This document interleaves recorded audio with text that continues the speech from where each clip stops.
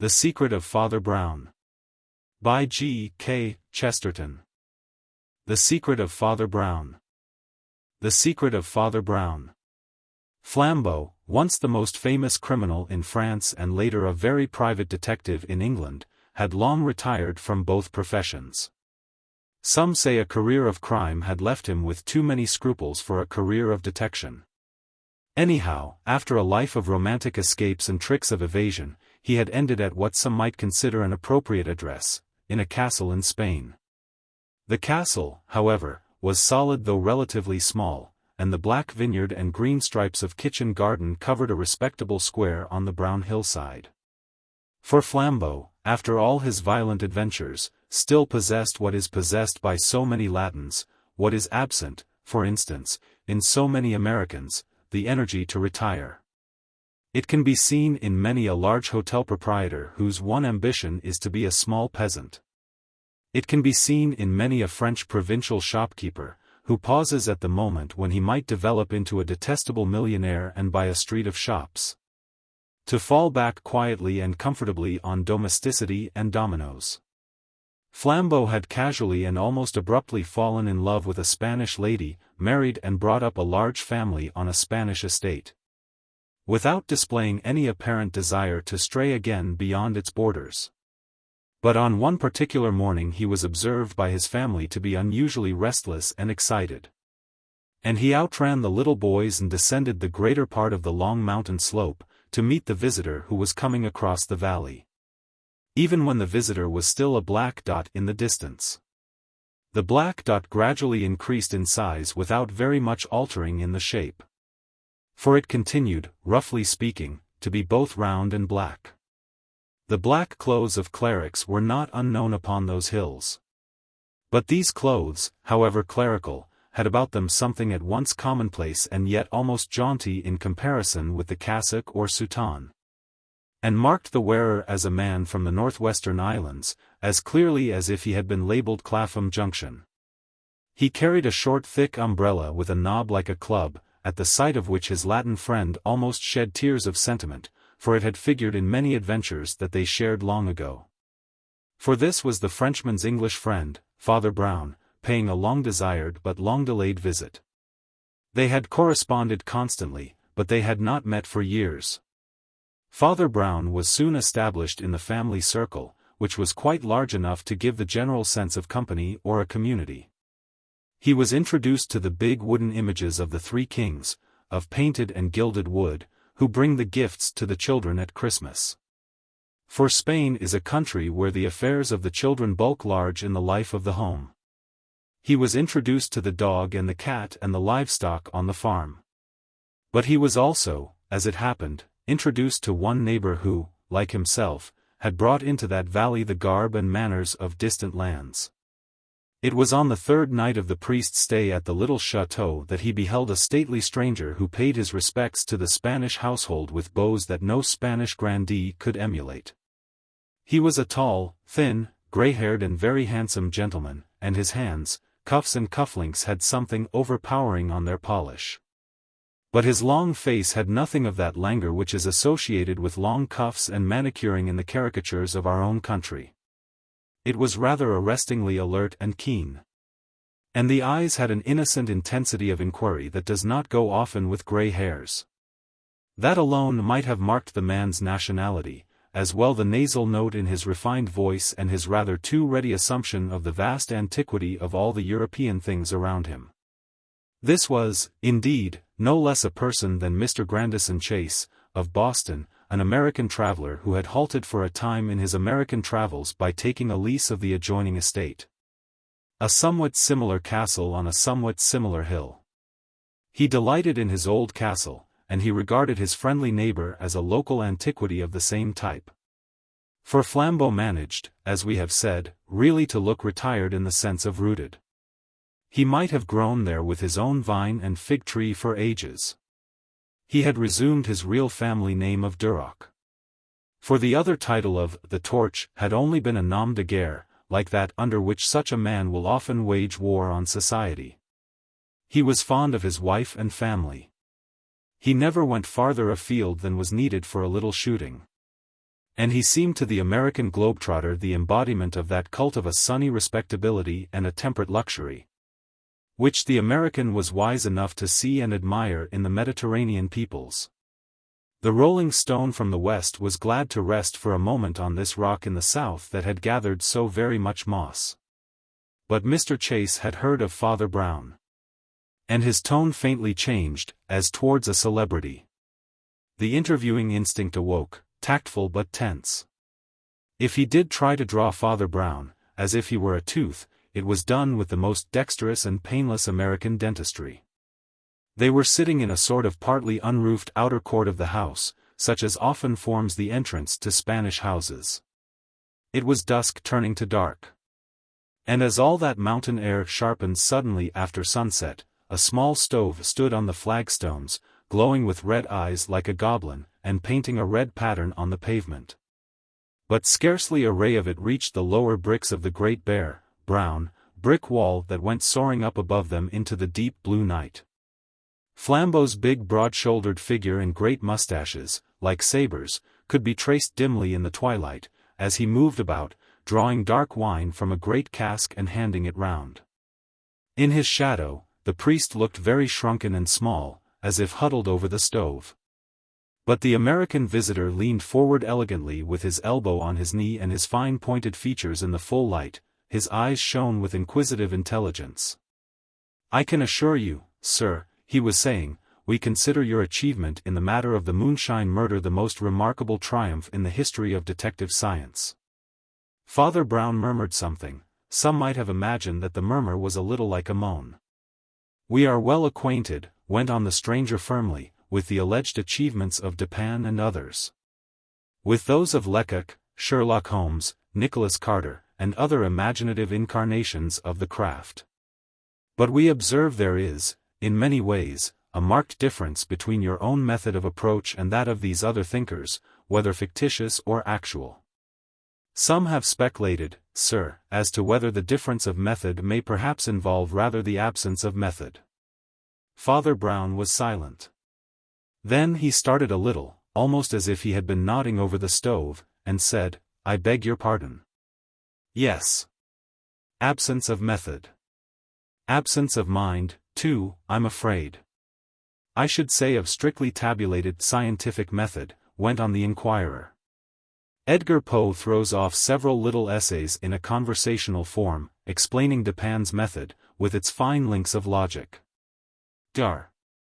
Watson had to listen to some pretty exact expositions of Holmes's method, with its observation of material details. But nobody seems to have got on to any full account of your method, Father Brown, and I was informed you declined the offer to give a series of lectures in the States on the matter.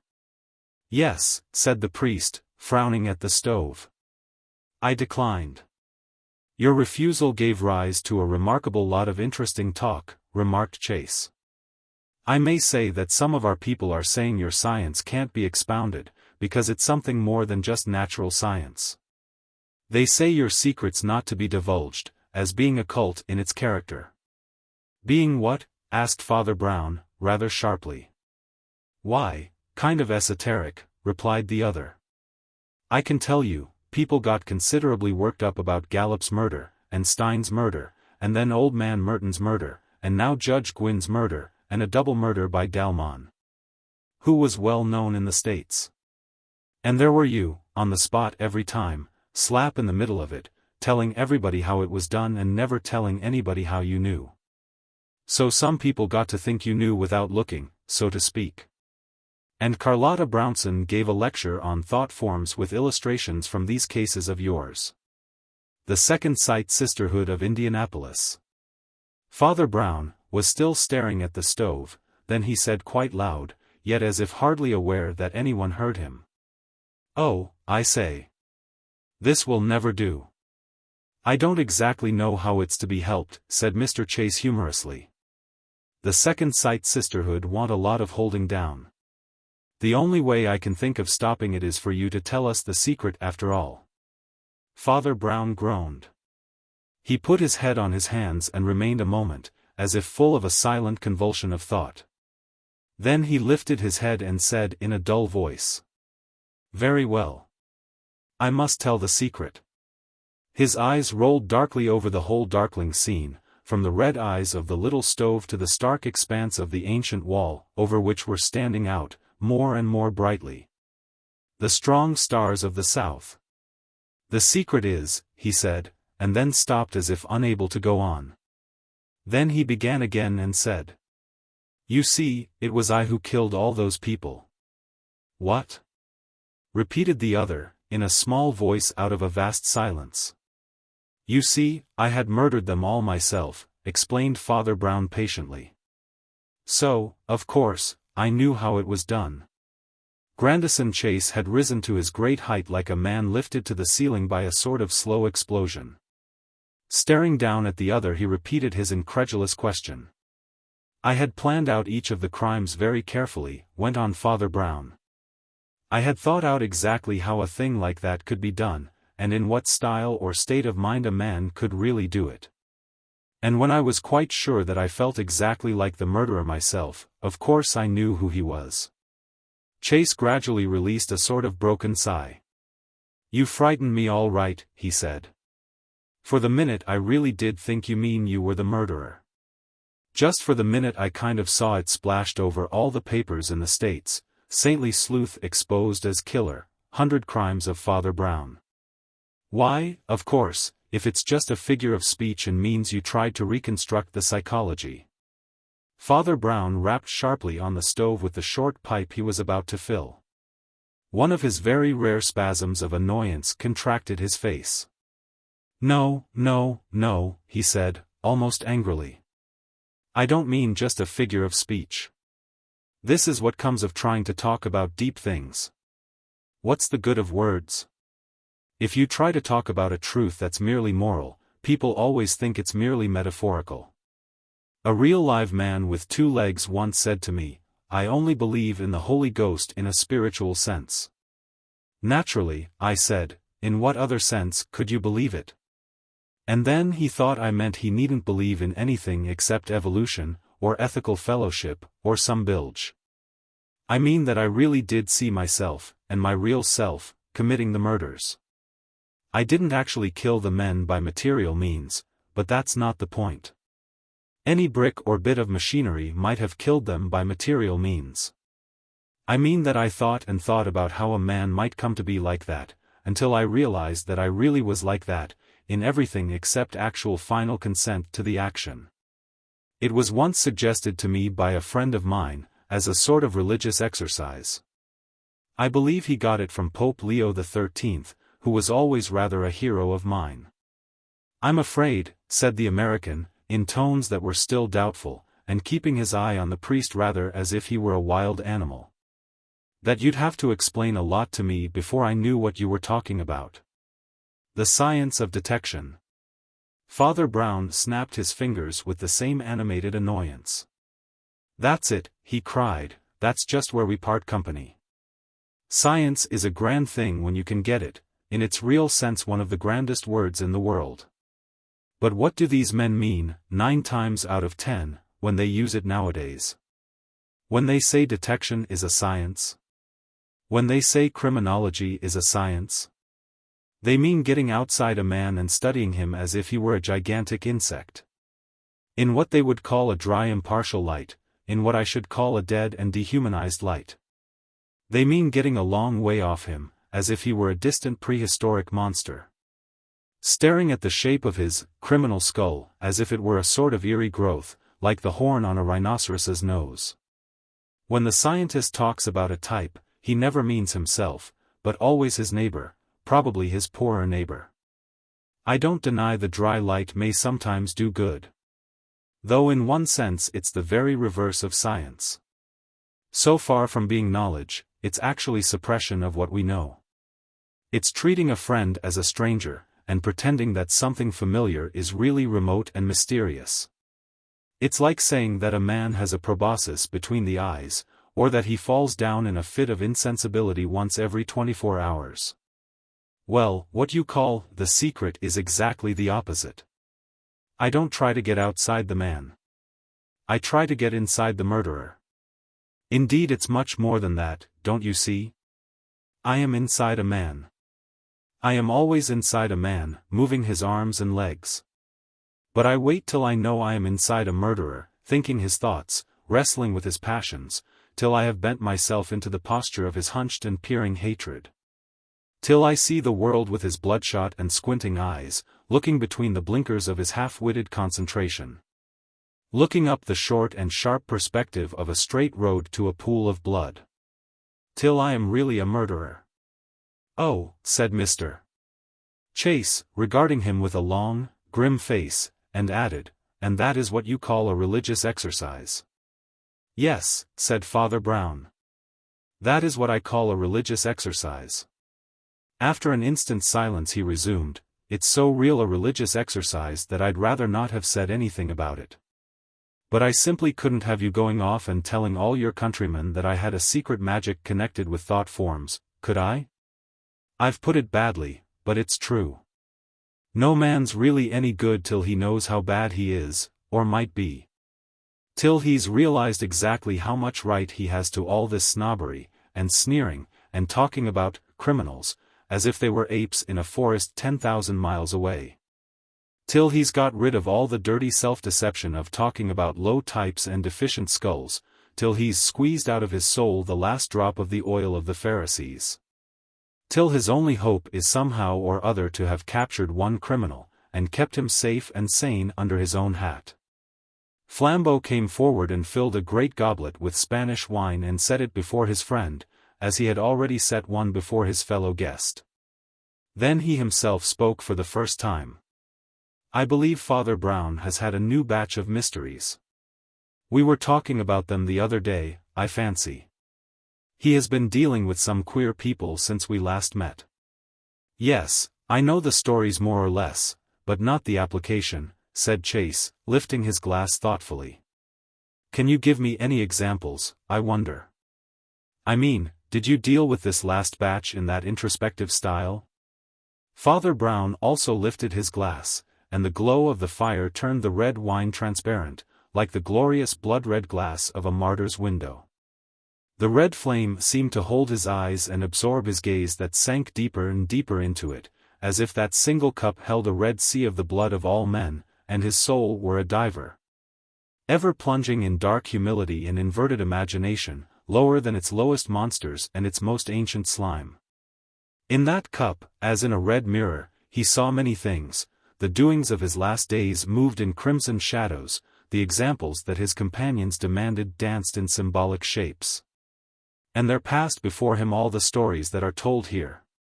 Now, the luminous wine was like a vast red sunset upon dark red sands, where stood dark figures of men.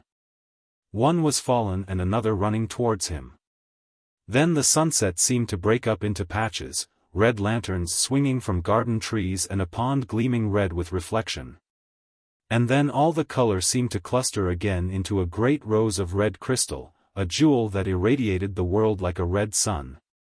Save for the shadow of a tall figure with a high headdress as of some prehistoric priest. And then faded again till nothing was left but a flame of wild red beard blowing in the wind upon a wild grey moor.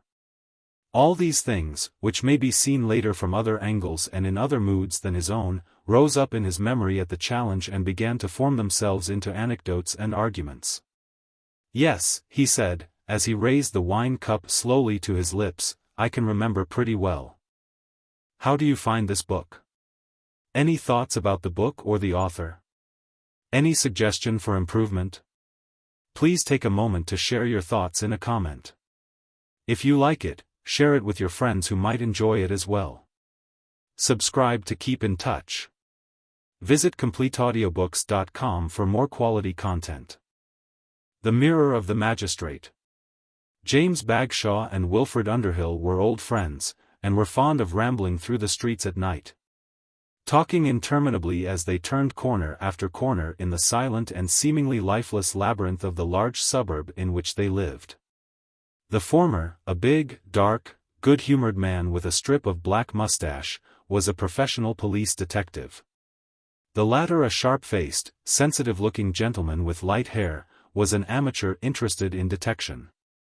It will come as a shock to the readers of the best scientific romance to learn that it was the policeman who was talking and the amateur who was listening, even with a certain respect. Ours is the only trade, said Bagshaw, in which the professional is always supposed to be wrong. After all, people don't write stories in which hairdressers can't cut hair and have to be helped by a customer. Or in which a cabman can't drive a cab until his fare explains to him the philosophy of cab driving. For all that, I'd never deny that we often tend to get into a rut, or, in other words, have the disadvantages of going by a rule. Where the romancers are wrong is, that they don't allow us even the advantages of going by a rule. Surely, said Underhill, Sherlock Holmes would say that he went by a logical rule. He may be right, answered the other, but I mean a collective rule. It's like the staff work of an army. We pool our information. And you don't think detective stories allow for that? Asked his friend. Well, let's take any imaginary case of Sherlock Holmes, and Lestrade, the official detective. Sherlock Holmes, let us say, can guess that a total stranger crossing the street is a foreigner, merely because he seems to look for the traffic to go to the right instead of the left. I'm quite ready to admit Holmes might guess that. I'm quite sure Lestrade wouldn't guess anything of the kind. But what they leave out is the fact that the policeman, who couldn't guess, might very probably know. Lestrade might know the man was a foreigner. Merely because his department has to keep an eye on all foreigners. Some would say on all natives, too. As a policeman, I'm glad the police knows so much, for every man wants to do his own job well. But as a citizen, I sometimes wonder whether they don't know too much. You don't seriously mean to say, cried Underhill incredulously, that you know anything about strange people in a strange street? That if a man walked out of that house over there, you would know anything about him? I should if he was the householder, answered Bagshaw. That house is rented by a literary man of Anglo-Romanian extraction, who generally lives in Paris, but is over here in connection with some poetical play of his. His name's Osric Orm, one of the new poets, and pretty steep to read, I believe. But I mean all the people down the road, said his companion. I was thinking how strange and new and nameless everything looks, with these high blank walls and these houses lost in large gardens. You can't know all of them. I know a few, answered Bagshaw. This garden wall we're walking under is at the end of the grounds of Sir Humphrey Gwynn, better known as Mr. Justice Gwynn, the old judge who made such a row about spying during the war. The house next door to it belongs to a wealthy cigar merchant. He comes from Spanish America and looks very swarthy and Spanish himself, but he bears the very English name of Buller. The house beyond that, did you hear that noise? I heard something, said Underhill, but I really don't know what it was.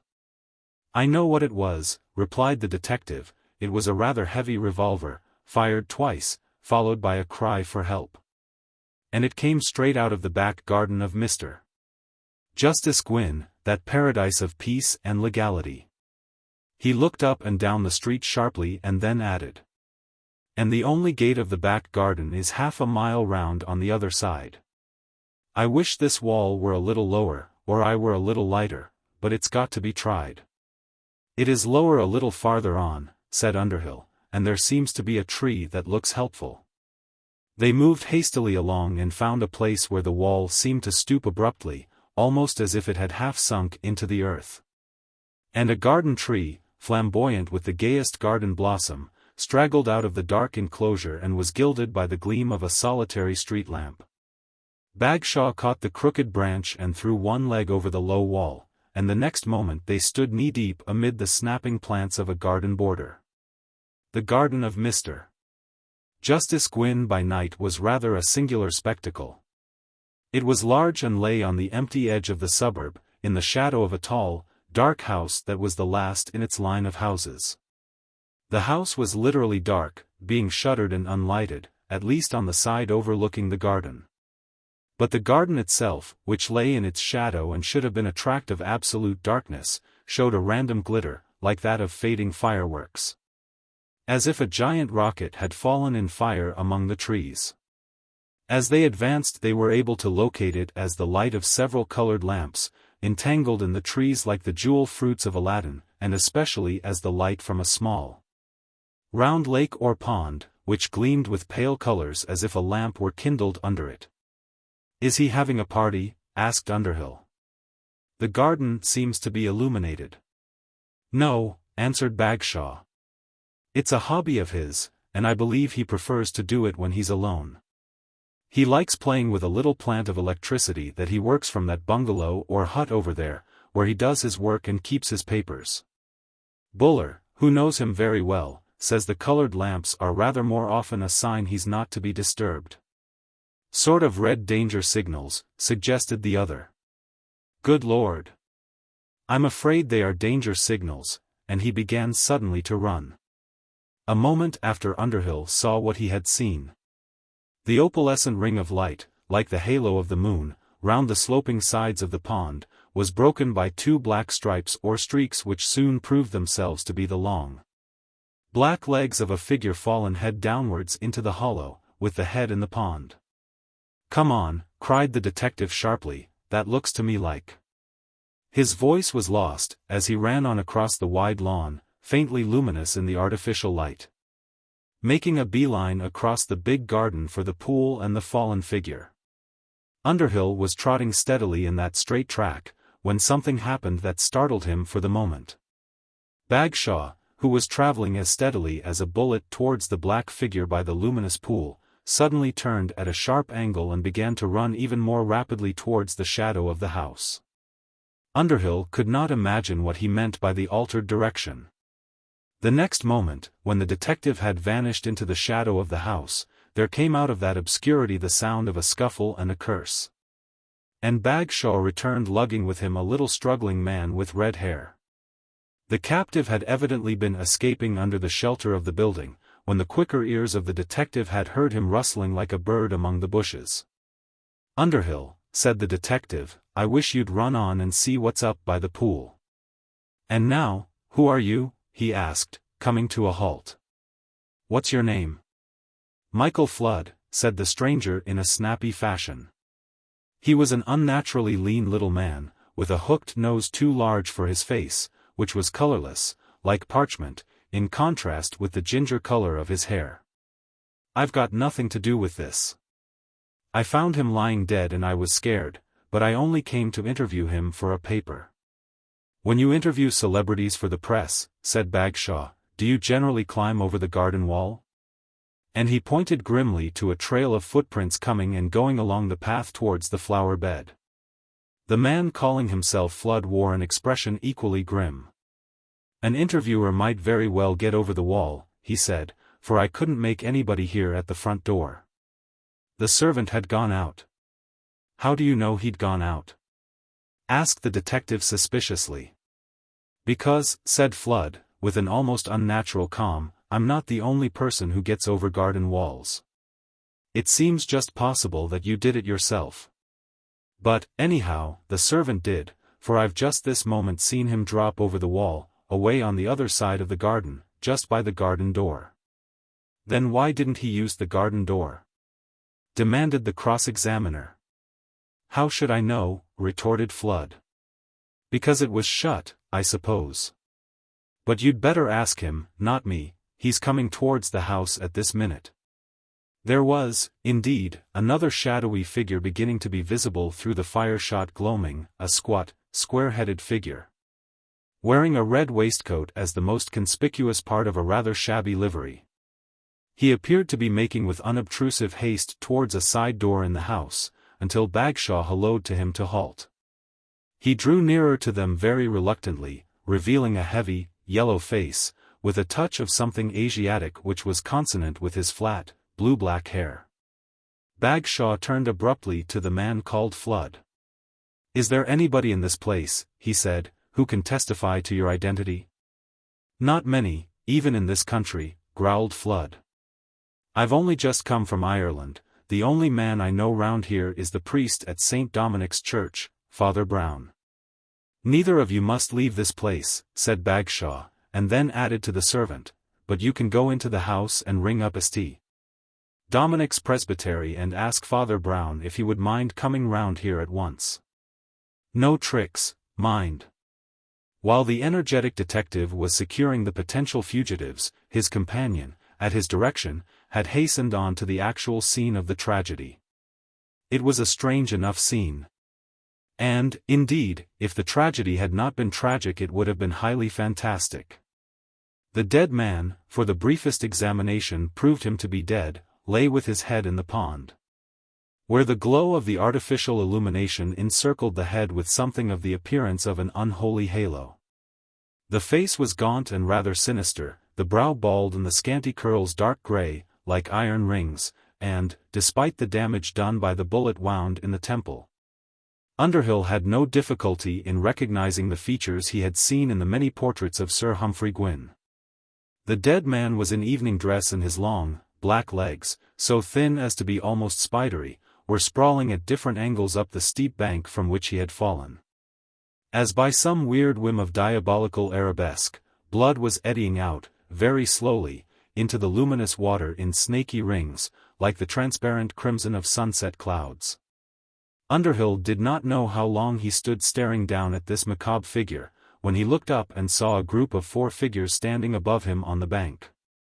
He was prepared for Bagshaw and his Irish captive, and he had no difficulty in guessing the status of the servant in the red waistcoat.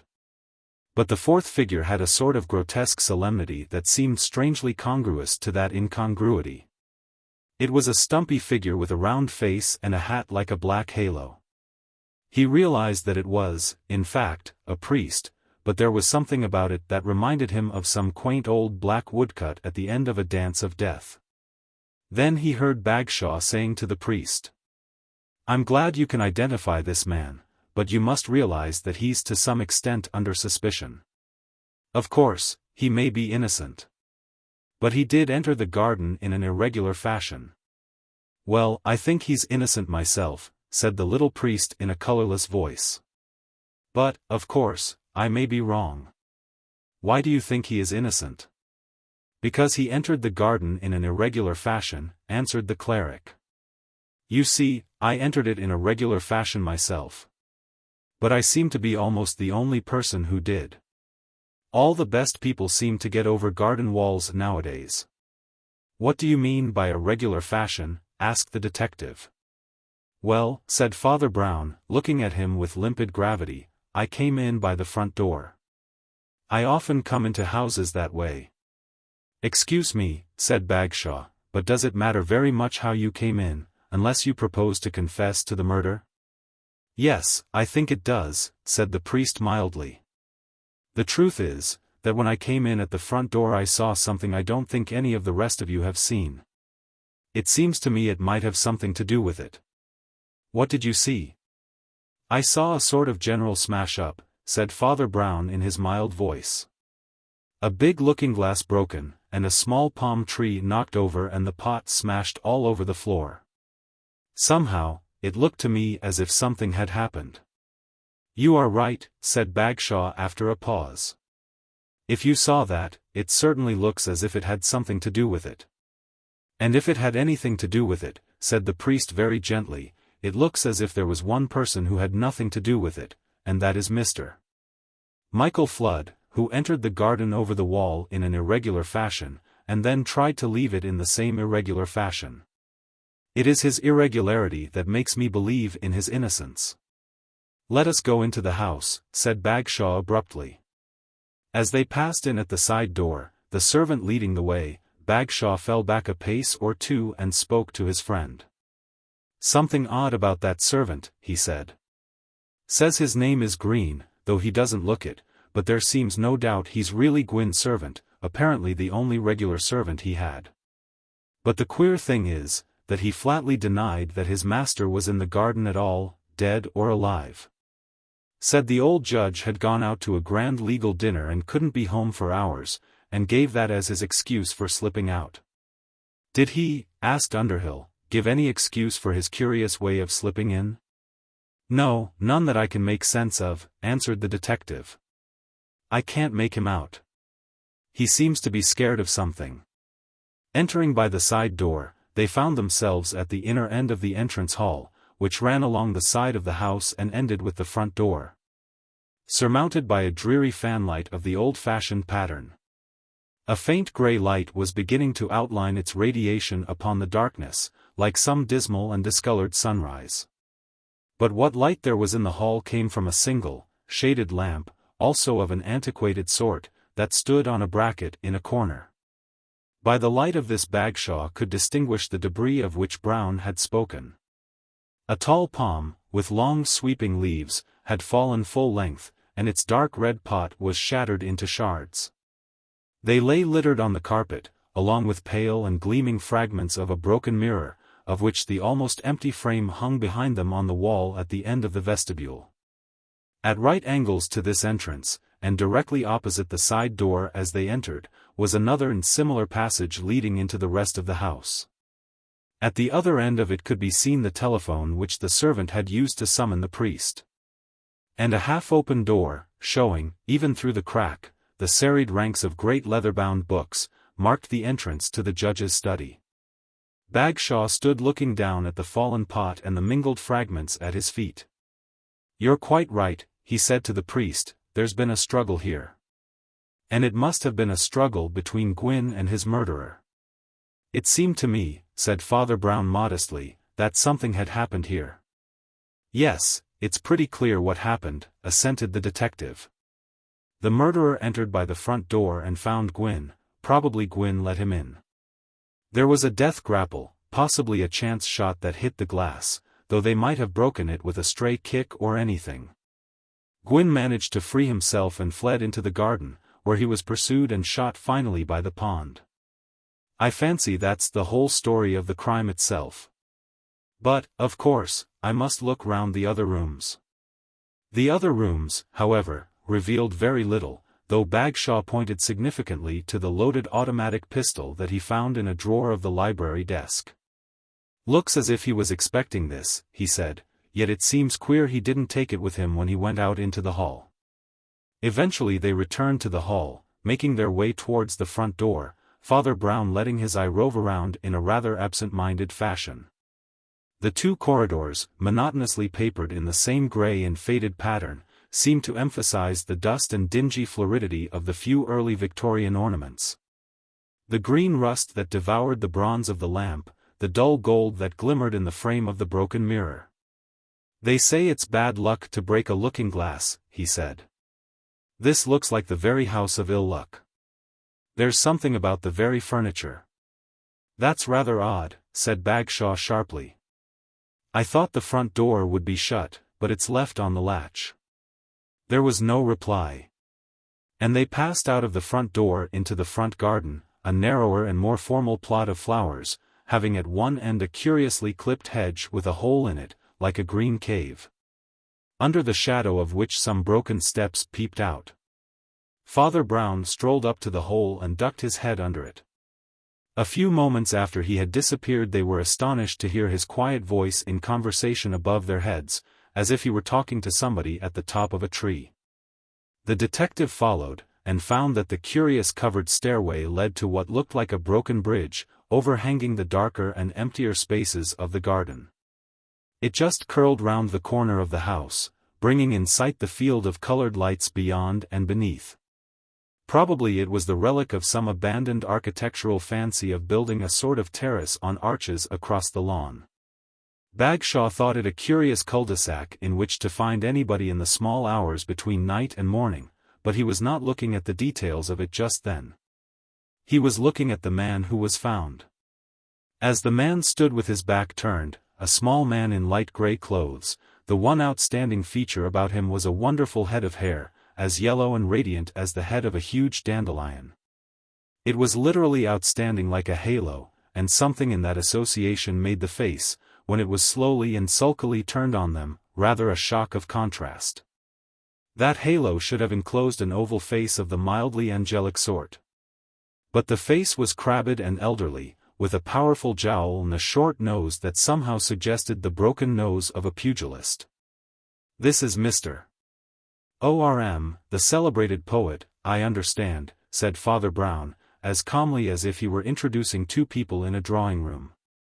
"Whoever he is," said Bagshaw, "I must trouble him to come with me and answer a few questions." Mr. Osric O.R.M., the poet, was not a model of self-expression when it came to the answering of questions. There in that corner of the old garden, as the grey twilight before dawn began to creep over the heavy hedges and the broken bridge, and afterwards in a succession of circumstances and stages of legal inquiry that grew more and more ominous, he refused to say anything, except that he had intended to call on Sir Humphrey Gwynne, but had not done so because he could not get anyone to answer the bell. When it was pointed out that the door was practically open, he snorted. When it was hinted that the hour was somewhat late, he snarled. The little that he said was obscure, either because he really knew hardly any English, or because he knew better than to know any. His opinion seemed to be of a nihilistic and destructive sort, as was indeed the tendency of his poetry for those who could follow it. And it seemed possible that his business with the judge, and perhaps his quarrel with the judge, had been something in the anarchist line. Gwynne was known to have had something of a mania about Bolshevist spies, as he had about German spies. Anyhow, one coincidence, only a few moments after his capture, confirmed Bagshaw in the impression that the case must be taken seriously. As they went out of the front gate into the street, they so happened to encounter yet another neighbor, Buller, the cigar merchant from next door, conspicuous by his brown, shrewd face and the unique orchid in his buttonhole. For he had a name in that branch of horticulture. Rather to the surprise of the rest, he hailed his neighbor, the poet, in a matter-of-fact manner, almost as if he had expected to see him. "Hullo, here we are again," he said. "Had a long talk with old Gwynne, I suppose?" "Sir Humphrey Gwynne is dead," said Bagshaw. "I am investigating the case and I must ask you to explain." Buller stood as still as the lamppost beside him, possibly stiffened with surprise. The red end of his cigar brightened and darkened rhythmically, but his brown face was in shadow. When he spoke it was with quite a new voice. "I only mean," he said, "that when I passed 2 hours ago Mr. O.R.M. was going in at this gate to see Sir Humphrey." "He says he hasn't seen him yet," observed Bagshaw, "or even been into the house." "It's a long time to stand on the doorstep," observed Buller. "Yes," said Father Brown, "it's rather a long time to stand in the street." "I've been home since then," said the cigar merchant. "Been writing letters and came out again to post them." "You'll have to tell all that later," said Bagshaw. "Good night, or good morning." The trial of Osric O.R.M. for the murder of Sir Humphrey Gwynne, which filled the newspapers for so many weeks, really turned entirely on the same crux as that little talk under the lamppost. When the grey-green dawn was breaking about the dark streets and gardens, everything came back to the enigma of those 2 empty hours between the time when Buller saw O.R.M. going in at the garden gate, and the time when Father Brown found him apparently still lingering in the garden. He had certainly had the time to commit 6 murders, and might almost have committed them for want of something to do, for he could give no coherent account of what he was doing. It was argued by the prosecution that he had also the opportunity, as the front door was unlatched, and the side door into the larger garden left standing open. The court followed, with considerable interest, Bagshaw's clear reconstruction of the struggle in the passage, of which the traces were so evident. Indeed, the police had since found the shot that had shattered the glass. Finally, the hole in the hedge to which he had been tracked, had very much the appearance of a hiding place. On the other hand, Sir Matthew Blake, the very able counsel for the defense, turned this last argument the other way, asking why any man should entrap himself in a place without possible exit, when it would obviously be much more sensible to slip out into the street. Sir Matthew Blake also made effective use of the mystery that still rested upon the motive for the murder. Indeed, upon this point, the passages between Sir Matthew Blake and Sir Arthur Travers, the equally brilliant advocate for the prosecution, turned rather to the advantage of the prisoner. Sir Arthur could only throw out suggestions about a Bolshevist conspiracy which sounded a little thin. But when it came to investigating the facts of O.R.M.'s mysterious behavior that night, he was considerably more effective. The prisoner went into the witness box, chiefly because his astute counsel calculated that it would create a bad impression if he did not. But he was almost as uncommunicative to his own counsel as to the prosecuting counsel. Sir Arthur Travers made all possible capital out of his stubborn silence, but did not succeed in breaking it. Sir Arthur was a long, gaunt man, with a long, cadaverous face, in striking contrast to the sturdy figure and bright, bird-like eye of Sir Matthew Blake. But if Sir Matthew suggested a very cocksure sort of cock-sparrow, Sir Arthur might more truly have been compared to a crane or stork. As he leaned forward, prodding the poet with questions, his long nose might have been a long beak. "Do you mean to tell the jury," he asked, in tones of grating incredulity, "that you never went in to see the deceased gentleman at all?" "No," replied ORM shortly. "You wanted to see him, I suppose. You must have been very anxious to see him. Didn't you wait 2 whole hours in front of his front door?" "Yes," replied the other. "And yet you never even noticed the door was open?" "No," said ORM. "What in the world were you doing for 2 hours in somebody else's front garden?" insisted the barrister. "You were doing something, I suppose?" "Yes." "Is it a secret?" asked Sir Arthur, with adamantine jocularity. "It's a secret from you," answered the poet. It was upon this suggestion of a secret that Sir Arthur seized in developing his line of accusation. With a boldness which some thought unscrupulous, he turned the very mystery of the motive, which was the strongest part of his opponent's case, into an argument for his own. He gave it as the first fragmentary hint of some far-flung and elaborate conspiracy, in which a patriot had perished like one caught in the coils of an octopus. "Yes," he cried in a vibrating voice, "my learned friend is perfectly right. We do not know the exact reason why this honorable public servant was murdered. We shall not know the reason why the next public servant is murdered. If my learned friend himself falls a victim to his eminence, and the hatred which the hellish powers of destruction feel for the guardians of law, he will be murdered. And he will not know the reason. Half the decent people in this court will be butchered in their beds, and we shall not know the reason. And we shall never know the reason and never arrest the massacre, until it has depopulated our country, so long as the defense is permitted to stop all proceedings with this stale tag about motive. When every other fact in the case, every glaring incongruity, every gaping silence, tells us that we stand in the presence of Cain." "I never knew Sir Arthur so excited," said Bagshaw to his group of companions afterwards. "Some people are saying he went beyond the usual limit and that the prosecutor in a murder case oughtn't to be so vindictive. But I must say there was something downright creepy about that little goblin with the yellow hair, that seemed to play up to the impression. I was vaguely recalling, all the time, something that De Quincey says about Mr. Williams, that ghastly criminal who slaughtered 2 whole families almost in silence. I think he says that Williams had hair of a vivid, unnatural yellow, and that he thought it had been dyed by a trick learned in India, where they dye horses green or blue.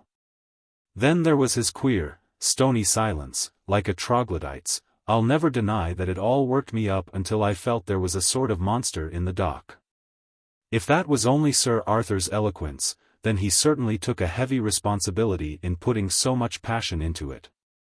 He was a friend of poor Gwyn's, as a matter of fact," said Underhill, more gently. "A man I know saw them hobnobbing together after a great legal dinner lately. I dare say that's why he feels so strongly in this case. I suppose it's doubtful whether a man ought to act in such a case on mere personal feeling." "He wouldn't," said Bagshaw. "I bet Sir Arthur Travers wouldn't act only on feeling, however strongly he felt. He's got a very stiff sense of his own professional position. He's one of those men who are ambitious even when they've satisfied their ambition. I know nobody who'd take more trouble to keep his position in the world." "No. You've got hold of the wrong moral to his rather thundering sermon.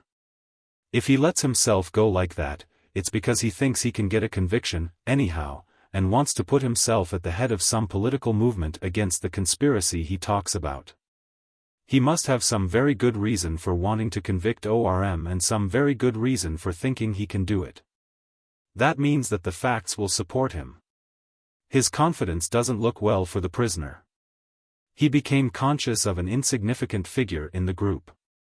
"Well, Father Brown," he said with a smile. "What do you think of our judicial procedure?" "Well," replied the priest rather absently, "I think the thing that struck me most was how different men look in their wigs. You talk about the prosecuting barrister being so tremendous. But I happened to see him take his wig off for a minute, and he really looks quite a different man. He's quite bald, for one thing." "I'm afraid that won't prevent his being tremendous," answered Bagshaw. "You don't propose to found the defense on the fact that the prosecuting counsel is bald, do you?" "Not exactly," said Father Brown good-humoredly.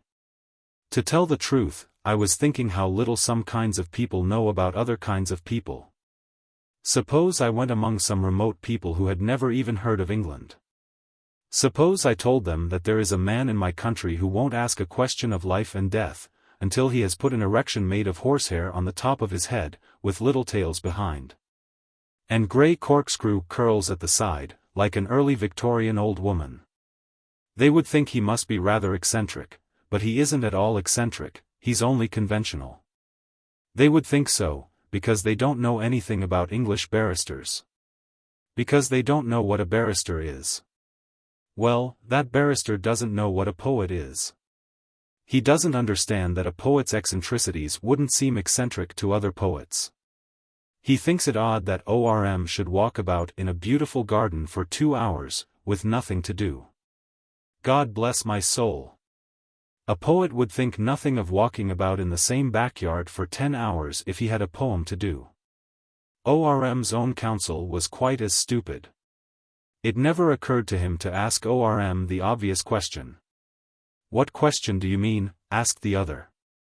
"Why, what poem he was making up, of course," said Father Brown rather impatiently. "What line he was stuck at, what epithet he was looking for, what climax he was trying to work up to.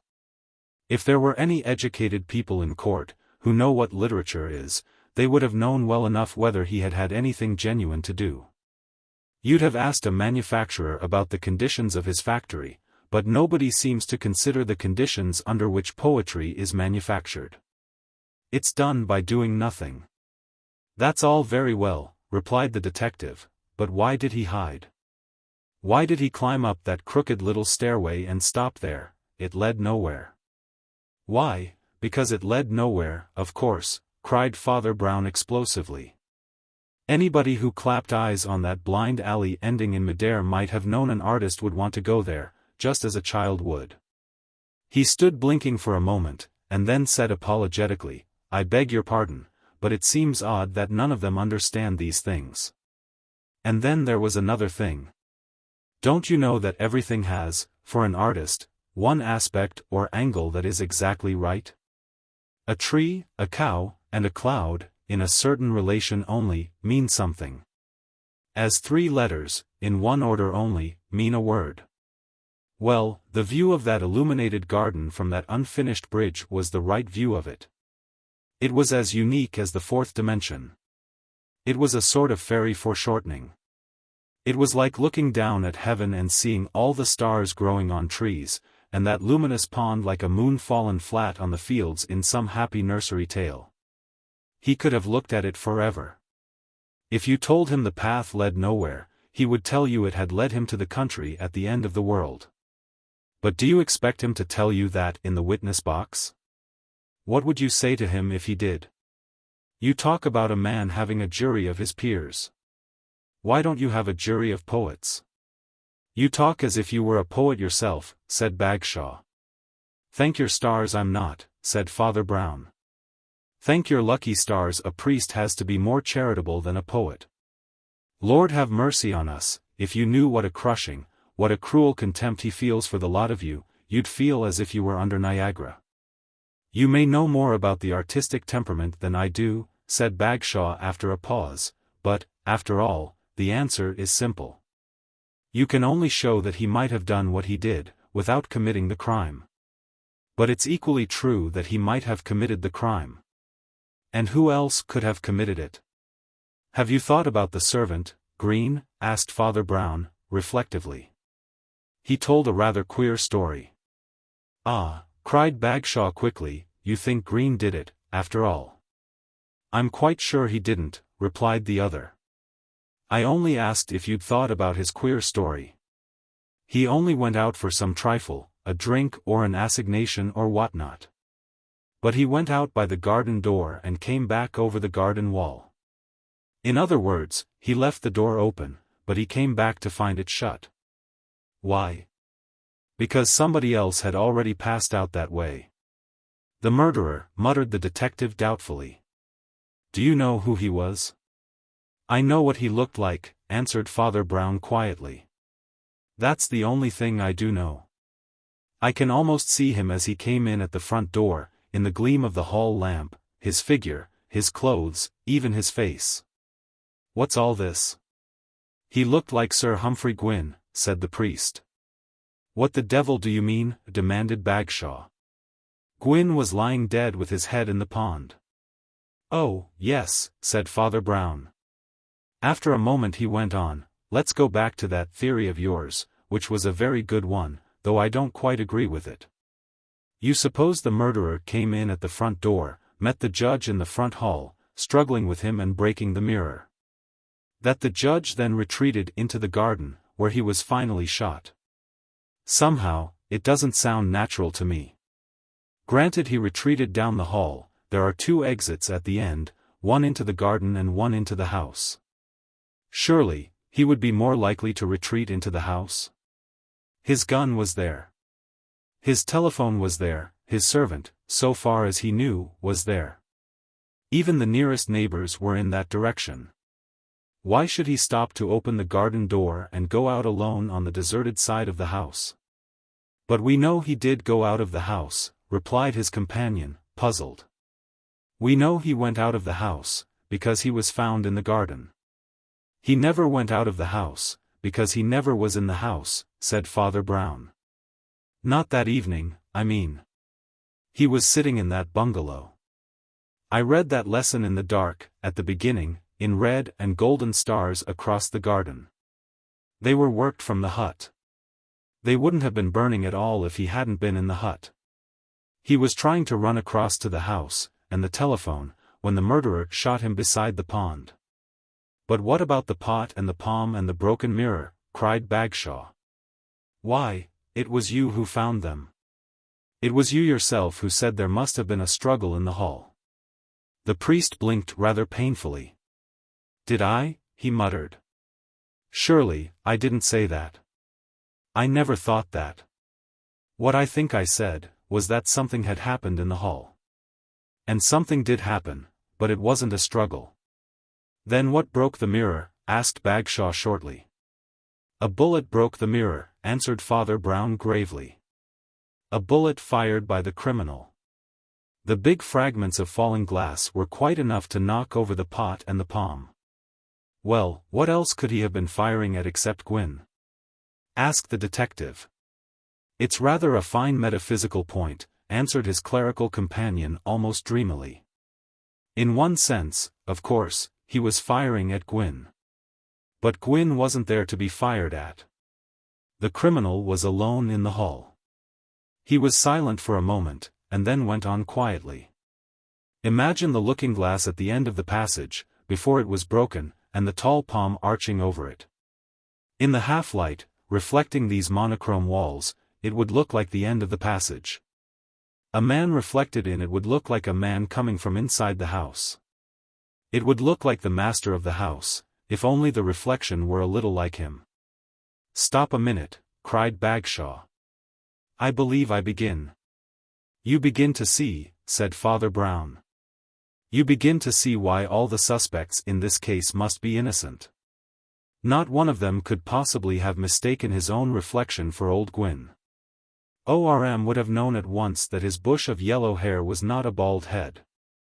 Flood would have seen his own red head, and Green his own red waistcoat. Besides, they're all short and shabby. None of them could have thought his own image was a tall, thin, old gentleman in evening dress. We want another, equally tall and thin, to match him. That's what I meant by saying that I knew what the murderer looked like. And what do you argue from that? Asked Bagshaw, looking at him steadily. The priest uttered a sort of sharp, crisp laugh, oddly different from his ordinary mild manner of speech.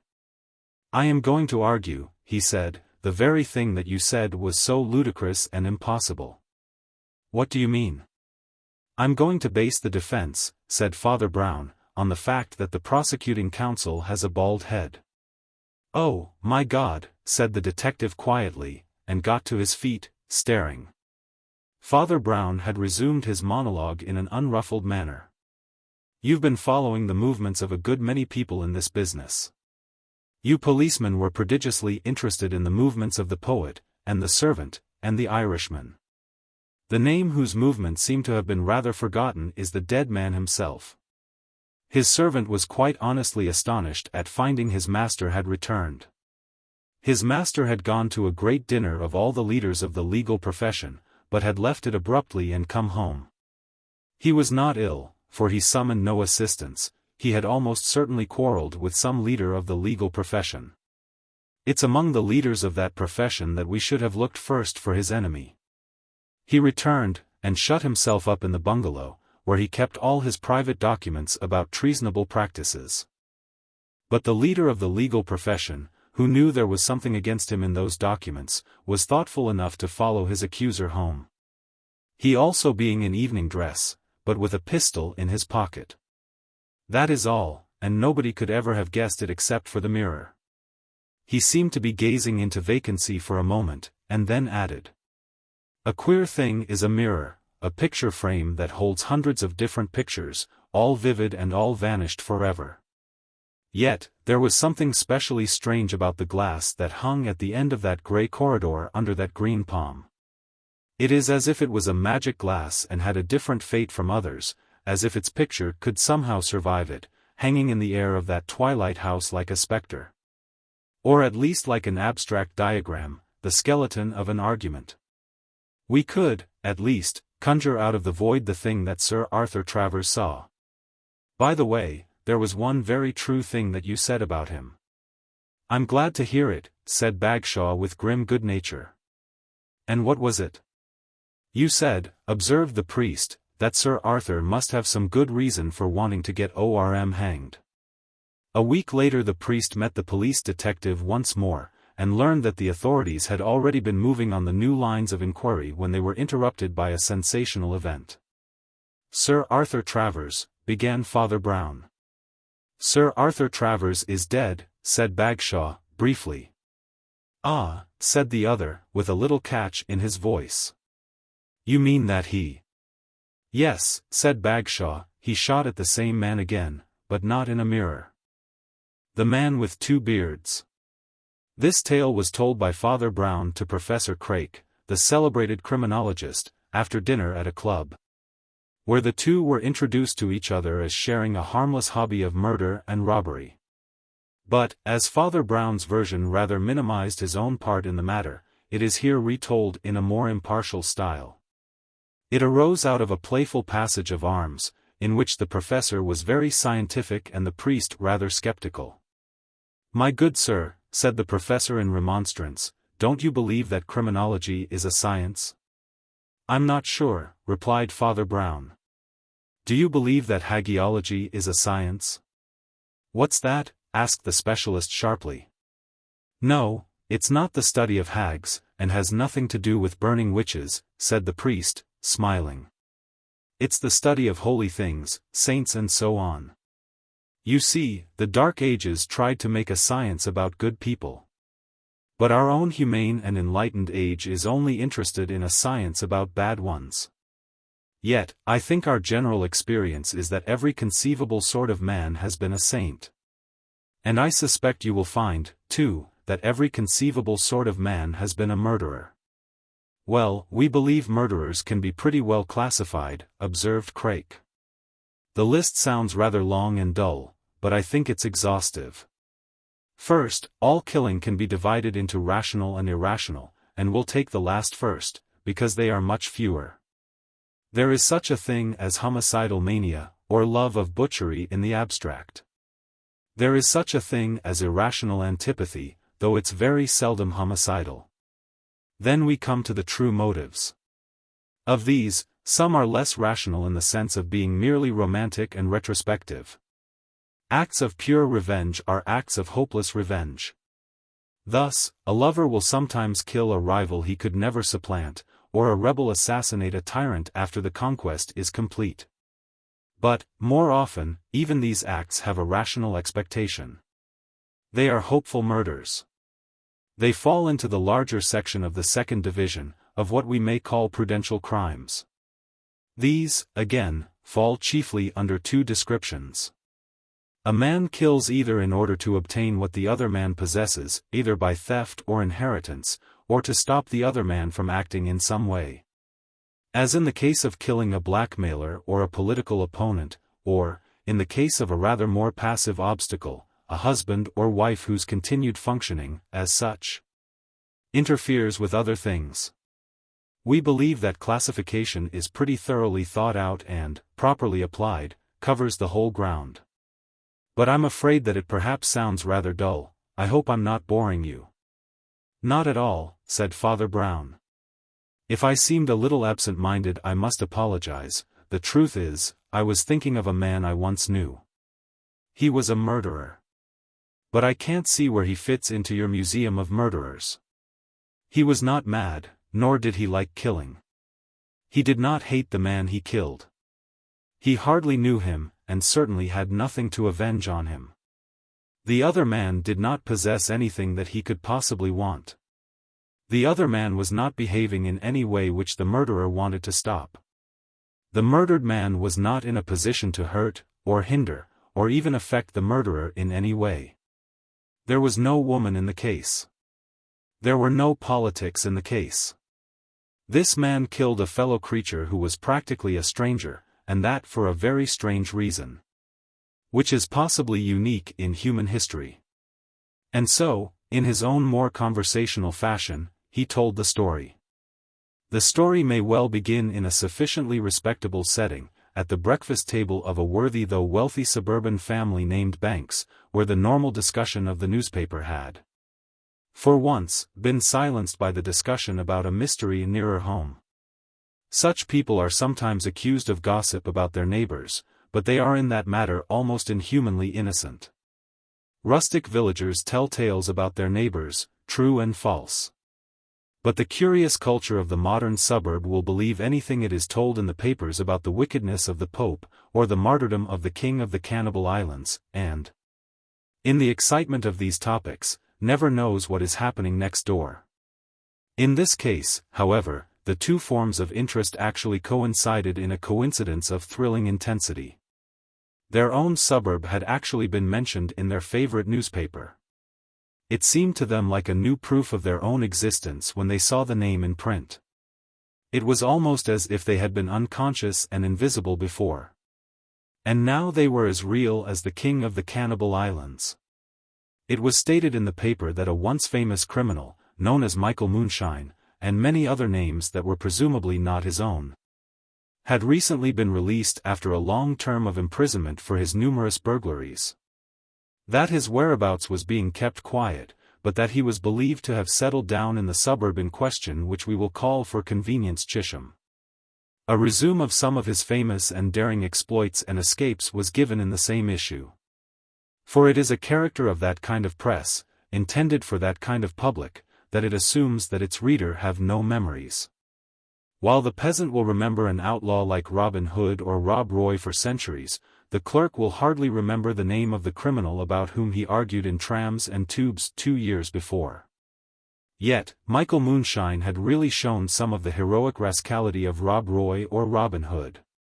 He was worthy to be turned into legend and not merely into news. He was far too capable a burglar to be a murderer. But his terrific strength and the ease with which he knocked policemen over like ninepins, stunned people, and bound and gagged them, gave something almost like a final touch of fear or mystery to the fact that he never killed them. People almost felt that he would have been more human if he had. Mr. Simon Banks, the father of the family, was at once better read and more old-fashioned than the rest.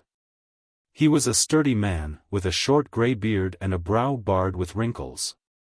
He had a turn for anecdotes and reminiscence. And he distinctly remembered the days when Londoners had lain awake listening for Mike Moonshine, as they did for Spring-Heeled Jack. Then there was his wife, a thin, dark lady. There was a sort of acid elegance about her, for her family had much more money than her husband's, if rather less education. And she even possessed a very valuable emerald necklace upstairs, that gave her a right to prominence in a discussion about thieves. There was his daughter, Opal, who was also thin and dark and supposed to be psychic, at any rate, by herself, for she had little domestic encouragement. Spirits of an ardently astral turn will be well advised not to materialize as members of a large family.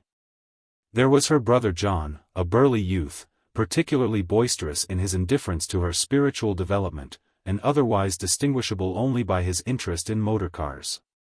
He seemed to be always in the act of selling one car and buying another. And by some process, hard for the economic theorist to follow, it was always possible to buy a much better article by selling the one that was damaged or discredited. There was his brother Philip, a young man with dark curly hair, distinguished by his attention to dress. Which is doubtless part of the duty of a stockbroker's clerk, but, as the stockbroker was prone to hint, hardly the whole of it. Finally there was present at this family scene his friend, Daniel Devine, who was also dark and exquisitely dressed, but bearded in a fashion that was somewhat foreign and therefore, for many, slightly menacing. It was Devine who had introduced the topic of the newspaper paragraph, tactfully insinuating so effective an instrument of distraction at what looked like the beginning of a small family quarrel. For the psychic lady had begun the description of a vision she had had of pale faces floating in empty night outside her window. And John Banks was trying to roar down this revelation of a higher state with more than his usual heartiness. But the newspaper reference to their new and possibly alarming neighbor soon put both controversialists out of court. "How frightful," cried Mrs. Banks. "He must be quite a newcomer. But who can he possibly be?" "I don't know any particularly newcomers," said her husband, "except Sir Leopold Pullman, at Beechwood House." "My dear," said the lady, "how absurd you are, Sir Leopold." Then, after a pause, she added, "If anybody suggested his secretary now, that man with the whiskers. I've always said, ever since he got the place Philip ought to have had." "Nothing doing," said Philip languidly, making his sole contribution to the conversation. "Not good enough." "The only one I know," observed Devine, "is that man called Carver, who is stopping at Smith's farm. He lives a very quiet life, but he's quite interesting to talk to. I think John has had some business with him." "Knows a bit about cars," conceded the monomaniac John. "He'll know a bit more when he's been in my new car." Devine smiled slightly. Everybody had been threatened with the hospitality of John's new car. Then he added reflectively, "That's a little what I feel about him. He knows a lot about motoring, and traveling, and the active ways of the world, and yet he always stays at home pottering about round old Smith's beehives. Says he's only interested in bee culture, and that's why he's staying with Smith. It seems a very quiet hobby for a man of his sort. However, I've no doubt John's car will shake him up a bit." As Devine walked away from the house that evening, his dark face wore an expression of concentrated thought. His thoughts would, perhaps, have been worthy of our attention, even at this stage. But it is enough to say that their practical upshot was a resolution to pay an immediate visit to Mr. Carver at the house of Mr. Smith. As he was making his way thither he encountered Barnard, the secretary at Beechwood House, conspicuous by his lanky figure and the large side whiskers which Mrs. Banks counted among her private wrongs. Their acquaintance was slight, and their conversation brief and casual, but Devine seemed to find in it food for further cogitation. "Look here," he said abruptly, "excuse my asking, but is it true that Lady Pullman has some very famous jewellery up at the house? I'm not a professional thief, but I've just heard there's one hanging about." "I'll get her to give an eye to them," answered the secretary. To tell the truth, I've ventured to warn her about them already myself. I hope she has attended to it." As they spoke, there came the hideous cry of a motor horn just behind, and John Banks came to a stop beside them, radiant at his own steering wheel.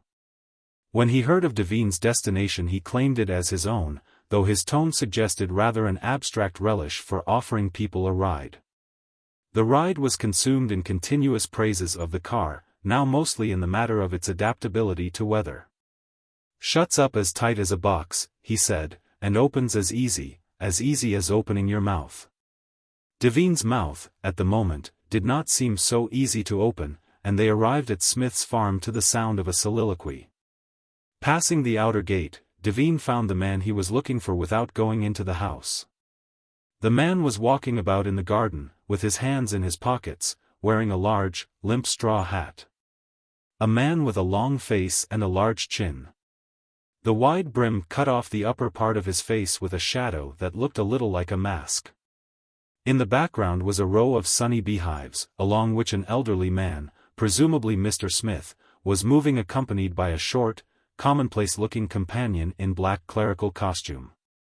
"I say," burst in the irrepressible John, before Devine could offer any polite greeting, "I've brought her round to give you a little run. You see if she isn't better than a thunderbolt." Mr. Carver's mouth set into a smile that may have been meant to be gracious, but looked rather grim. "I'm afraid I shall be too busy for pleasure this evening," he said. "How doth the little busy bee?" observed Devine, equally enigmatically. "Your bees must be very busy if they keep you at it all night. I was wondering if—" "Well," demanded Carver, with a certain cool defiance. "Well, they say we should make hay while the sun shines," said Devine. "Perhaps you make honey while the moon shines." There came a flash from the shadow of the broad-brimmed hat, as the whites of the man's eyes shifted and shone. "Perhaps there is a good deal of moonshine in the business," he said, "but I warn you my bees do not only make honey. They sting." "Are you coming along in the car?" insisted the staring John. But Carver, though he threw off the momentary air of sinister significance with which he had been answering Devine, was still positive in his polite refusal. "I can't possibly go," he said. "Got a lot of writing to do. Perhaps you'd be kind enough to give some of my friends a run, if you want a companion. This is my friend, Mr. Smith, Father Brown." "Of course," cried Banks. "Let 'em all come." "Thank you very much," said Father Brown. "I'm afraid I shall have to decline, I've got to go on to benediction in a few minutes." "Mr. Smith is your man, then," said Carver, with something almost like impatience. "I'm sure Smith is longing for a motor ride." Smith, who wore a broad grin, bore no appearance of longing for anything. He was an active little old man with a very honest wig, one of those wigs that look no more natural than a hat. Its tinge of yellow was out of keeping with his colorless complexion. He shook his head and answered with amiable obstinacy. "I remember I went over this road 10 years ago, in one of those contraptions. Came over in it from my sister's place at Home Gate, and never been over that road in a car since. It was rough going, I can tell you." "10 years ago," scoffed John Banks. 2,000 years ago you went in an ox wagon. Do you think cars haven't changed in 10 years, and roads, too, for that matter? In my little bus you don't know the wheels are going round. You think you're just flying."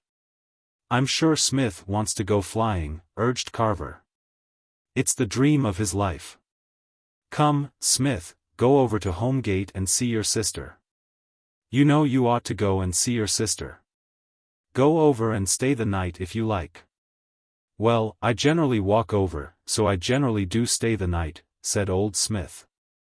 "No need to trouble the gentleman today, particularly. But think what fun it will be for your sister to see you arrive in a car," cried Carver. "You really ought to go. Don't be so selfish." "That's it," assented Banks, with buoyant benevolence. "Don't you be selfish. It won't hurt you. You aren't afraid of it, are you?" "Well," said Mr. Smith, blinking thoughtfully, "I don't want to be selfish, and I don't think I'm afraid. I'll come with you if you put it that way." The pair drove off, amid waving salutations that seemed somehow to give the little group the appearance of a cheering crowd. Yet Devine and the priest only joined in out of courtesy, and they both felt it was the dominating gesture of their host that gave it its final air of farewell. The detail gave them a curious sense of the pervasive force of his personality. The moment the car was out of sight, he turned to them with a sort of boisterous apology and said, "Well." He said it with that curious heartiness which is the reverse of hospitality. That extreme geniality is the same as a dismissal. "I must be going," said Devine. "We must not interrupt the busy bee. I'm afraid I know very little about bees. Sometimes I can hardly tell a bee from a wasp." "I've kept wasps, too," answered the mysterious Mr. Carver. When his guests were a few yards down the street, Devine said rather impulsively to his companion, "Rather an odd scene that, don't you think?" "Yes," replied Father Brown. "And what do you think about it?" Devine looked at the little man in black, and something in the gaze of his great, gray eyes seemed to renew his impulse. "I think," he said, "that Carver was very anxious to have the house to himself tonight. I don't know whether you had any such suspicions?" "I may have my suspicions," replied the priest, "but I'm not sure whether they're the same as yours." That evening, when the last dusk was turning into dark in the gardens round the family mansion, Opal Banks was moving through some of the dim and empty rooms with even more than her usual abstraction. And anyone who had looked at her closely would have noted that her pale face had more than its usual pallor. Despite its bourgeois luxury, the house as a whole had a rather unique shade of melancholy. It was the sort of immediate sadness that belongs to things that are old rather than ancient. It was full of faded fashions, rather than historic customs, of the order and ornament that is just recent enough to be recognized as dead. Here and there, early Victorian colored glass tinted the twilight, the high ceilings made the long rooms look narrow. And at the end of the long room down which she was walking was one of those round windows, to be found in the buildings of its period. As she came to about the middle of the room, she stopped, and then suddenly swayed a little, as if some invisible hand had struck her on the face. An instant after there was the noise of knocking on the front door, dulled by the closed doors between. She knew that the rest of the household were in the upper parts of the house, but she could not have analyzed the motive that made her go to the front door herself. On the doorstep stood a dumpy and dingy figure in black, which she recognized as the Roman Catholic priest, whose name was Brown. She knew him only slightly, but she liked him. He did not encourage her psychic views, quite the contrary, but he discouraged them as if they mattered and not as if they did not matter. It was not so much that he did not sympathize with her opinions, as that he did sympathize but did not agree. All this was in some sort of chaos in her mind as she found herself saying, without greeting, or waiting to hear his business, "I'm so glad you've come. I've seen a ghost." "There's no need to be distressed about that," he said. "It often happens. Most of the ghosts aren't ghosts, and the few that maybe won't do you any harm."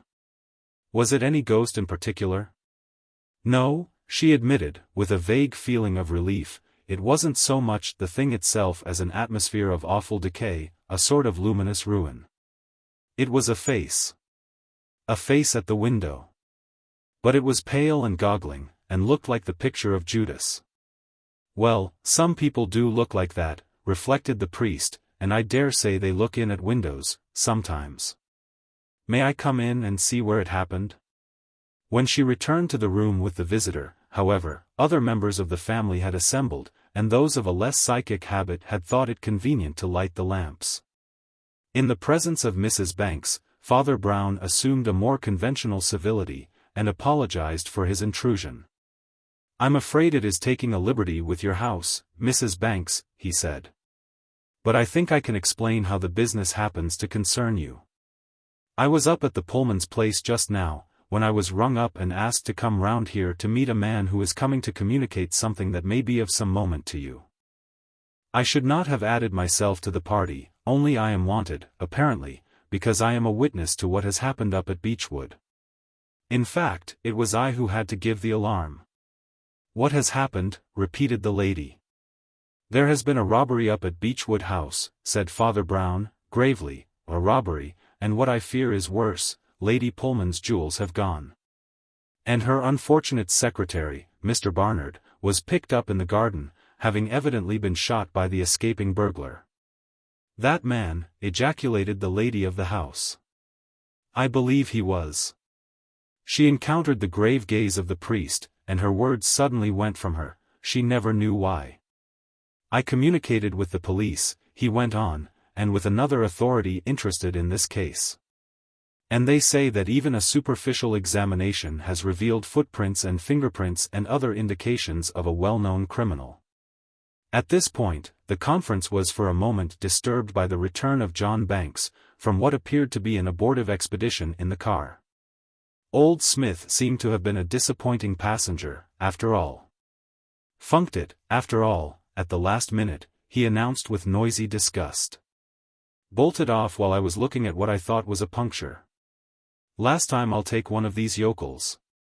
But his complaints received small attention in the general excitement that gathered round Father Brown and his news.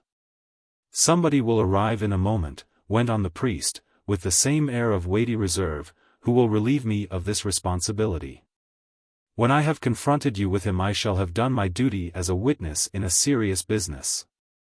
It only remains for me to say that a servant up at Beechwood House told me that she had seen a face at one of the windows." "I saw a face," said Opal, "at one of our windows." "Oh, you are always seeing faces," said her brother John roughly. "It is as well to see facts even if they are faces," said Father Brown equably, "and I think the face you saw." Another knock at the front door sounded through the house. And a minute afterwards the door of the room opened and another figure appeared. Devine half rose from his chair at the sight of it. It was a tall, erect figure, with a long, rather cadaverous face, ending in a formidable chin. The brow was rather bald, and the eyes bright and blue, which Devine had last seen obscured with a broad straw hat. "Pray don't let anybody move," said the man called Carver, in clear and courteous tones. But to Devine's disturbed mind the courtesy had an ominous resemblance to that of a brigand who holds a company motionless with a pistol. "Please sit down, Mr. Devine," said Carver, "and, with Mrs. Banks's permission, I will follow your example. My presence here necessitates an explanation. I rather fancy you suspected me of being an eminent and distinguished burglar." "I did," said Devine grimly. "As you remarked," said Carver, "it is not always easy to know a wasp from a bee." After a pause, he continued, "I can claim to be one of the more useful, though equally annoying, insects. I am a detective, and I have come down to investigate an alleged renewal of the activities of the criminal calling himself Michael Moonshine. Jewel robberies were his speciality. And there has just been one of them at Beechwood House, which, by all the technical tests, is obviously his work. Not only do the prints correspond, but you may possibly know that when he was last arrested, and it is believed on other occasions also, he wore a simple but effective disguise of a red beard and a pair of large horn-rimmed spectacles." Opal Banks leaned forward fiercely. "That was it," she cried in excitement, "that was the face I saw, with great goggles and a red, ragged beard like Judas. I thought it was a ghost." "That was also the ghost the servant at Beechwood saw," said Carver dryly. He laid some papers and packages on the table, and began carefully to unfold them. "As I say," he continued, "I was sent down here to make inquiries about the criminal plans of this man, Moonshine. That is why I interested myself in beekeeping and went to stay with Mr. Smith."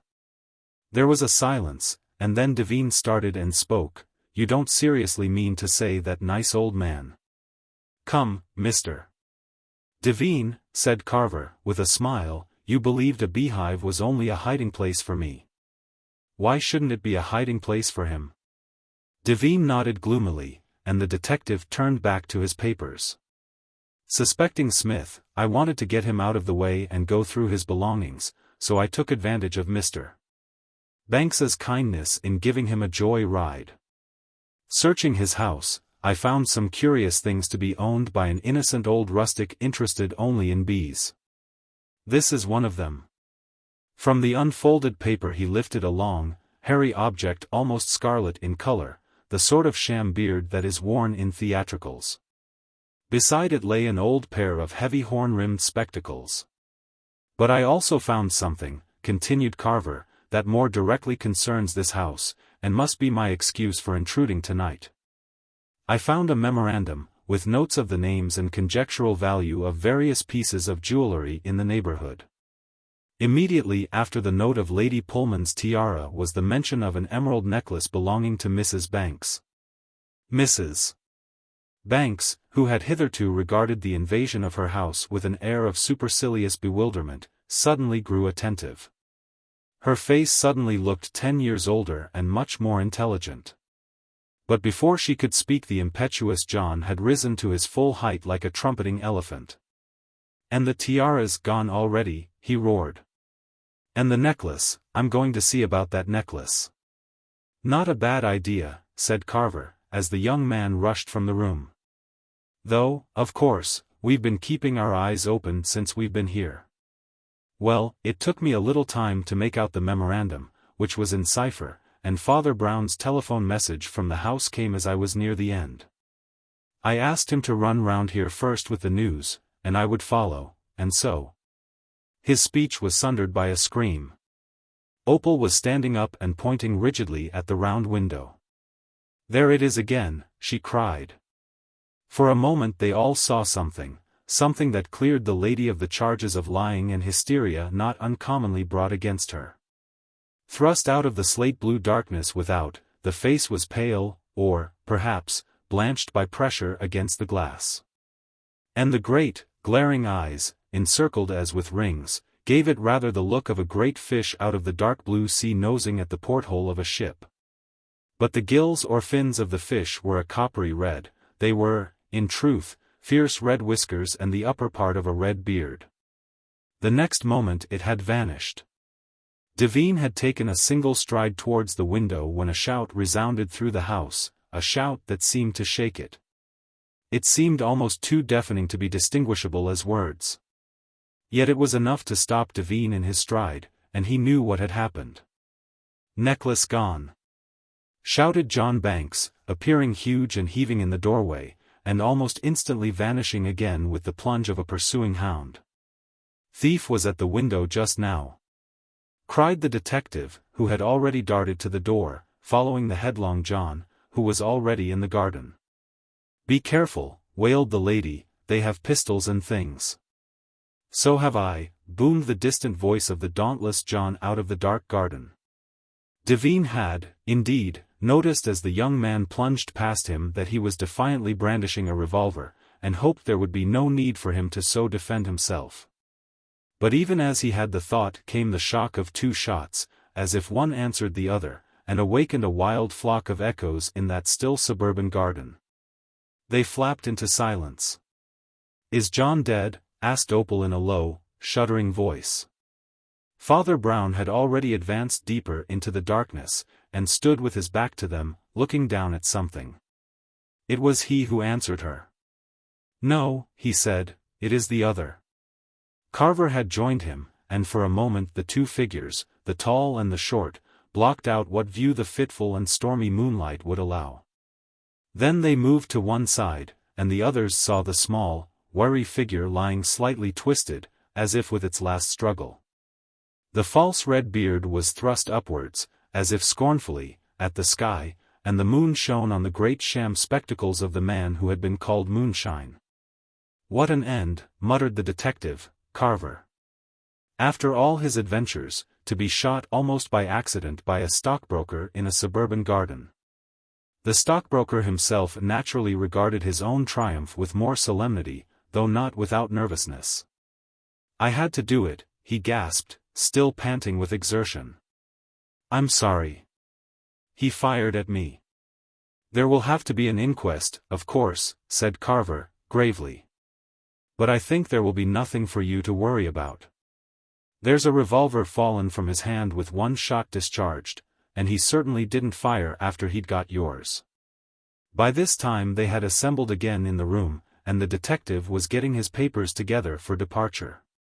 Father Brown was standing opposite to him, looking down at the table, as if in a brown study. Then he spoke abruptly. "Mr. Carver, you have certainly worked out a very complete case in a very masterly way. I rather suspected your professional business. But I never guessed you would link everything up together so quickly, the bees and the beard and the spectacles and the cipher and the necklace and everything. Always satisfactory to get a case really rounded off," said Carver. "Yes," said Father Brown, still looking at the table. "I admire it very much." Then he added with a modesty verging on nervousness, "It's only fair to you to say that I don't believe a word of it." Devine leaned forward with sudden interest. "Do you mean you don't believe he is Moonshine, the burglar?" "I know he is the burglar, but he didn't burgle," answered Father Brown. "I know he didn't come here, or to the great house, to steal jewels, or get shot getting away with them." "Where are the jewels?" "Where they generally are in such cases," said Carver. "He's either hidden them or passed them on to a confederate.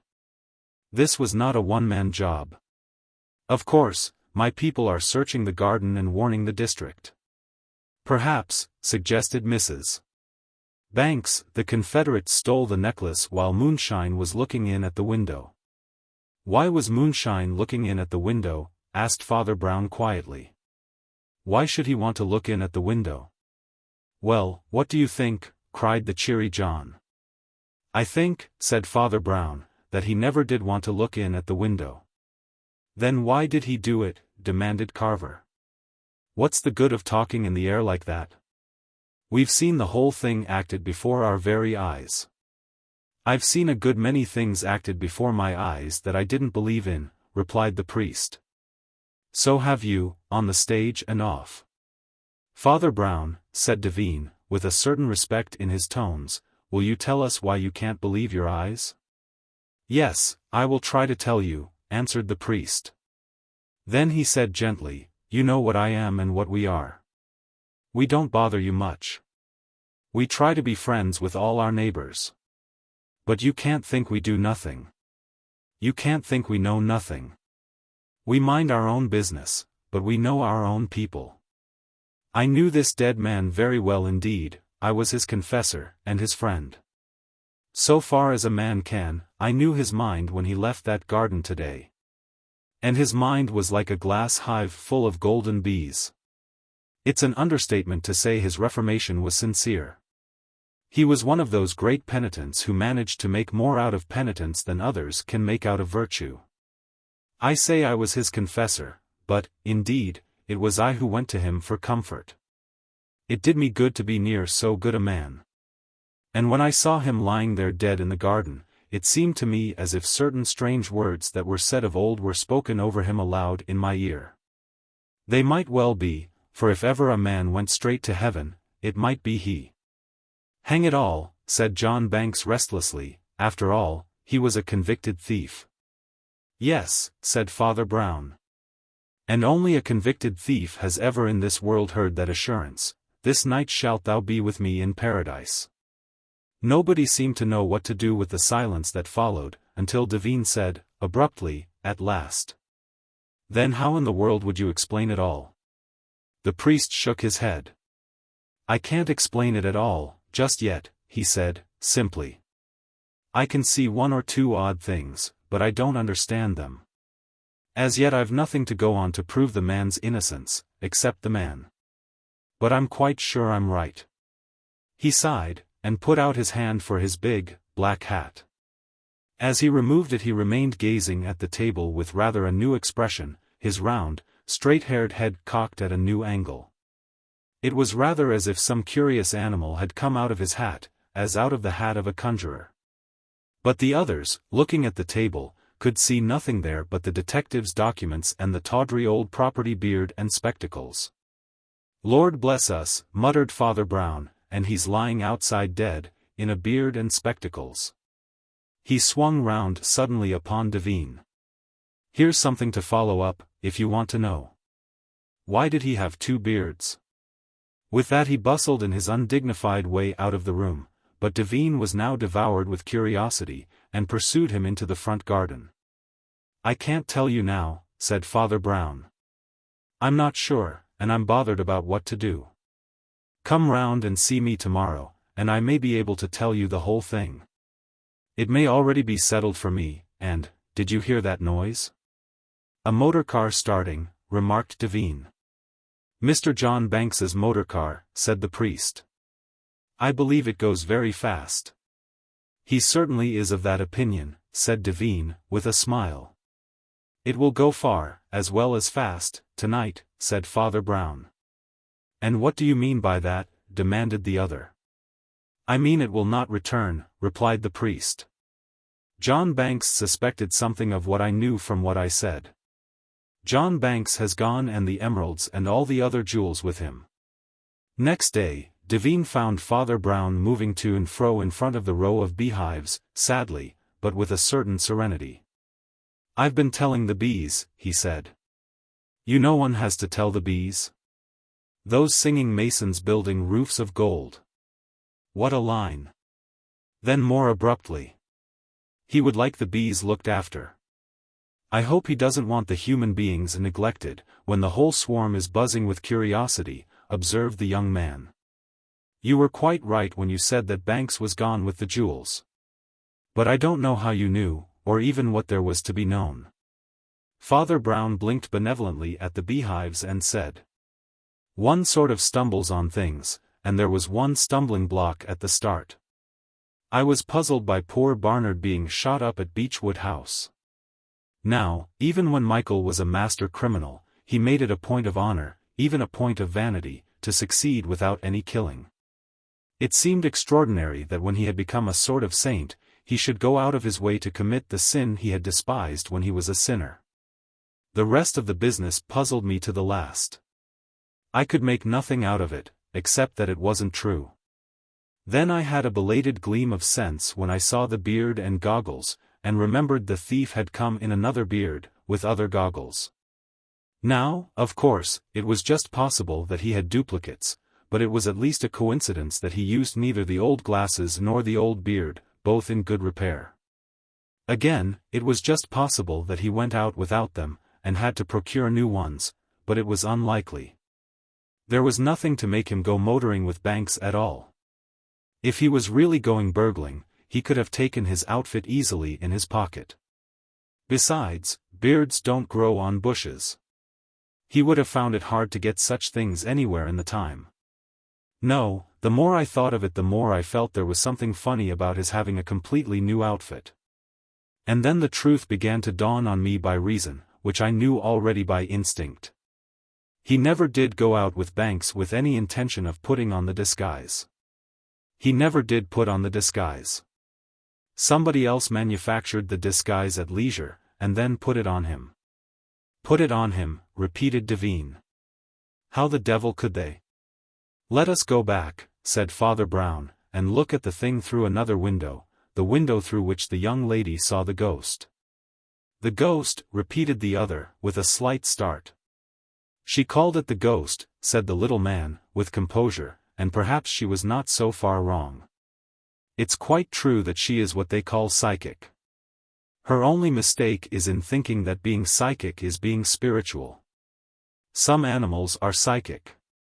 Anyhow, she is a sensitive, and she was right when she felt that the face at the window had a sort of horrible halo of deathly things. You mean, began Devine. I mean it was a dead man who looked in at the window, said Father Brown. It was a dead man who crawled round more than one house, looking in at more than one window. Creepy, wasn't it? But in one way it was the reverse of a ghost, for it was not the antic of the soul freed from the body. It was the antic of the body freed from the soul. He blinked again at the beehive and continued, but, I suppose, the shortest explanation is to take it from the standpoint of the man who did it. You know the man who did it. John Banks. The very last man I should have thought of, said Devine. The very first man I thought of, said Father Brown, in so far as I had any right to think of anybody. My friend, there are no good or bad social types or trades. Any man can be a murderer like poor John, any man, even the same man, can be a saint like poor Michael. But if there is one type that tends at times to be more utterly godless than another, it is that rather brutal sort of businessman. He has no social ideal, let alone religion. He has neither the gentleman's traditions nor the trade unionist's class loyalty. All his boasts about getting good bargains were practically boasts of having cheated people. His snubbing of his sister's poor little attempts at mysticism was detestable. Her mysticism was all nonsense, but he only hated spiritualism because it was spirituality. Anyhow, there's no doubt he was the villain of the piece. The only interest is in a rather original piece of villainy. It was really a new and unique motive for murder. It was the motive of using the corpse as a stage property, a sort of hideous doll or dummy. At the start he conceived a plan of killing Michael in the motor, merely to take him home and pretend to have killed him in the garden.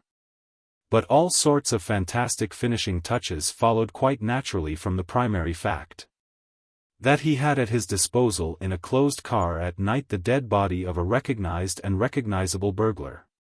He could leave his fingerprints and footprints. He could lean the familiar face against windows and take it away. You will notice that moonshine ostensibly appeared and vanished while Banks was ostensibly out of the room looking for the emerald necklace. Finally, he had only to tumble the corpse onto the lawn, fire a shot from each pistol, and there he was. It might never have been found out but for a guess about the two beards. Why had your friend Michael kept the old beard? Devine said thoughtfully. That seems to me questionable. To me, who knew him, it seems quite inevitable, replied Father Brown. His whole attitude was like that wig that he wore. There was no disguise about his disguises. He didn't want the old disguise any more, but he wasn't frightened of it. He would have felt it false to destroy the false beard. It would have been like hiding, and he was not hiding. He was not hiding from God, he was not hiding from himself. He was in the broad daylight. If they'd taken him back to prison, he'd still have been quite happy. He was not whitewashed, but washed white. There was something very strange about him. Almost as strange as the grotesque dance of death through which he was dragged after he was dead. When he moved to and fro smiling among these beehives, even then, in a most radiant and shining sense, he was dead. He was out of the judgment of this world.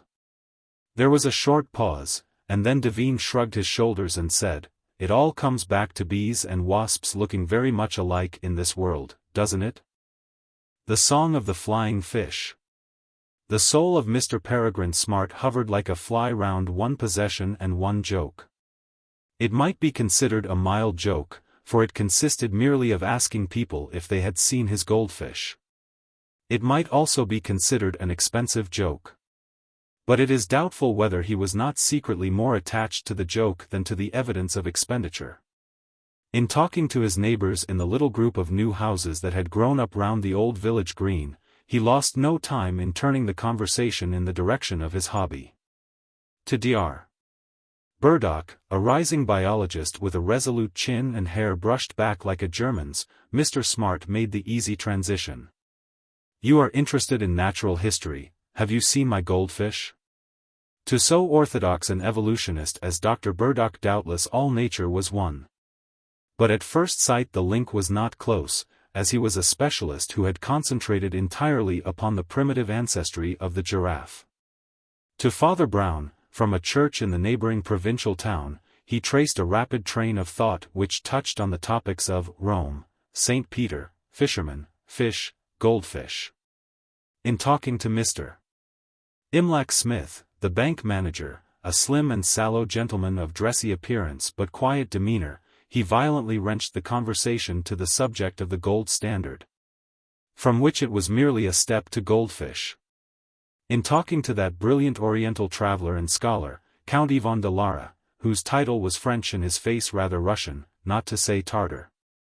The versatile conversationalist showed an intense and intelligent interest in the Ganges and the Indian Ocean, leading naturally to the possible presence of goldfish in those waters. From Mr. Harry Hartop, the very rich but very shy and silent young gentleman who had recently come down from London. He had at last extorted the information that the embarrassed youth in question was not interested in fishing, and had then added, "Talking about fishing, have you seen my goldfish?"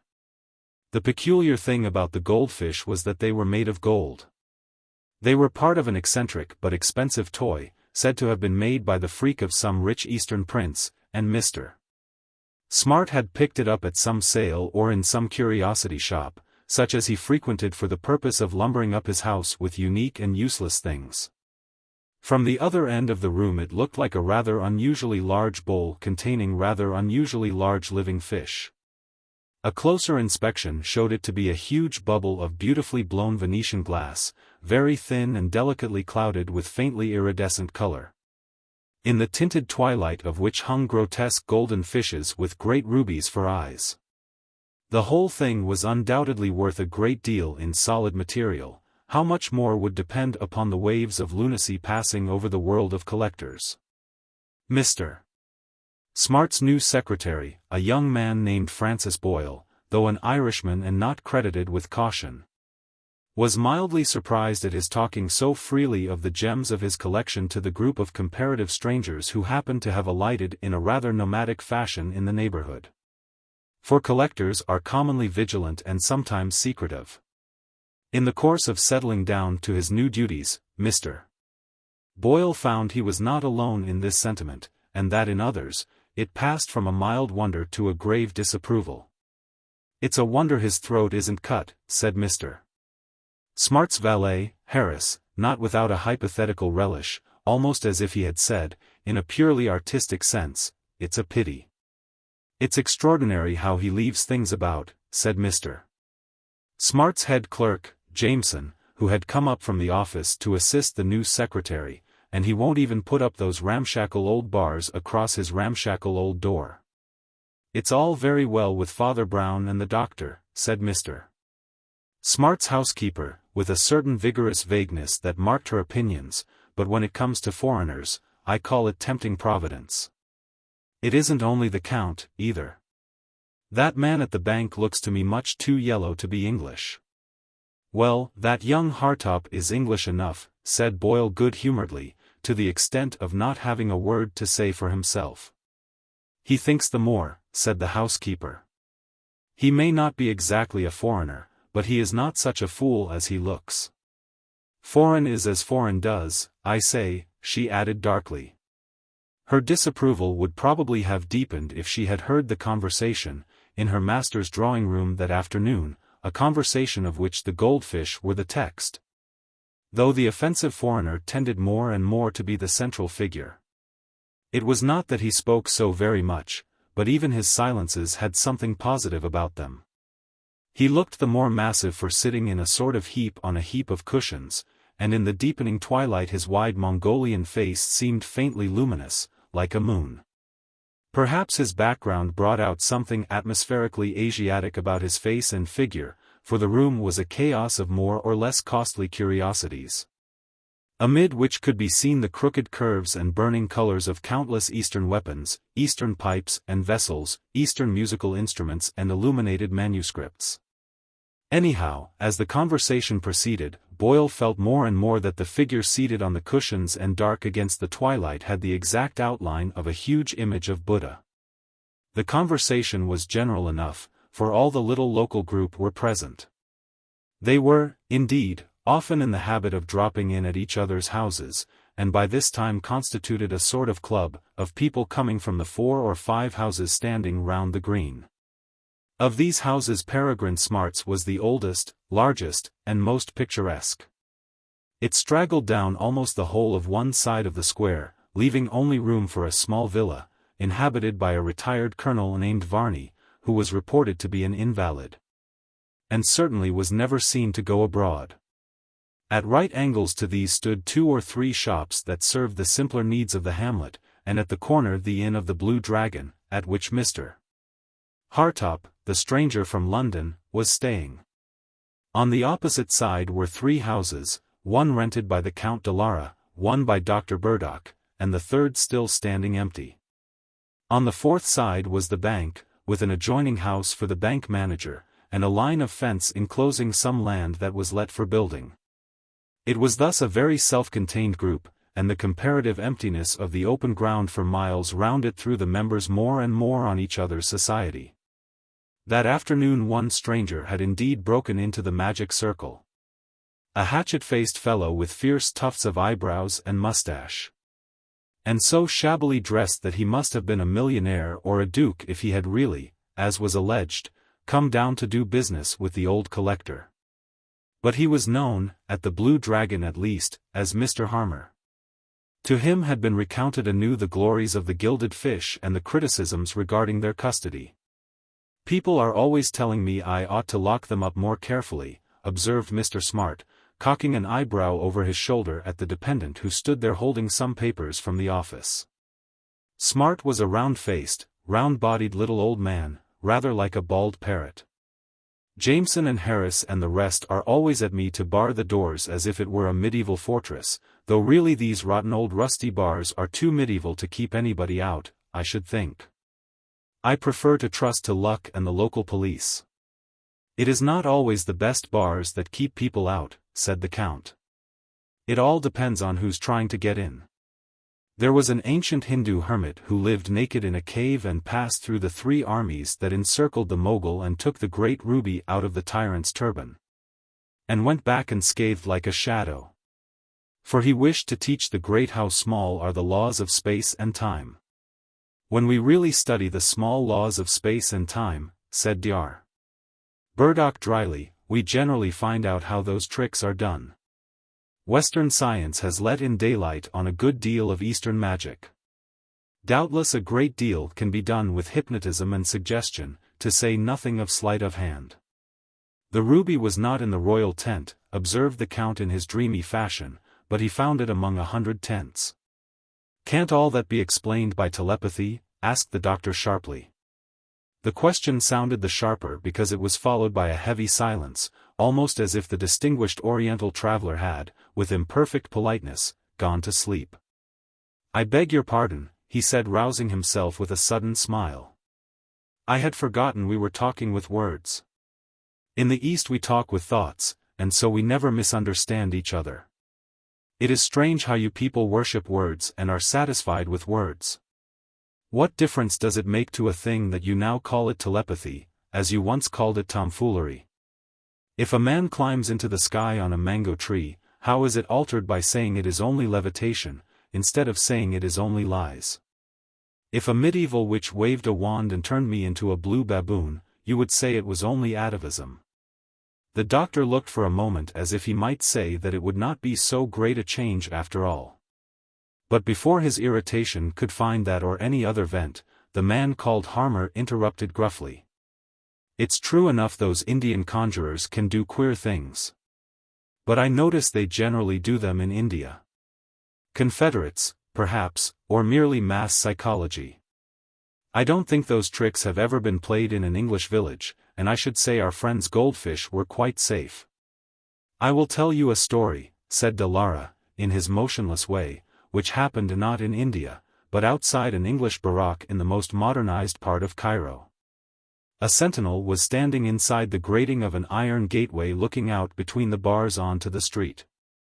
There appeared outside the gate a beggar barefoot and in native rags who asked him, in English that was startlingly distinct and refined, for a certain official document kept in the building for safety. The soldier told the man, of course, that he could not come inside, and the man answered, smiling, "What is inside and what is outside?" The soldier was still staring scornfully through the iron grating when he gradually realized that, though neither he nor the gate had moved, he was actually standing in the street and looking in at the barrack yard, where the beggar stood still and smiling and equally motionless. Then, when the beggar turned towards the building, the sentry awoke to such sense as he had left, and shouted a warning to all the soldiers within the gated enclosure to hold the prisoner fast. "You won't get out of there anyhow," he said vindicatively. Then the beggar said in his silvery voice, what is outside and what is inside. And the soldier, still glaring through the same bars, saw that they were once more between him and the street, where the beggar stood free and smiling with a paper in his hand. Mr. Imlac Smith, the bank manager, was looking at the carpet with his dark sleek head bowed, and he spoke for the first time. "Did anything happen about the paper?" he asked. "Your professional instincts are correct, sir," said the Count with grim affability. "It was a paper of considerable financial importance. Its consequences were international." "I hope they don't occur often," said young Hartop gloomily. "I do not touch the political side," said the Count serenely, "but only the philosophical. It illustrates how the wise man can get behind time and space and turn the levers of them, so to speak, so that the whole world turns round before our eyes. But is it so hard for you people to believe that spiritual powers are really more powerful than material ones?" "Well," said Old Smart cheerfully, "I don't profess to be an authority on spiritual powers." "What do you say, Father Brown?" "The only thing that strikes me," answered the little priest, "is that all the supernatural acts we have yet heard of seem to be thefts. And stealing by spiritual methods seem to me much the same as stealing by material ones." "Father Brown is a Philistine," said the smiling Smith. "I have a sympathy with the tribe," said Father Brown. "A Philistine is only a man who is right without knowing why." "All this is too clever for me," said Hartop heartily. "Perhaps," said Father Brown with a smile, "you would like to speak without words, as the Count suggests." He would begin by saying nothing in a pointed fashion, and you would retort with a burst of taciturnity. "Something might be done with music," murmured the Count dreamily. "It would be better than all these words." "Yes, I might understand that better," said the young man in a low voice. Boyle had followed the conversation with curious attention, for there was something in the demeanor of more than one of the talkers that seemed to him significant or even odd. As the talk drifted to music, with an appeal to the dapper bank manager, who was an amateur musician of some merit, the young secretary awoke with a start to his secretarial duties, and reminded his employer that the head clerk was still standing patiently with the papers in his hand. "Oh, never mind about those just now, Jameson," said Smart rather hurriedly. "Only something about my account. I'll see Mr. Smith about it later." "You were saying that the cello, Mr. Smith." But the cold breath of business had sufficed to disperse the fumes of transcendental talk, and the guests began one after another to say farewell. Only Mr. Imlac Smith, bank manager and musician, remained to the last, and when the rest were gone he and his host went into the inner room, where the goldfish were kept, and closed the door. The house was long and narrow, with a covered balcony running along the first floor, which consisted mostly of a sort of suite of rooms used by the householder himself. His bedroom and dressing room, and an inner room in which his very valuable treasures were sometimes stored for the night instead of being left in the rooms below. This balcony, like the insufficiently barred door below it, was a matter of concern to the housekeeper and the head clerk and the others who lamented the carelessness of the collector. But in truth that cunning old gentleman was more careful than he seemed. He professed no great belief in the antiquated fastenings of the old house, which the housekeeper lamented to see rusting in idleness, but he had an eye to the more important point of strategy. He always put his favorite goldfish in the room at the back of his bedroom for the night, and slept in front of it, as it were, with a pistol under his pillow. And when Boyle and Jameson, awaiting his return from the tête-à-tête, at length saw the door open and their employer reappear, he was carrying the great glass bowl as reverently as if had been the relic of a saint. Outside, the last edges of the sunset still clung to the corners of the green square, but inside, a lamp had already been kindled. And in the mingling of the two lights the colored globe glowed like some monstrous jewel, and the fantastic outlines of the fiery fishes seemed to give it, indeed, something of the mystery of a talisman, like strange shapes seen by a seer in the crystal of doom. Over the old man's shoulder the olive face of Imlac Smith stared like a sphinx. "I am going up to London tonight, Mr. Boyle," said Old Smart, with more gravity than he commonly showed. Mr. Smith and I are catching the 6:45. I should prefer you, Jameson, to sleep upstairs in my room tonight. If you put the bowl in the back room as usual, it will be quite safe then. Not that I suppose anything could possibly happen. Anything may happen anywhere, said the smiling Mr. Smith. I think you generally take a gun to bed with you. Perhaps you had better leave it behind in this case. Peregrine Smart did not reply, and they passed out of the house on to the road round the village green. The secretary and the head clerk slept that night as directed in their employer's bedroom. To speak more strictly, Jameson, the head clerk, slept in a bed in the dressing-room, but the door stood open between, and the two rooms running along the front were practically one. Only the bedroom had a long French window giving on the balcony and an entrance at the back into the inner apartment where the goldfish bowl had been placed for safety. Boyle dragged his bed right across so as to bar this entrance, put the revolver under his pillow, and then undressed and went to bed. Feeling that he had taken all possible precautions against an impossible or improbable event. He did not see why there should be any particular danger of normal burglary. And as for the spiritual burglary that figured in the traveller's tales of the Count de Lara, if his thoughts ran on them so near to sleep it was because they were such stuff as dreams are made of. They soon turned into dreams with intervals of dreamless slumber. The old clerk was a little more restless as usual. But after fussing about a little longer, and repeating some of his favorite regrets and warnings, he also retired to his bed in the same manner and slept. The moon brightened and grew dim again above the green square and the grey blocks of houses in a solitude and silence that seemed to have no human witness. And it was when the white cracks of daybreak had already appeared in the corners of the grey sky that the thing happened. Boyle, being young, was naturally both the healthier and the heavier sleeper of the two. Though active enough when he was once awake, he always had a load to lift in waking. Moreover, he had dreams of the sort that cling to the emerging minds like the dim tentacles of an octopus. They were a medley of many things, including his last look from the balcony across the 4 grey roads and the green square. But the pattern of them changed and shifted and turned dizzily, to the accompaniment of a low grinding noise, which sounded somehow like a subterranean river, and may have been no more than old Mr. Jameson snoring in the dressing-room. But in the dreamer's mind all that murmur and motion was vaguely connected with the words of the Count de Lara, about a wisdom that could hold the levers of time and space and turn the world. In the dream it seemed as if a vast murmuring machinery under the world were really moving whole landscapes hither and thither, so that the ends of the earth might appear in a man's front garden. Or his own front garden be exiled beyond the sea. The first complete impressions he had were the words of a song, with a rather thin metallic accompaniment. They were sung in a foreign accent and a voice that was still strange and yet faintly familiar. And yet he could hardly feel sure that he was not making up poetry in his sleep. Over the land and over the sea. My flying fishes will come to me. For the note is not of the world that wakes them, but in. He struggled to his feet and saw that his fellow guardian was already out of bed. Jameson was peering out of the long window onto the balcony and calling out sharply to someone in the street below. "Who's that?" he called out sharply. "What do you want?" He turned to Boyle in agitation, saying, "There's somebody prowling about just outside.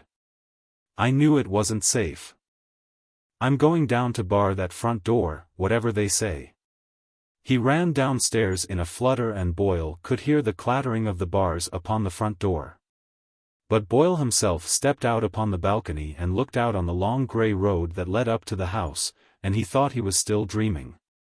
Upon that grey road leading across that empty moor and through that little English hamlet, there had appeared a figure that might have stepped straight out of the jungle or the bazaar, a figure out of one of the Count's fantastic stories. A figure out of the Arabian Nights. The rather ghostly grey twilight which begins to define and yet to discolor everything when the light in the east has ceased to be localized.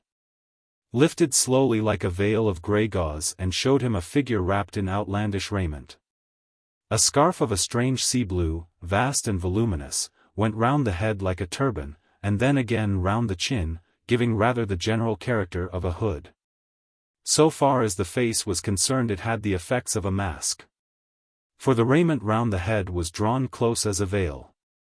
And the head itself was bowed over a queer-looking musical instrument made of silver or steel, and shaped like a deformed or crooked violin.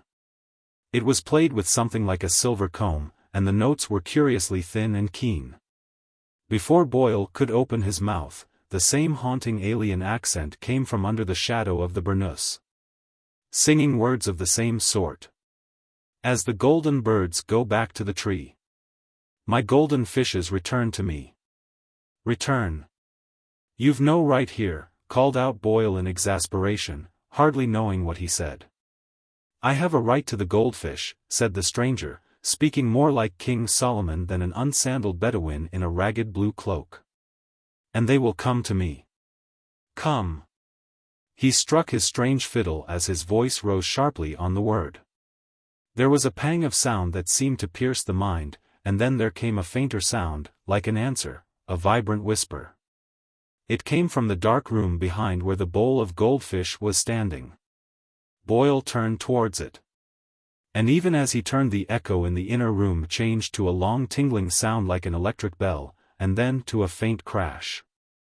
It was still a matter of seconds since he had challenged the man from the balcony, but the old clerk had already regained the top of the stairs, panting a little, for he was an elderly gentleman.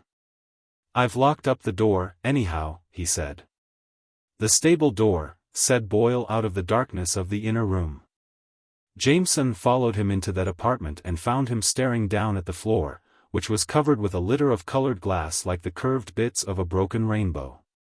What do you mean by the stable door? Began Jameson. I mean that the steed is stolen, answered Boyle. The flying steeds. The flying fishes our Arab friend outside has just whistled to like so many performing puppies. But how could he? Exploded the old clerk, as if such events were hardly respectable. Well, they're gone, said Boyle shortly. The broken bowl is here, which would have taken a long time to open properly, but only a second to smash. But the fish are gone, God knows how, though I think our friend ought to be asked. We are wasting time, said the distracted Jameson. We ought to be after him at once.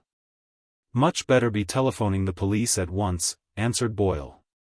They ought to outstrip him in a flash with motors and telephones that go a good deal farther than we should ever get, running through the village in our nightgowns. But it may be there are things even the police cars and wires won't outstrip. While Jameson was talking to the police station through the telephone in an agitated voice, Boyle went out again onto the balcony and hastily scanned that grey landscape of daybreak. There was no trace of the man in the turban, and no other sign of life, except some faint stirrings an expert might have recognized in the Hotel of the Blue Dragon.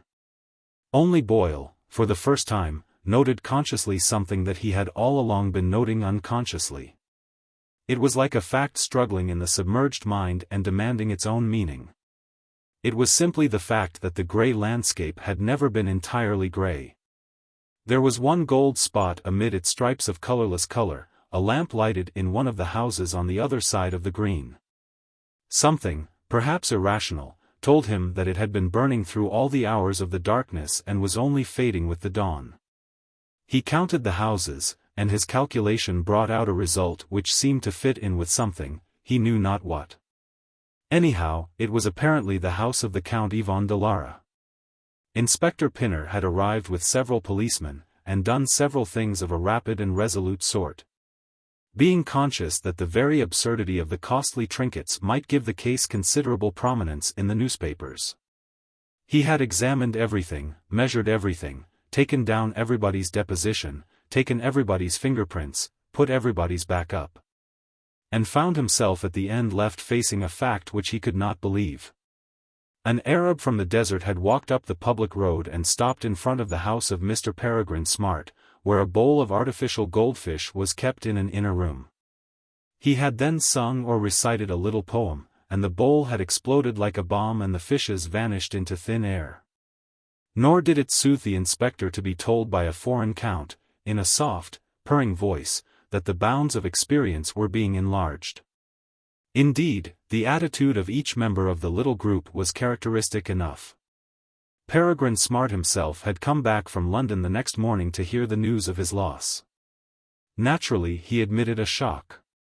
But it was typical of something sporting and spirited in the little old gentleman, something that always made his small strutting figure look like a cock sparrow's. That he showed more vivacity in the search than depression at the loss. The man named Harmer, who had come to the village on purpose to buy the goldfish, might be excused for being a little testy on learning they were not there to be bought. But in truth his rather aggressive mustache and eyebrows seemed to bristle with something more definite than disappointment. And the eyes that darted over the company were bright with a vigilance that might well be suspicion. The sallow face of the bank manager, who had also returned from London, though by a later train, seemed again and again to attract those shining and shifting eyes like a magnet. Of the two remaining figures of the original circle, Father Brown was generally silent when he was not spoken to, and the dazed Hartop was often silent even when he was. But the Count was not a man to let anything pass that gave an apparent advantage to his views. He smiled at his rationalistic rival, the doctor, in the manner of one who knows how it is possible to be irritating by being ingratiating. "You will admit, doctor," he said, "that at least some of the stories you thought so improbable look a little more realistic today than they did yesterday. When a man as ragged as those I described is able, by speaking a word, to dissolve a solid vessel inside the four walls of the house he stands outside. It might perhaps be called an example of what I said about spiritual powers and material barriers. And it might be called an example of what I said," said the doctor sharply, "about a little scientific knowledge being enough to show how the tricks are done." "Do you really mean, doctor," asked Smart in some excitement, "that you can throw any scientific light on this mystery?" "I can throw light on what the Count calls a mystery," said the doctor, "because it is not a mystery at all. That part of it is plain enough. A sound is only a wave of vibration, and certain vibrations can break glass, if the sound is of a certain kind and the glass of a certain kind. The man did not stand in the road and think, which the Count tells us is the ideal method when Orientals want a little chat.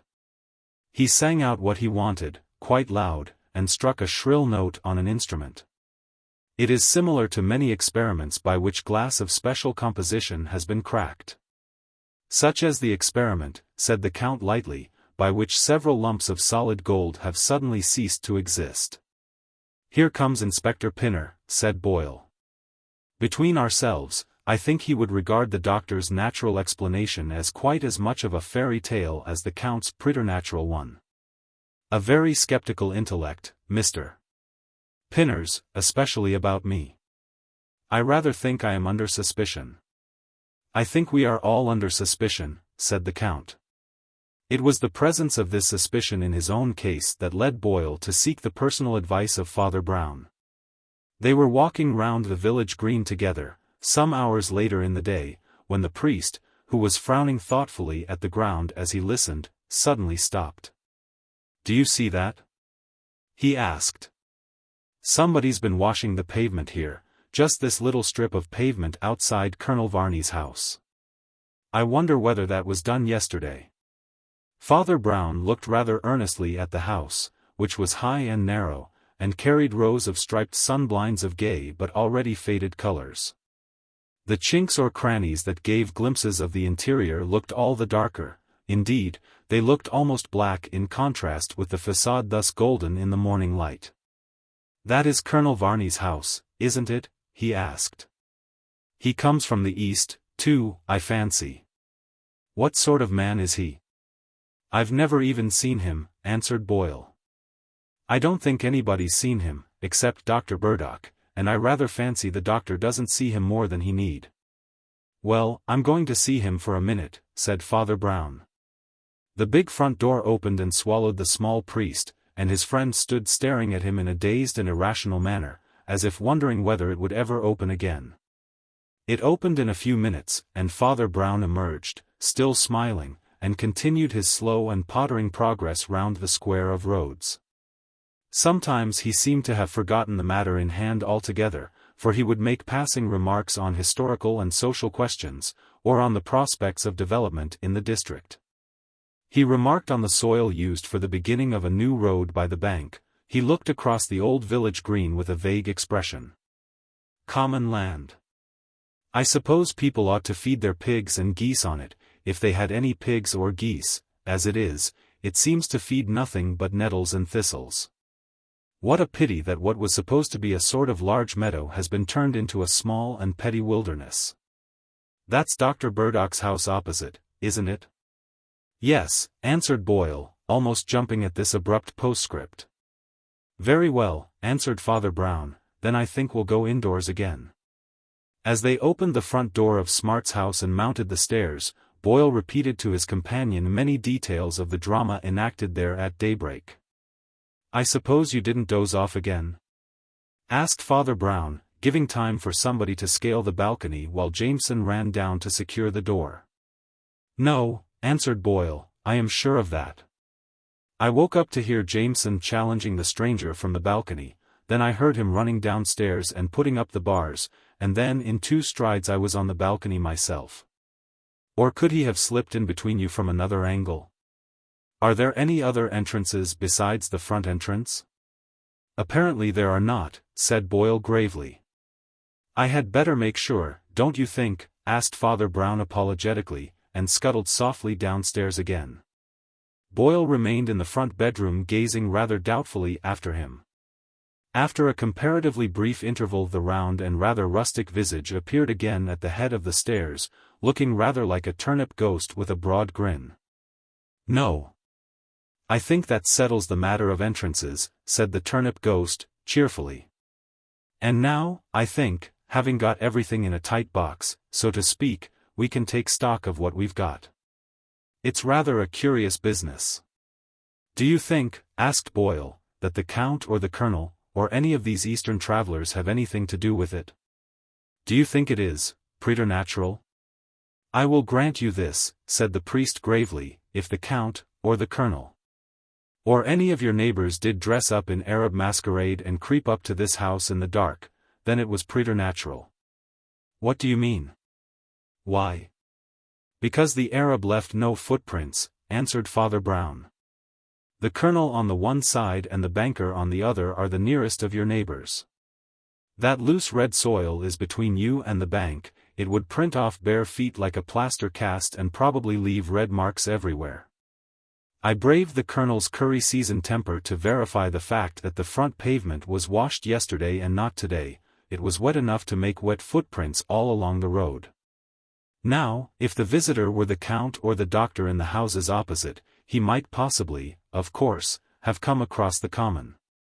But he must have found it exceedingly uncomfortable with bare feet, for it is, as I remarked, one mass of thorns and thistles and stinging nettles.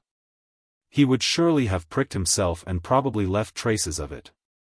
Unless, as you say, he was a preternatural being.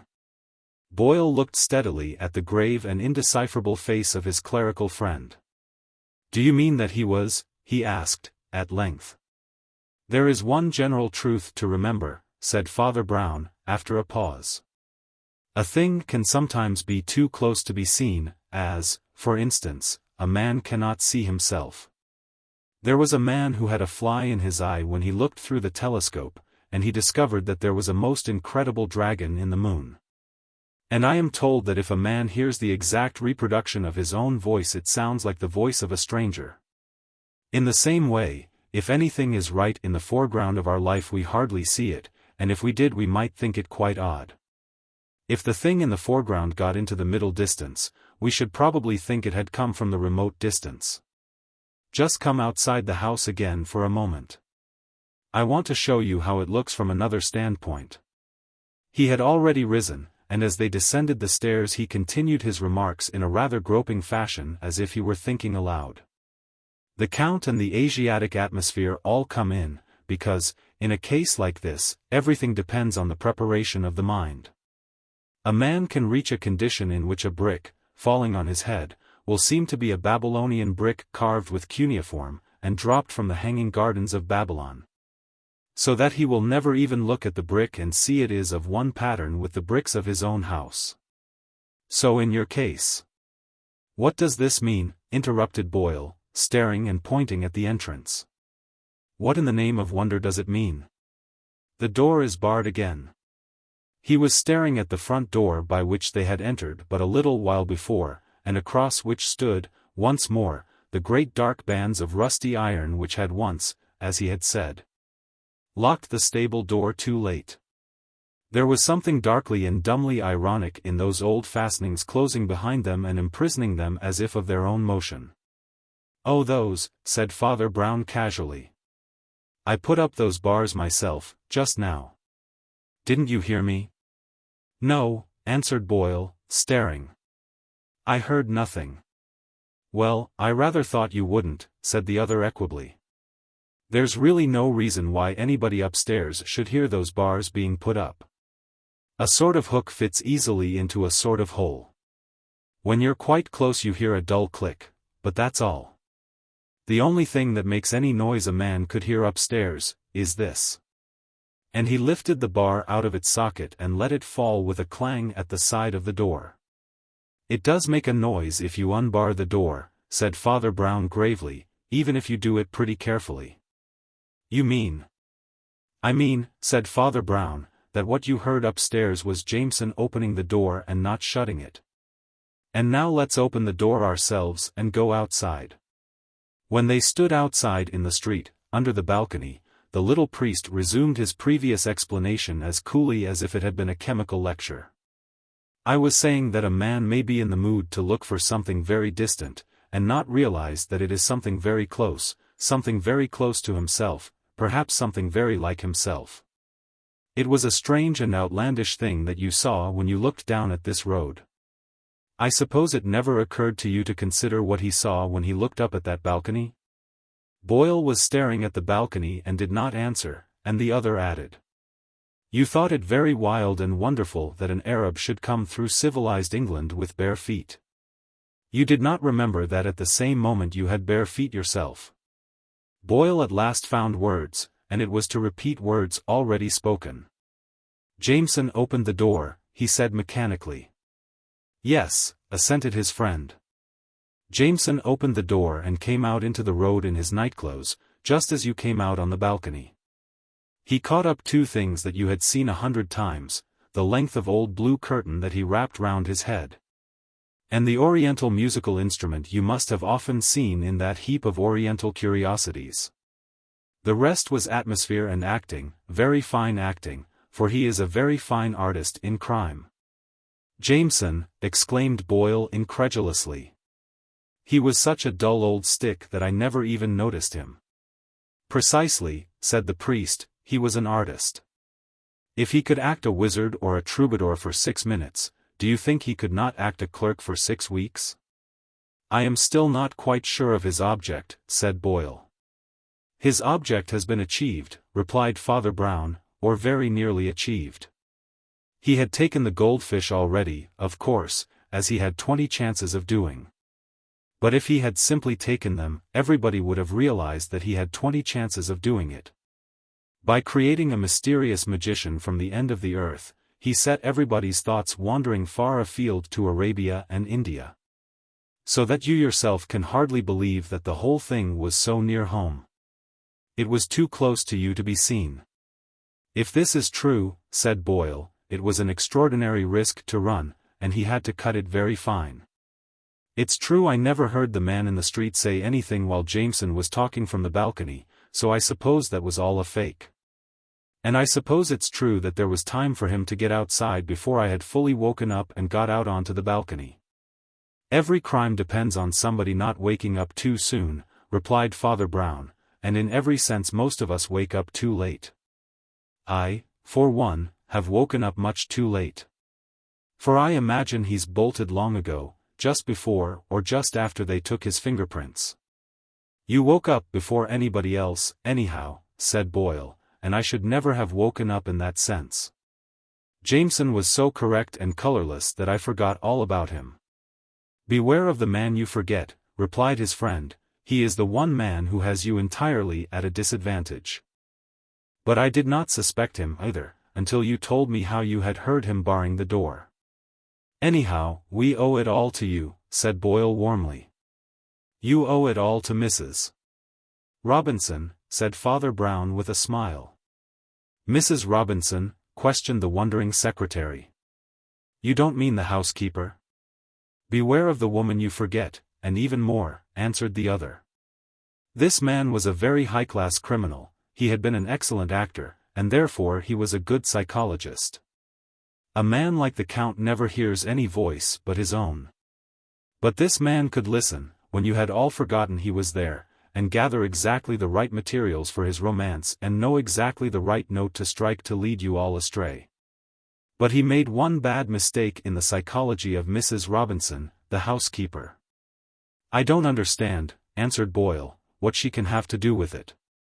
Jameson did not expect the doors to be barred, said Father Brown. He knew that a lot of men, especially careless men like you and your employer, could go on saying for days that something ought to be done, or might as well be done.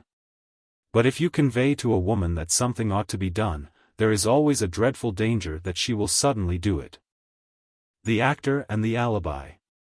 Mr. Mundon Mandeville, the theatrical manager, walked briskly through the passages behind the scenes, or rather below the scenes. His attire was smart and festive, perhaps a little too festive, the flower in his buttonhole was festive, the very varnish on his boots was festive, but his face was not at all festive. He was a big, bull-necked, black-browed man, and at the moment his brow was blacker than usual. He had in any case, of course, the 100 botherations that besiege a man in such a position. And they ranged from large to small and from new to old. It annoyed him to pass through the passages where the old pantomime scenery was stacked. Because he had successfully begun his career at that theatre with very popular pantomimes, and had since been induced to gamble in more serious and classical drama over which he had dropped a good deal of money. Hence, to see the sapphire gates of Bluebeard's Blue Palace, or portions of the enchanted grove of golden orange trees, leaning up against the wall to be festooned with cobwebs or nibbled by mice, did not give him that soothing sense of a return to simplicity which we all ought to have when given a glimpse of that wonderland of our childhood. Nor had he any time to drop a tear where he had dropped the money, or to dream of this paradise of Peter Pan, for he had been summoned hurriedly to settle a practical problem. Not of the past but of the moment. It was the sort of thing that does sometimes happen in that strange world behind the scenes, but it was big enough to be serious. Miss Moroni, the talented young actress of Italian parentage, who had undertaken to act an important part in the play that was to be rehearsed that afternoon and performed that evening, had abruptly and even violently refused at the last moment to do anything of the kind.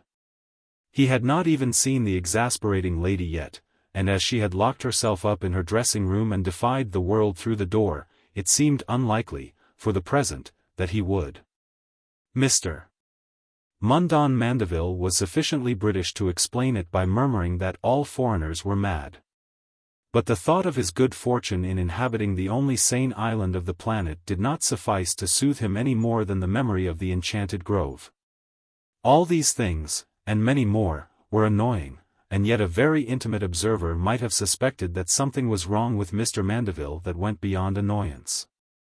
If it be possible for a heavy and healthy man to look haggard, he looked haggard. His face was full but his eye sockets were hollow. His mouth twitched as if it were always trying to bite the black strip of mustache that was just too short to be bitten. He might have been a man who had begun to take drugs. But even on that assumption there was something that suggested that he had a reason for doing it, that the drug was not the cause of the tragedy, but the tragedy the cause of the drug. Whatever was his deeper secret, it seemed to inhabit that dark end of the long passage where was the entrance to his own little study. And as he went along the empty corridor, he threw back a nervous glance now and then. However, business is business. And he made his way to the opposite end of the passage where the blank green door of Miss Moroni defied the world. A group of actors and other people involved were already standing in front of it, conferring and considering, one might almost fancy, the advisability of a battering ram. The group contained one figure, at least, who was already well enough known, whose photograph was on many mantelpieces and his autograph in many albums. For though Norman Knight was playing the hero in a theatre that was still a little provincial and old-fashioned and capable of calling him the first walking gentleman, he, at least, was certainly on the way to wider triumphs. He was a good-looking man with a long cleft chin and fair hair low on his forehead, giving him a rather Neronian look that did not altogether correspond to his impulsive and plunging movements. The group also contained Ralph Randall, who generally acted elderly character parts, and had a humorous hatchet face blue with shaving and discolored with grease paint.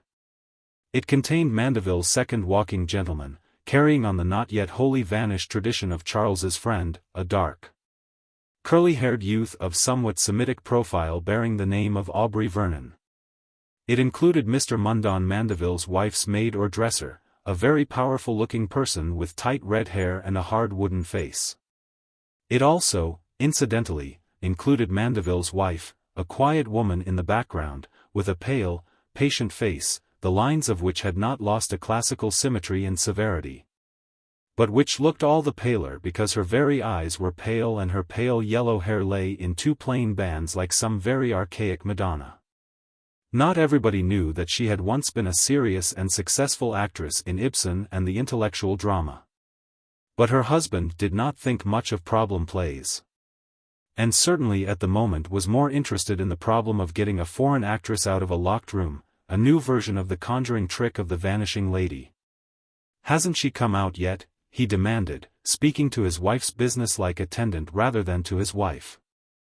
"No, sir," answered the woman, who was known as Mrs. Sands, in a somber manner. "We are beginning to get a little alarmed," said old Randall. "She seemed quite unbalanced, and we're afraid she might even do herself some mischief."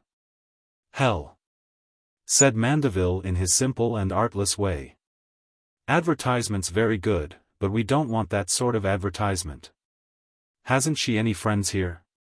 Has nobody any influence with her? Jarvis thinks the only man who might manage her is her own priest round the corner," said Randall, "and in case she does start hanging herself on a hat peg, I really thought perhaps he'd better be here. Jarvis has gone to fetch him, and, as a matter of fact, here he comes." Two more figures appeared in that subterranean passage under the stage. The first was Ashton Jarvis, a jolly fellow who generally acted villains, but who had surrendered that high vocation for the moment to the curly-headed youth with the nose. The other figure was short and square and clad all in black. It was Father Brown from the church round the corner. Father Brown seemed to take it quite naturally, and even casually, that he should be called in to consider the queer conduct of one of his flock. Whether she was to be regarded as a black sheep or only as a lost lamb. But he did not seem to think much of the suggestion of suicide. "I suppose there was some reason for her flying off the handle like that," he said. "Does anybody know what it was?" "Dissatisfied with her part, I believe," said the older actor. "They always are," growled Mr. Mundon Mandeville. "And I thought my wife would look after those arrangements." "I can only say," said Mrs. Mundon Mandeville rather wearily, "that I gave her what ought to be the best part. It's supposed to be what stage-struck young women want, isn't it, to act the beautiful young heroine and marry the beautiful young hero in a shower of bouquets and cheers from the gallery? Women of my age naturally have to fall back on acting respectable matrons, and I was careful to confine myself to that. It would be devilish awkward to alter the parts now, anyhow," said Randall. "It's not to be thought of," declared Norman Knight firmly. "Why, I could hardly act, but anyhow it's much too late." Father Brown had slipped forward and was standing outside the locked door listening. "Is there no sound?" asked the manager anxiously. And then added in a lower voice, "Do you think she can have done herself in?" "There is a certain sound," replied Father Brown calmly. "I should be inclined to deduce from the sound that she is engaged in breaking windows or looking glasses, probably with her feet. No. I do not think there is much danger of her going on to destroy herself. Breaking looking glasses with your feet is a very unusual prelude to suicide. If she had been a German, gone away to think quietly about metaphysics and Weltschmerz, I should be all for breaking the door down. These Italians don't really die so easily. And are not liable to kill themselves in a rage. Somebody else, perhaps, yes, possibly, it might be well to take ordinary precautions if she comes out with a leap. So you're not in favor of forcing the door? Asked Mandeville. Not if you want her to act in your play, replied Father Brown. If you do that, she'll raise the roof and refuse to stay in the place. If you leave her alone, she'll probably come out from mere curiosity. If I were you, I should just leave somebody to guard the door, more or less, and trust to time for an hour or two. In that case, said Mandeville, we can only get on with rehearsing the scenes where she doesn't appear. My wife will arrange all that is necessary for scenery just now. After all, the fourth act is the main business. You had better get on with that. Not a dress rehearsal, said Mandeville's wife to the others. Very well, said Knight, not a dress rehearsal, of course. I wish the dresses of the infernal period weren't so elaborate. What is the play? Asked the priest with a touch of curiosity. The School for Scandal, said Mandeville. It may be literature, but I want plays. My wife likes what she calls classical comedies. A long sight more classic than comic. At this moment the old doorkeeper, known as Sam, and the solitary inhabitant of the theatre during off hours, came waddling up to the manager with a card. To say that Lady Miriam Marden wished to see him.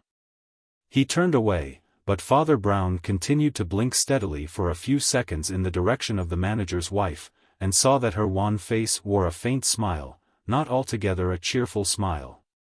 Father Brown moved off in company with the man who had brought him in, who happened, indeed, to be a friend and person of a similar persuasion, which is not uncommon among actors.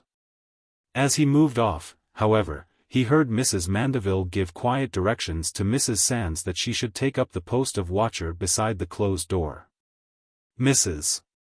Mandeville seems to be an intelligent woman, said the priest to his companion, though she keeps so much in the background.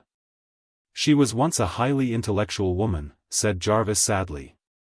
Rather washed out and wasted, some would say, by marrying a bounder like Mandeville. She has the very highest ideals of the drama, you know.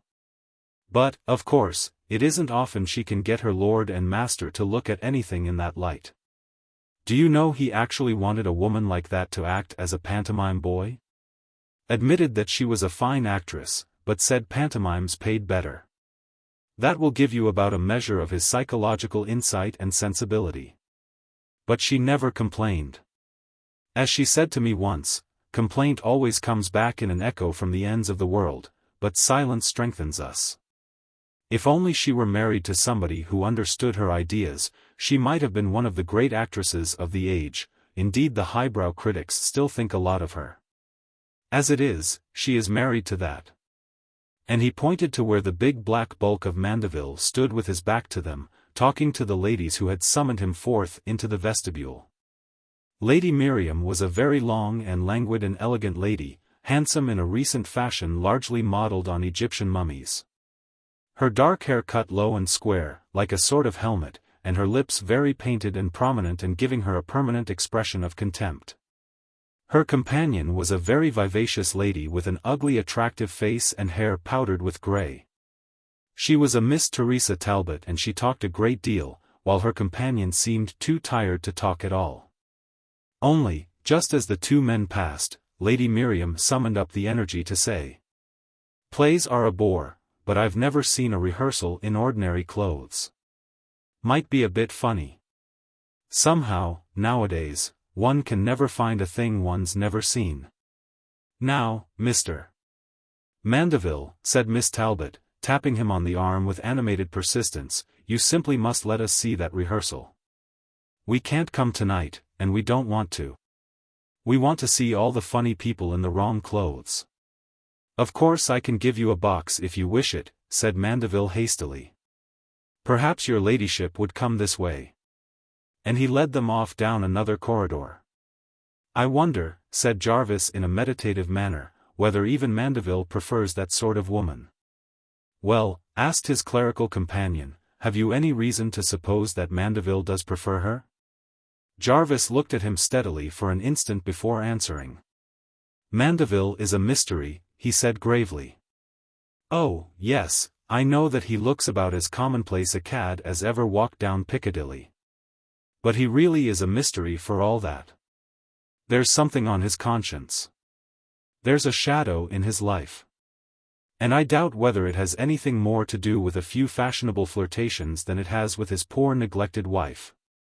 If it has, there's something more in them than meets the eye. As a matter of fact, I happen to know rather more about it than anyone else does, merely by accident. But even I can't make anything of what I know, except a mystery." He looked around him in the vestibule to see that they were alone and then added, lowering his voice, "I don't mind telling you. Because I know you are a tower of silence where secrets are concerned.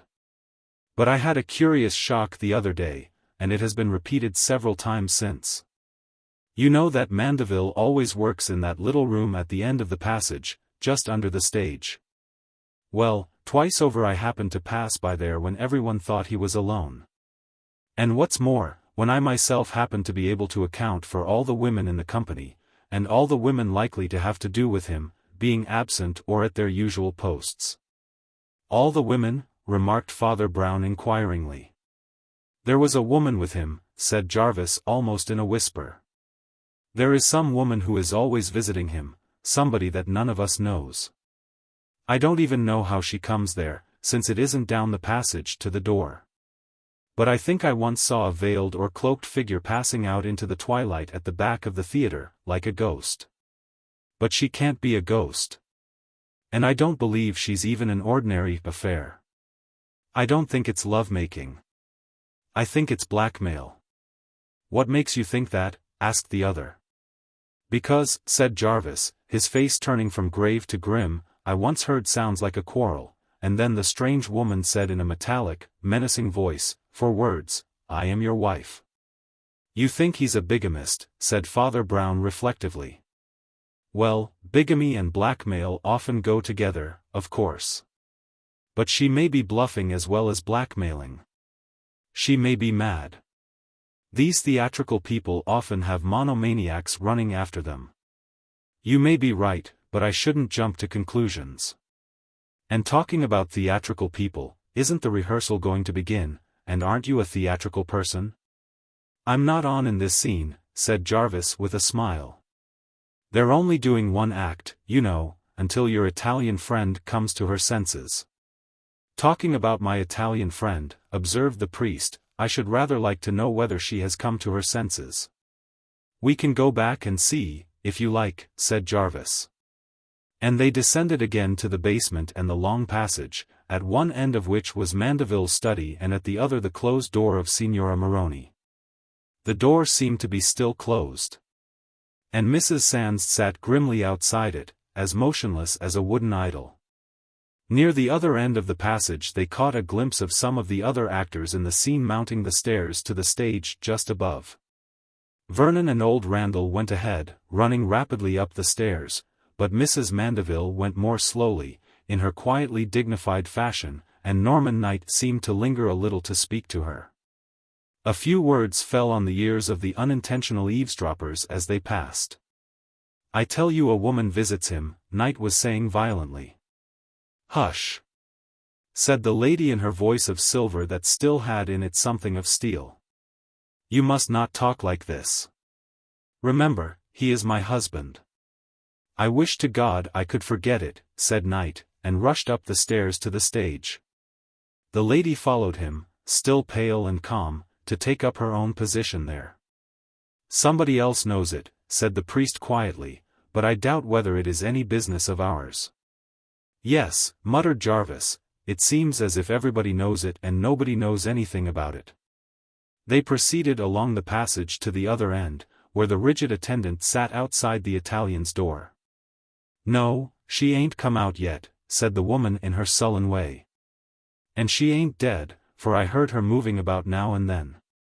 I dunno what trick she's up to." "Do you happen to know, ma'am," said Father Brown with abrupt politeness, "where Mr. Mandeville is just now? Yes, she replied promptly. Saw him go into his little room at the end of the passage a minute or two ago, just before the prompter called and the curtain went up. Must be there still, for I ain't seen him come out. There's no other door to his office, you mean, said Father Brown in an offhand way. Well, I suppose the rehearsal's going in full swing now, for all the signora's sulking. Yes, said Jarvis after a moment's silence. I can just hear the voices on the stage from here. Old Randall has a splendid carrying voice. They both remained for an instant in a listening attitude, so that the booming voice of the actor on the stage could indeed be heard rolling faintly down the stairs and along the passage. Before they had spoken again or resumed their normal poise, their ears were filled with another sound. It was a dull but heavy crash, and it came from behind the closed door of Mundon Mandeville's private room. Father Brown went racing along the passage like an arrow from the bow and was struggling with the door handle before Jarvis had wakened with a start and begun to follow him. The door is locked, said the priest, turning a face that was a little pale. And I am all in favor of breaking down this door. Do you mean, asked Jarvis with a rather ghastly look, that the unknown visitor has got in here again? Do you think it's anything serious? After a moment he added, I may be able to push back the bolt, I know the fastening on these doors. He knelt down and pulled out a pocketknife with a long steel implement. Manipulated it for a moment, and the door swung open on the manager's study. Almost the first thing they noticed was that there was no other door and even no window. But a great electric lamp stood on the table. But it was not quite the first thing that they noticed. For even before that they had seen that Mandeville was lying flat on his face in the middle of the room and the blood was crawling out from under his fallen face like a pattern of scarlet snakes that glittered evilly in that unnatural subterranean light. They did not know how long they had been staring at each other when Jarvis said, like one letting loose something that he had held back with his breath. If the stranger got in somehow. She has gone somehow. Perhaps we think too much about the stranger, said Father Brown. There are so many strange things in this strange theater that you rather tend to forget some of them. Why, which things do you mean? Asked his friend quickly. There are many, said the priest. There is the other locked door, for instance. But the other door is locked, cried Jarvis staring. But you forgot it all the same, said Father Brown. A few moments afterwards he said thoughtfully. That Mrs. Sands is a grumpy and gloomy sort of card. Do you mean? Asked the other in a lowered voice, that she's lying and the Italian did come out? No, said the priest calmly, I think I meant it more or less as a detached study of character. You can't mean, cried the actor, that Mrs. Sands did it herself? I didn't mean a study of her character, said Father Brown. While they had been exchanging these abrupt reflections, Father Brown had knelt down by the body and ascertained that it was beyond any hope or question a dead body. Lying beside it, though not immediately visible from the doorway, was a dagger of the theatrical sort, lying as if it had fallen from the wound or the hand of the assassin. According to Jarvis, who recognized the instrument, there was not very much to be learned from it, unless the experts could find some fingerprints. It was a property dagger. That is, it was nobody's property. It had been kicking about the theater for a long time, and anybody might have picked it up. Then the priest rose and looked gravely round the room. We must send for the police, he said, and for a doctor, though the doctor comes too late. Looking at this room, by the way, I don't see how our Italian friend could manage it. The Italian? Cried his friend, I should think not. I should have thought she had an alibi, if anybody had. 2 separate rooms, both locked, at opposite ends of a long passage, with a fixed witness watching it. No, said Father Brown. Not quite. The difficulty is how she could have got in this end. I think she might have got out the other end. And why? Asked the other. I told you, said Father Brown, that it sounded as if she was breaking glass, mirrors or windows. Stupidly enough I forgot something I knew quite well, that she is pretty superstitious. She wouldn't be likely to break a mirror, so I suspect she broke a window. It's true that all this is under the ground floor, but it might be a skylight or a window opening on an area. But there don't seem to be any skylights or areas here. And he stared at the ceiling very intently for a considerable time. Suddenly he came back to conscious life again with a start. We must go upstairs and telephone and tell everybody. It is pretty painful. My God, can you hear those actors still shouting and ranting upstairs? The play is still going on. I suppose that's what they mean by tragic irony. When it was fated that the theater should be turned into a house of mourning, an opportunity was given to the actors to show many of the real virtues of their type and trade. They did, as the phrase goes, behave like gentlemen, and not only like first-walking gentlemen. They had not all of them liked or trusted Mandeville, but they knew exactly the right things to say about him. They showed not only sympathy but delicacy in their attitude to his widow. She had become in a new and very different sense a tragedy queen. Her lightest word was law, and while she moved about slowly and sadly, they ran her many errands. She was always a strong character, said old Randall rather huskily. And had the best brains of any of us. Of course poor Mandeville was never on her level in education and so on. But she always did her duty splendidly. It was quite pathetic the way she would sometimes say she wished she had more intellectual life, but Mandeville, well, nil nisi bonum, as they say. And the old gentleman went away wagging his head sadly. Nil nisi bonum indeed, said Jarvis grimly. I don't think Randall at any rate has heard of the story of the strange lady visitor. By the way, don't you think it probably was the strange woman? It depends, said the priest. Whom you mean by the strange woman? Oh. I don't mean the Italian woman, said Jarvis hastily. Though, as a matter of fact, you were quite right about her, too. When they went in the skylight was smashed and the room was empty. But so far as the police can discover, she simply went home in the most harmless fashion. No, I mean the woman who was heard threatening him at that secret meeting. The woman who said she was his wife. Do you think she really was his wife? It is possible, said Father Brown, staring blankly into the void, that she really was his wife. That would give us the motive of jealousy over his bigamous remarriage, reflected Jarvis, for the body was not robbed in any way. No need to poke about for thieving servants or even impecunious actors. But as for that, of course, you've noticed the outstanding and peculiar thing about the case? I have noticed several peculiar things, said Father Brown. Which one do you mean? I mean the corporate alibi, said Jarvis gravely. It's not often that practically a whole company has a public alibi like that, an alibi on a lighted stage and all witnessing to each other. As it turns out, it is jolly lucky for our friends here that poor Mandeville did put those two silly society women in the box to watch the rehearsal. They can bear witness that the whole act was performed without a hitch, with the characters on the stage all the time. They began long before Mandeville was last seen going into his room. They went on at least 5 or 10 minutes after you and I found his dead body. And, by a lucky coincidence, the moment we actually heard him fall was during the time when all the characters were on the stage together. Yes, that is certainly very important and simplifies everything, agreed Father Brown. Let us count the people covered by the alibi. There was Randall. I rather fancy Randall practically hated the manager, though he is very properly covering his feelings just now. But he is ruled out. It was his voice we heard thundering over our heads from the stage. There is our jeune premier, Mr. Knight. I have rather good reason to suppose he was in love with Mandeville's wife and not concealing that sentiment so much as he might. But he is out of it, for he was on the stage at the same time, being thundered at. There was that amiable Jew who calls himself Aubrey Vernon, he's out of it, and there's Mrs. Mandeville. She's out of it.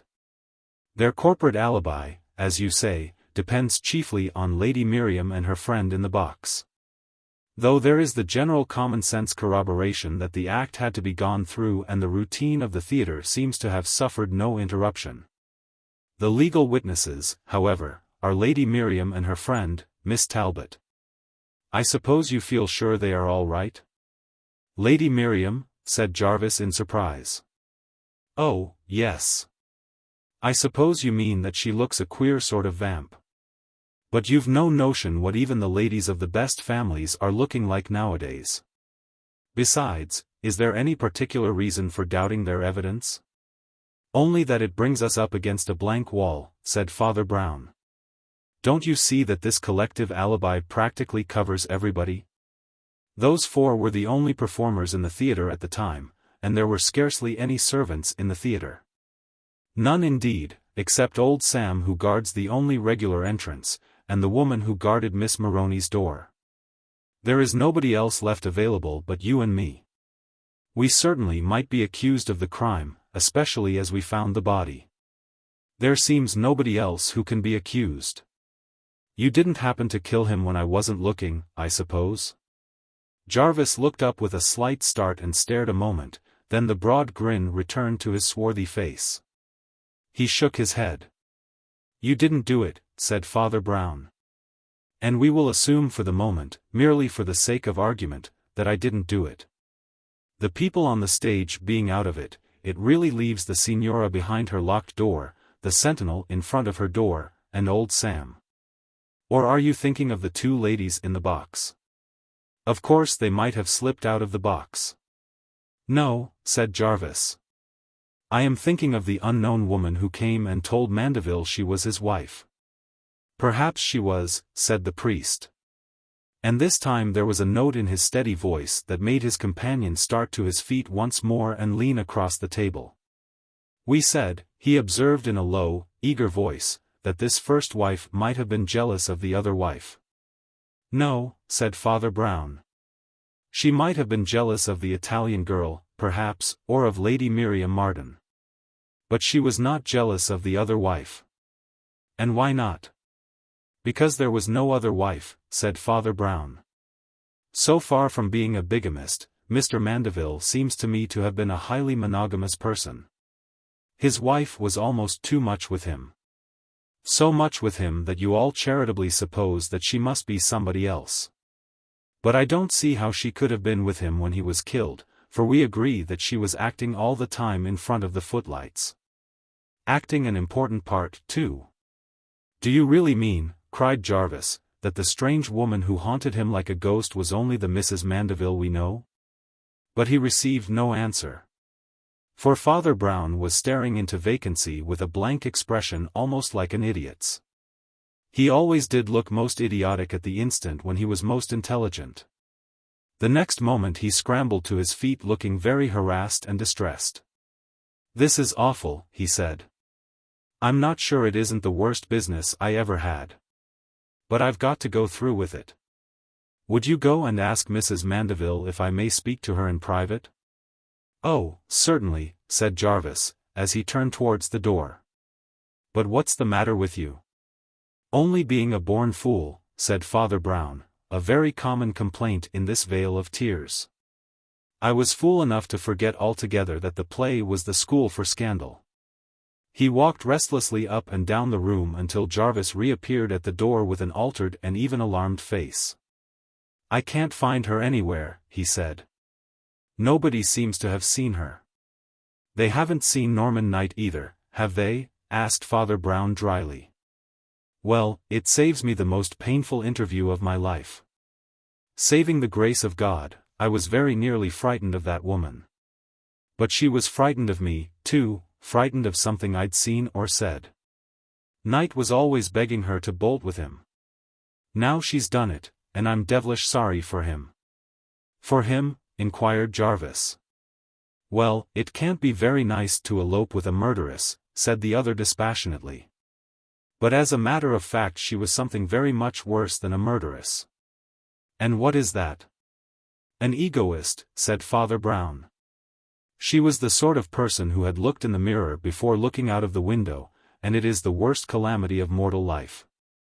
The looking-glass was unlucky for her, all right. But rather because it wasn't broken. I can't understand what all this means, said Jarvis. Everybody regarded her as a person of the most exalted ideals, almost moving on a higher spiritual plane than the rest of us. She regarded herself in that light, said the other. And she knew how to hypnotize everybody else into it. Perhaps I hadn't known her long enough to be wrong about her.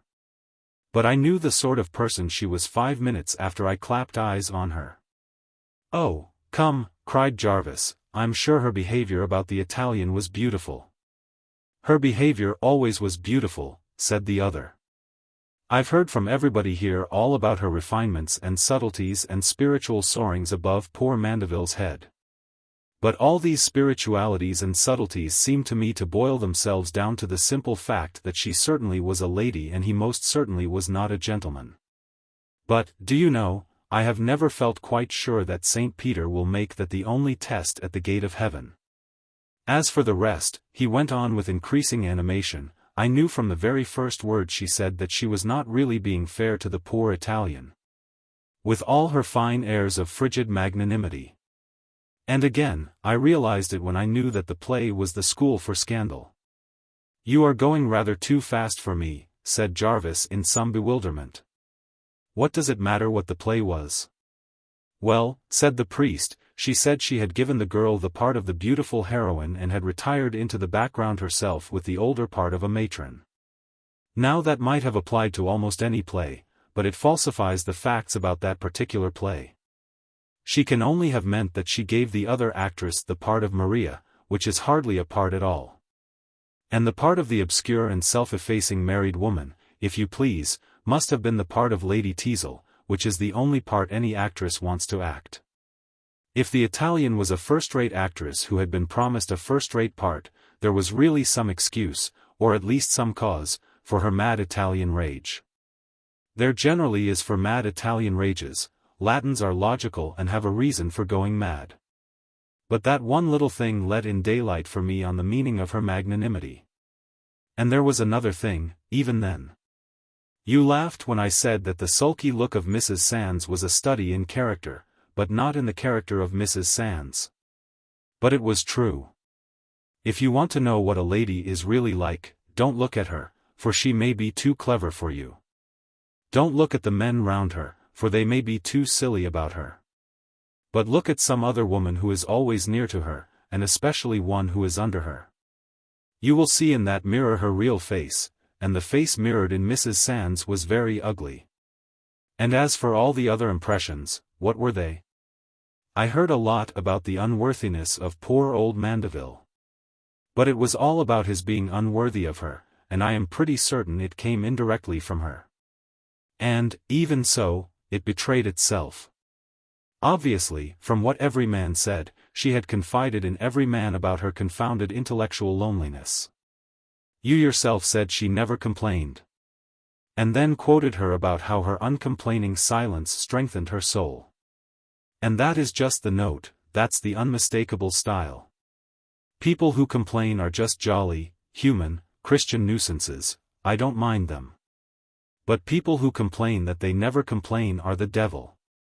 They are really the devil. Isn't that swagger of stoicism the whole point of the Byronic cult of Satan? I heard all this, but for the life of me I couldn't hear of anything tangible she had to complain of. Nobody pretended that her husband drank, or beat her, or left her without money, or even was unfaithful, until the rumor about the secret meetings. Which were simply her own melodramatic habit of pestering him with curtain lectures in his own business office. And when one looked at the facts, apart from the atmospheric impression of martyrdom she contrived to spread, the facts were really quite the other way. Mandeville left off making money on pantomimes to please her, he started losing money on classical drama to please her. She arranged the scenery and furniture as she liked. She wanted Sheridan's play and she had it. She wanted the part of Lady Teazle and she had it. She wanted a rehearsal without costume at that particular hour and she had it. It may be worth remarking on the curious fact that she wanted that. But what is the use of all this tirade? Asked the actor, who had hardly ever heard his clerical friend make so long a speech before. We seem to have got a long way from the murder in all this psychological business. She may have eloped with Knight, she may have bamboozled Randall, she may have bamboozled me. But she can't have murdered her husband. For everyone agrees she was on the stage through the whole scene. She may be wicked, but she isn't a witch. Well, I wouldn't be so sure, said Father Brown, with a smile. But she didn't need to use any witchcraft in this case. I know now that she did it, and very simply indeed. Why are you so sure of that? Asked Jarvis, looking at him in a puzzled way. Because the play was the School for Scandal, replied Father Brown. And that particular act of the School for Scandal. I should like to remind you, as I said just now, that she always arranged the furniture how she liked. I should also like to remind you that this stage was built and used for pantomimes. It would naturally have trapdoors and trick exits of that sort. And when you say that witnesses could attest to having seen all the performers on the stage, I should like to remind you that in the principal scene of the School for Scandal one of the principal performers remains for a considerable time on the stage, but is not seen. She is technically on, but she might practically be very much off.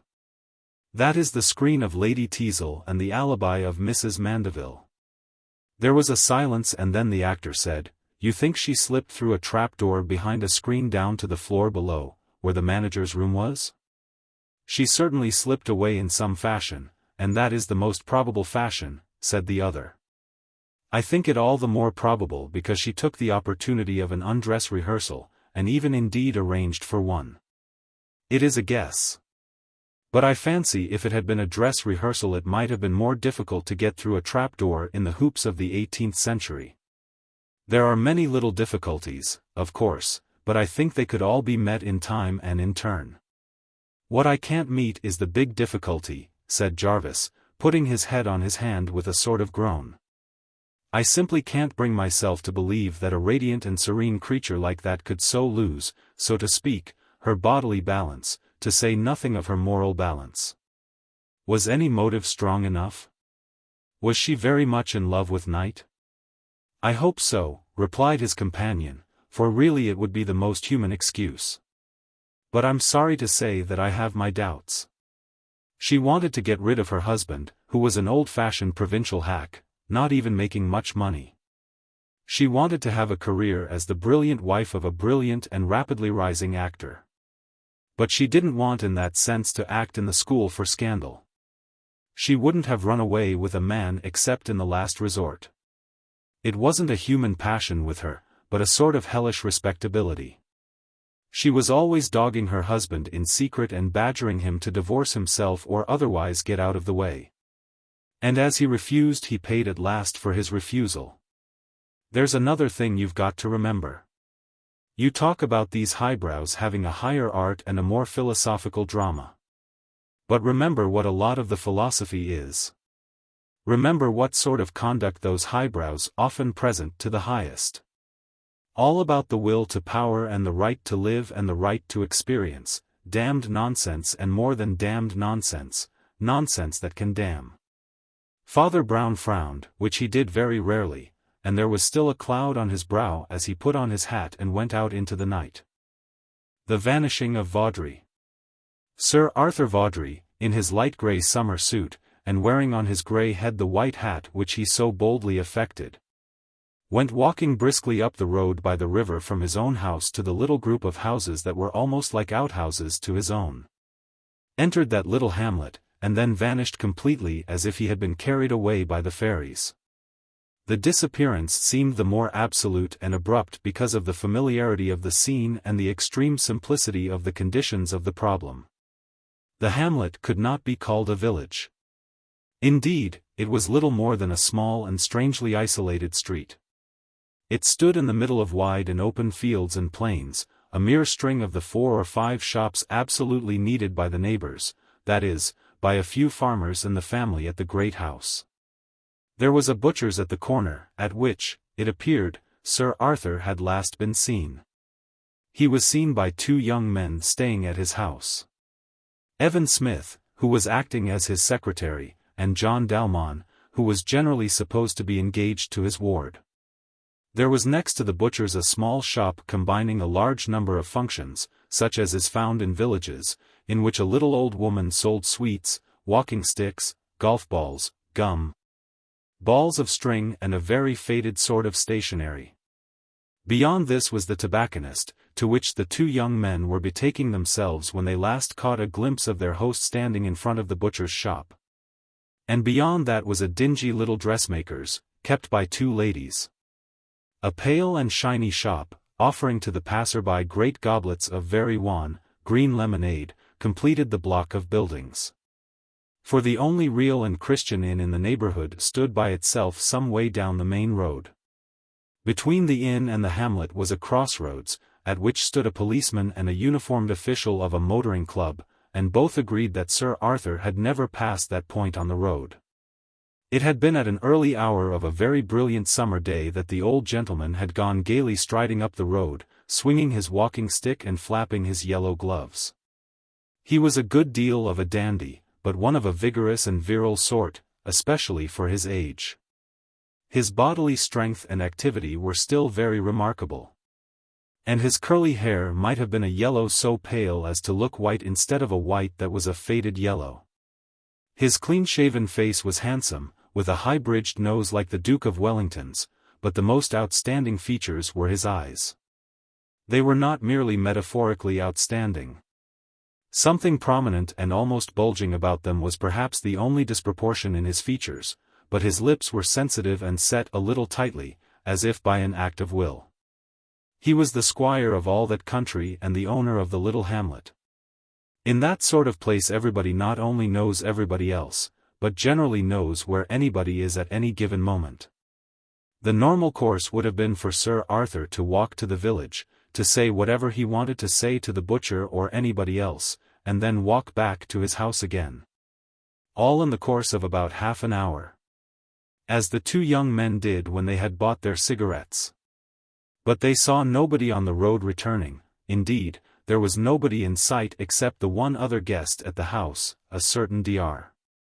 Abbot, who was sitting with his broad back to them on the river bank, very patiently fishing. When all the three guests returned to breakfast, they seemed to think little or nothing of the continued absence of the squire. But when the day wore on and he missed one meal after another, they naturally began to be puzzled, and Sybil Rye, the lady of the household, began to be seriously alarmed. Expeditions of discovery were dispatched to the village again and again without finding any trace, and eventually, when darkness fell, the house was full of a definite fear. Sybil had sent for Father Brown, who was a friend of hers and had helped her out of a difficulty in the past. And under the pressure of the apparent peril he had consented to remain at the house and see it through. Thus it happened that when the new day's dawn broke without news, Father Brown was early afoot and on the lookout for anything. His black, stumpy figure could be seen pacing the garden path where the garden was embanked along the river, as he scanned the landscape up and down with his short-sighted and rather misty gaze. He realized that another figure was moving even more restlessly along the embankment, and saluted Evan Smith, the secretary, by name. Evan Smith was a tall, fair-haired young man, looking rather harassed, as was perhaps natural in that hour of distraction. But something of the sort hung about him at all times. Perhaps it was more marked because he had the sort of athletic reach and poise and the sort of leonine yellow hair and mustache which accompany, always in fiction and sometimes in fact, a frank and cheerful demeanor of English youth. As in his case they accompanied deep and cavernous eyes and a rather haggard look. The contrast with the conventional tall figure and fair hair of romance may have had a touch of something sinister. But Father Brown smiled at him amiably enough and then said more seriously, "This is a trying business." "It's a very trying business for Miss Rye," answered the young man gloomily. "And I don't see why I should disguise what's the worst part of it for me, even if she is engaged to Dalmon." "Shocked, I suppose?" Father Brown did not look very much shocked, but his face was often rather expressionless. He merely said, mildly, "Naturally, we all sympathize with her anxiety. I suppose you haven't any news or views in the matter?" "I haven't any news exactly," answered Smith, "no news from outside at least. As for views," and he relapsed into moody silence. "I should be very glad to hear your views," said the little priest pleasantly. "I hope you don't mind my saying that you seem to have something on your mind." The young man stirred rather than started and looked at the priest steadily, with a frown that threw his hollow eyes into dense shadow. "Well, you're right enough," he said at last. "I suppose I shall have to tell somebody. And you seem a safe sort of person to tell. Do you know what has happened to Sir Arthur?" asked Father Brown calmly, as if it were the most casual matter in the world. "Yes," said the secretary harshly, "I think I know what has happened to Sir Arthur." "A beautiful morning," said a bland voice in his ear, "a beautiful morning for a rather melancholy meeting." This time the secretary jumped as if he had been shot, as the large shadow of Dr. Abbott fell across his path in the already strong sunshine. Dr. Abbott was still in his dressing gown, a sumptuous oriental dressing gown covered with colored flowers and dragons, looking rather like one of the most brilliant flower beds that were growing under the glowing sun. He also wore large, flat slippers, which was doubtless why he had come so close to the others without being heard. He would normally have seemed the last person for such a light and airy approach, for he was a very big, broad and heavy man, with a powerful benevolent face very much sunburnt. In a frame of old-fashioned grey whiskers and chin beard, which hung about him luxuriantly, like the long, grey curls of his venerable head. His long slits of eyes were rather sleepy and, indeed, he was an elderly gentleman to be up so early. But he had a look at once robust and weather-beaten, as of an old farmer or sea captain who had once been out in all weathers. He was the only old comrade and contemporary of the squire in the company that met at the house. "It seems truly extraordinary," he said, shaking his head. "Those little houses are like dolls' houses, always open front and back, and there's hardly room to hide anybody, even if they wanted to hide him. And I'm sure they don't. Dalmon and I cross-examined them all yesterday. They're mostly little old women that couldn't hurt a fly. The men are nearly all away harvesting, except the butcher. And Arthur was seen coming out of the butcher's. And nothing could have happened along that stretch by the river, for I was fishing there all day." Then he looked at Smith, and the look in his long eyes seemed for the moment not only sleepy, but a little sly. "I think you and Dalmon can testify," he said, "that you saw me sitting there through your whole journey there and back." "Yes," said Evan Smith shortly, and seemed rather impatient at the long interruption. "The only thing I can think of," went on Dr. Abbott slowly, and then the interruption was itself interrupted. A figure at once light and sturdy strode very rapidly across the green lawn between the gay flower beds, and John Dalmon appeared among them, holding a paper in his hand.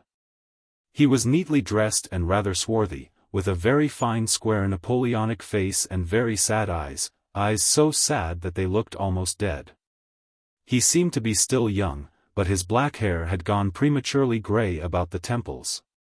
"I've just had this telegram from the police," he said. "I wired to them last night and they say they're sending down a man at once. Do you know, Dr. Abbott, of anybody else we ought to send for? Relations, I mean, and that sort of thing." "There is his nephew, Vernon Vaudrey, of course," said the old man. "If you will come with me, I think I can give you his address and tell you something rather special about him." Dr. Abbott and Dalmon moved away in the direction of the house and, when they had gone a certain distance, Father Brown said simply, as if there had been no interruption. "You were saying?" "You're a cool hand," said the secretary. "I suppose it comes of hearing confessions. I feel rather as if I were going to make a confession. Some people would feel a bit jolted out of the mood of confidence by that queer old elephant creeping up like a snake. But I suppose I'd better stick to it, though it really isn't my confession, but somebody else's." He stopped a moment, frowning and pulling his mustache. Then he said, abruptly, "I believe Sir Arthur has bolted, and I believe I know why." There was a silence and then he exploded again. "I'm in a damnable position, and most people would say I was doing a damnable thing. I am now going to appear in the character of a sneak and a skunk, and I believe I am doing my duty. You must be the judge, said Father Brown gravely. What is the matter with your duty? I'm in the perfectly foul position of telling tales against a rival, and a successful rival, too, said the young man bitterly, and I don't know what else in the world I can do. You were asking what was the explanation of Vaudrey's disappearance. I am absolutely convinced that Dalmon is the explanation. You mean, said the priest, with composure, that Dalmon has killed Sir Arthur? No, exploded Smith, with startling violence. No, 100 times. He hasn't done that, whatever else he's done. He isn't a murderer, whatever else he is.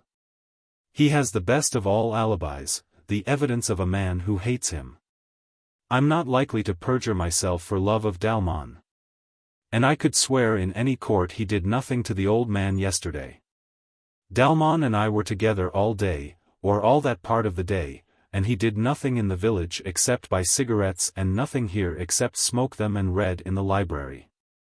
No. I believe he is a criminal, but he did not kill Vaudrey. I might even say more, because he is a criminal he did not kill Vaudrey. Yes, said the other patiently, and what does that mean? It means, replied the secretary, that he is a criminal committing another crime, and his crime depends on keeping Vaudrey alive. Oh, I see, said Father Brown. I know Sybil Rye pretty well. And her character is a great part of this story. It is a very fine character in both senses, that is, it is of a noble quality and only too delicate a texture. She is one of those people who are terribly conscientious, without any of that armor of habit and hard common sense that many conscientious people get. She is almost insanely sensitive and at the same time quite unselfish. Her history is curious. She was left literally penniless like a foundling, and Sir Arthur took her into his house and treated her with consideration, which puzzled many. For, without being hard on the old man, it was not much in his line. But, when she was about 17, the explanation came to her with a shock, for her guardian asked her to marry him. Now I come to the curious part of the story.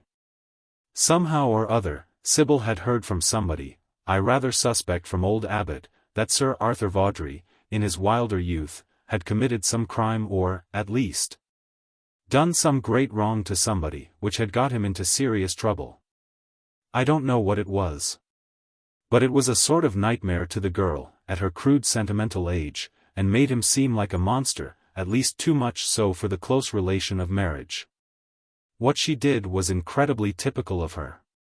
With helpless terror and with heroic courage, she told him the truth with her own trembling lips. She admitted that her repulsion might be morbid. She confessed it like a secret madness. To her relief and surprise he took it quietly and courteously, and apparently said no more on the subject. And her sense of his generosity was greatly increased by the next stage of the story. There came into her lonely life the influence of an equally lonely man. He was camping out like a sort of hermit on one of the islands in the river, and I suppose the mystery made him attractive, though I admit he is attractive enough. A gentleman and quite witty, though very melancholy, which, I suppose, increased the romance. It was this man, Dalmon, of course, and to this day I'm not sure how far she really accepted him. But it got as far as his getting permission to see her guardian. I can fancy her awaiting that interview in an agony of terror and wondering how the old beau would take the appearance of a rival. But here, again, she found she had apparently done him an injustice. He received the younger man with hearty hospitality and seemed to be delighted with the prospects of the young couple. He and Dalmon went shooting and fishing together and were the best of friends, when one day she had another shock. Dalmon let slip in conversation some chance phrase that the old man had not changed much in 30 years, and the truth about the odd intimacy burst upon her. All that introduction and hospitality had been a masquerade, the men had obviously known each other before. That was why the younger man had come down rather covertly to that district. That was why the elder man was lending himself so readily to promote the match. I wonder what you are thinking. I know what you are thinking, said Father Brown, with a smile, and it seems entirely logical. Here we have Vaudrey, with some ugly story in his past. A mysterious stranger come to haunt him, and getting whatever he wants out of him. In plain words, you think Dalmon is a blackmailer. I do, said the other, and a rotten thing to think, too. Father Brown reflected for a moment and then said, I think I should like to go up to the house now and have a talk to Dr. Abbott. When he came out of the house again an hour or two afterwards, he may have been talking to Dr. Abbott, but he emerged in company with Sybil Rye, a pale girl with reddish hair and a profile delicate and almost tremulous. At the sight of her, one could instantly understand all the secretary's story of her shuddering candor. It recalled Godiva and certain tales of virgin martyrs. Only the shy can be so shameless for conscience's sake. Smith came forward to meet them, and for a moment they stood talking on the lawn. The day, which had been brilliant from daybreak, was now glowing and even glaring, but Father Brown carried his black bundle of an umbrella as well as wearing his black umbrella of a hat. And seemed, in a general way, buttoned up to breast the storm. But perhaps it was only an unconscious effect of attitude, and perhaps the storm was not a material storm. What I hate about it all, Sybil was saying in a low voice, is the talk that's beginning already, suspicions against everybody. John and Evan can answer for each other, I suppose, but Dr. Abbott has had an awful scene with the butcher, who thinks he is accused and is throwing accusations about in consequence. Evan Smith looked very uncomfortable. Then blurted out. Look here, Sybil, I can't say much, but we don't believe there's any need for all that. It's all very beastly, but we don't think there's been any violence. Have you got a theory, then? Said the girl, looking instantly at the priest. I have heard a theory, he replied, which seems to me very convincing. He stood looking rather dreamily towards the river, and Smith and Sybil began to talk to each other swiftly, in lowered tones. The priest drifted along the river bank, ruminating, and plunged into a plantation of thin trees on an almost overhanging bank. The strong sun beat on the thin veil of little dancing leaves like small green flames, and all the birds were singing as if the tree had 100 tongues. A minute or two later, Evan Smith heard his own name called cautiously and yet clearly from the green depths of the thicket. He stepped rapidly in that direction and met Father Brown returning. The priest said to him, in a very low voice, Don't let the lady come down here. Can't you get rid of her? Ask her to telephone or something, and then come back here again. Evan Smith turned with a rather desperate appearance of carelessness and approached the girl, but she was not the sort of person whom it is hard to make busy with small jobs for others. In a very short time she had vanished into the house, and Smith turned to find that Father Brown had once more vanished into the thicket. Just beyond the clump of trees was a sort of small chasm where the turf had subsided to the level of the sand by the river. Father Brown was standing on the brink of this cleft, looking down. But, either by accident or design, he was holding his hat in his hand, in spite of the strong sun pouring on his head. You had better see this yourself, he said, heavily, as a matter of evidence. But I warn you to be prepared. Prepared for what? Asked the other. Only for the most horrible thing I ever saw in my life, said Father Brown.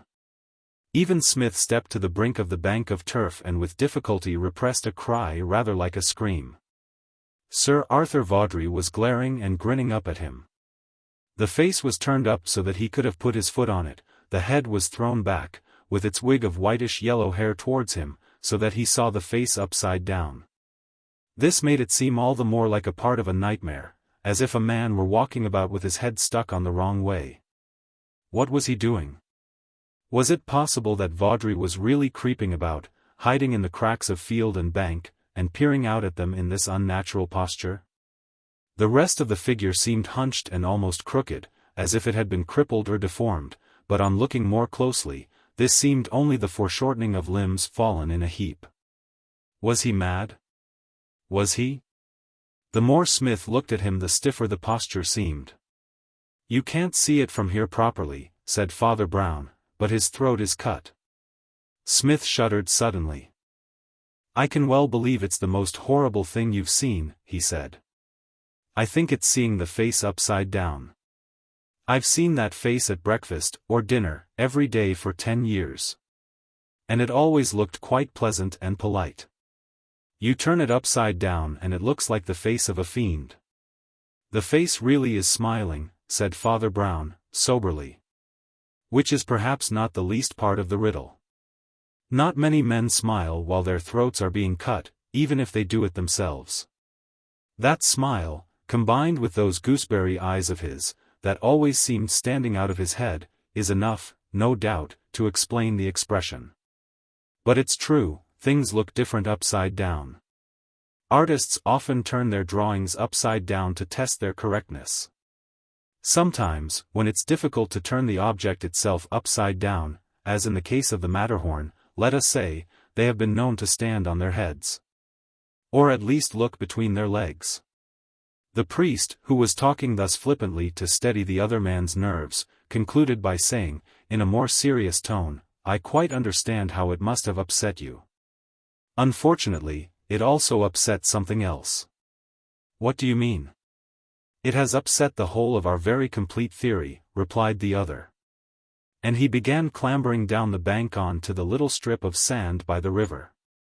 "Perhaps he did it himself," said Smith abruptly. "After all, that's the most obvious sort of escape. And fits in with our theory very well. He wanted a quiet place and he came here and cut his throat." "He didn't come here at all," said Father Brown. "At least, not alive, and not by land. He wasn't killed here, there's not enough blood. This son has dried his hair and clothes pretty well by now, but there are the traces of 2 trickles of water in the sand. Just about here the tide comes up from the sea and makes an eddy that washed the body into the creek and left it when the tide retired. But the body must first have been washed down the river, presumably from the village, for the river runs just behind the row of little houses and shops. Poor Vaudrey died up in the hamlet, somehow. After all, I don't think he committed suicide, but the trouble is who would, or could, have killed him up in that potty little place." He began to draw rough designs with the point of his stumpy umbrella on the strip of sand. "Let's see, how does the row of shops run? First, the butcher's. Well, of course, a butcher would be an ideal performer with a large carving knife. But you saw Vaudrey come out, and it isn't very probable that he stood in the outer shop while the butcher said, 'Good morning. Allow me to cut your throat.' Thank you. And the next article, please?" "Sir Arthur doesn't strike me as the sort of man who'd have stood there with a pleasant smile while this happened. He was a very strong and vigorous man, with rather a violent temper. And who else, except the butcher, could have stood up to him? The next shop is kept by an old woman. Then comes the tobacconist, who is certainly a man, but I am told quite a small and timid one. Then there is the dressmaker's, run by 2 maiden ladies, and then a refreshment shop run by a man who happens to be in hospital and who has left his wife in charge. There are 2 or 3 village lads, assistants and errand boys, but they were away on a special job. The refreshment shop ends the street. There is nothing beyond that but the inn, with the policeman between." He made a punch with the ferrule of his umbrella to represent the policeman, and remained moodily staring up the river. Then he made a slight movement with his hand and, stepping quickly across, stooped over the corpse. "Ah," he said, straightening himself and letting out a great breath. "The tobacconist. Why in the world didn't I remember that about the tobacconist?" "What is the matter with you?" demanded Smith in some exasperation, for Father Brown was rolling his eyes and muttering. And he had uttered the word tobacconist as if it were a terrible word of doom. "Did you notice," said the priest, after a pause, "something rather curious about his face?" "Curious, my God!" said Evan, with a retrospective shudder. "Anyhow, his throat was cut." "I said his face," said the cleric quietly. "Besides, don't you notice he has hurt his hand and there's a small bandage round it?" "Oh, that has nothing to do with it," said Evan hastily. "That happened before and was quite an accident. He cut his hand with a broken ink bottle while we were working together. It has something to do with it, for all that, replied Father Brown. There was a long silence, and the priest walked moodily along the sand, trailing his umbrella and sometimes muttering the word tobacconist, till the very word drilled his friend with fear. Then he suddenly lifted the umbrella and pointed to a boathouse among the rushes. "Is that the family boat?" he asked. "I wish you'd just scull me up the river. I want to look at those houses from the back. There's no time to lose. They may find the body, but we must risk that." Smith was already pulling the little boat upstream towards the hamlet before Father Brown spoke again. Then he said, "By the way, I found out from old Abbot what was the real story about poor Vaudrey's misdemeanor. It was a rather curious story about an Egyptian official who had insulted him by saying that a good Muslim would avoid swine and Englishmen, but preferred swine, or some such tactful remark. Whatever happened at the time, the quarrel was apparently renewed some years after, when the official visited England. And Vaudrey, in his violent passion, dragged the man to a pigsty on the farm attached to the country house and threw him in, breaking his arm and leg and leaving him there till next morning. There was rather a row about it, of course, but many people thought Vaudrey had acted in a pardonable passion of patriotism. Anyhow, it seems not quite the thing that would have kept a man silent under deadly blackmail for decades." "Then you don't think it had anything to do with the story we are considering?" asked the secretary, thoughtfully. "I think it had a thundering lot to do with the story I am considering now," said Father Brown. They were now floating past the low wall and the steep strips of back garden running down from the back doors to the river. Father Brown counted them carefully, pointing with his umbrella, and when he came to the third he said again, "Tobacconist. Is the tobacconist by any chance? But I think I'll act on my guess till I know. Only, I'll tell you what it was I thought odd about Sir Arthur's face." "And what was that?" asked his companion, pausing and resting on his oars for an instant. "He was a great dandy," said Father Brown, "and the face was only half shaved. Could you stop here a moment? We could tie up the boat to that post." A minute or two afterwards they had clambered over the little wall and were mounting the steep cobbled paths of the little garden, with its rectangular beds of vegetables and flowers. "You see, the tobacconist does grow potatoes," said Father Brown. "Associations with Sir Walter Raleigh, no doubt. Plenty of potatoes and plenty of potato sacks. These little country people have not lost all the habits of peasants, they still run 2 or 3 jobs at once. But country tobacconists very often do one odd job extra, that I never thought of till I saw Vaudrey's chin. 9 times out of 10 you call the shop the tobacconist's, but it is also the barber's. He'd cut his hand and couldn't shave himself, so he came up here. Does that suggest anything else to you?" "It suggests a good deal," replied Smith. "But I expect it will suggest a good deal more to you." "Does it suggest, for instance," observed Father Brown, "the only conditions in which a vigorous and rather violent gentleman might be smiling pleasantly when his throat was cut?" The next moment they had passed through a dark passage or two at the back of the house, and came into the back room of the shop. Dimly lit by filtered light from beyond and a dingy and cracked looking-glass. It seemed, somehow, like the green twilight of a tank, but there was light enough to see the rough apparatus of a barber's shop and the pale and even panic-stricken face of a barber. Father Brown's eye roamed round the room, which seemed to have been just recently cleaned and tidied, till his gaze found something in a dusty corner just behind the door. It was a hat hanging on a hat peg. It was a white hat and one very well known to all that village. And yet, conspicuous as it had always seemed in the street, it seemed only an example of the sort of little thing a certain sort of man often entirely forgets. When he has most carefully washed floors or destroyed stained rags. "Sir Arthur Vaudrey was shaved here yesterday morning, I think," said Father Brown in a level voice. To the barber, a small, bald-headed, spectacled man whose name was Wicks. The sudden appearance of these two figures out of his own back premises was like the appearance of two ghosts risen out of a grave under the floor. But it was at once apparent that he had more to frighten him than any fancy of superstition. He shrank, we might almost say that he shriveled, into a corner of the dark room. And everything about him seemed to dwindle, except his great goblin spectacles. "Tell me one thing," continued the priest, quietly. "You had a reason for hating the squire?" The man in the corner babbled something that Smith could not hear, but the priest nodded. "I know you had," he said. "You hated him, and that's how I know you didn't kill him. Will you tell us what happened, or shall I?" There was a silence filled with the faint ticking of a clock in the back kitchen, and then Father Brown went on. "What happened was this. When Mr.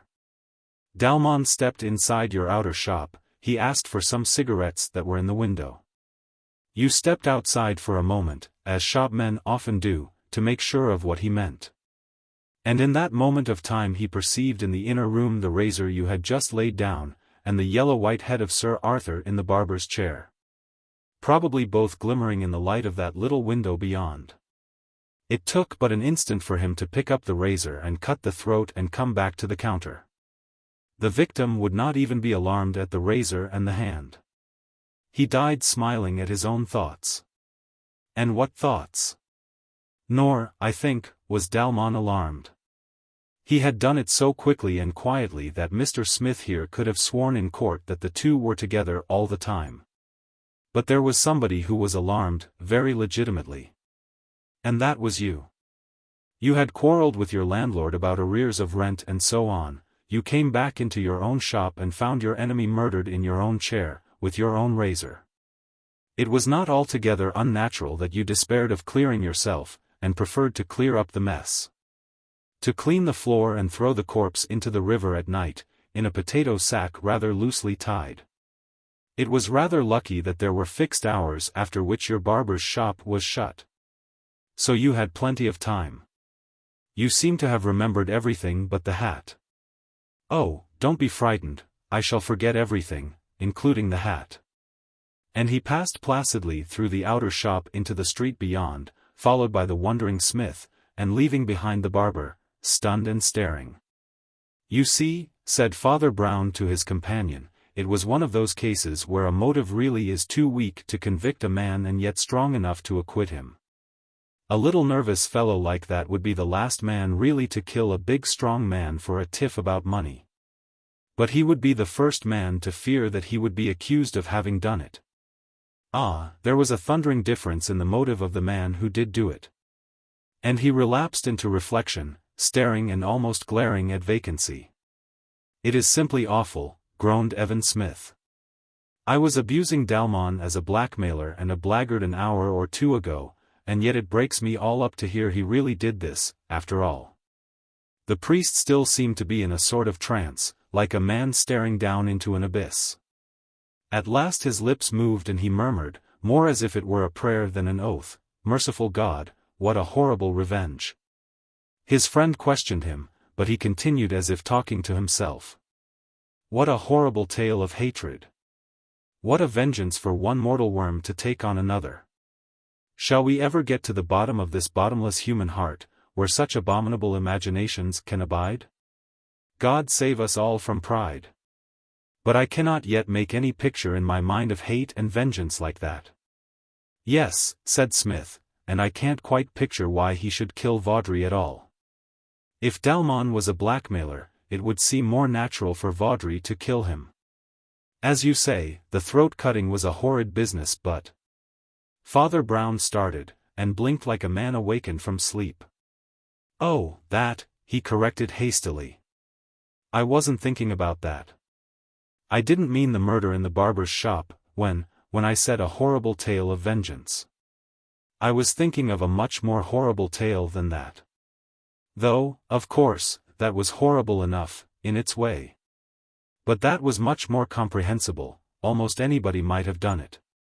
In fact, it was very nearly an act of self-defense. What? Exclaimed the secretary incredulously.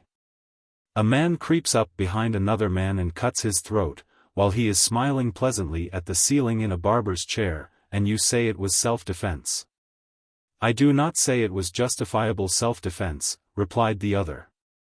I only say that many a man would have been driven to it, to defend himself against an appalling calamity, which was also an appalling crime. It was that other crime that I was thinking about.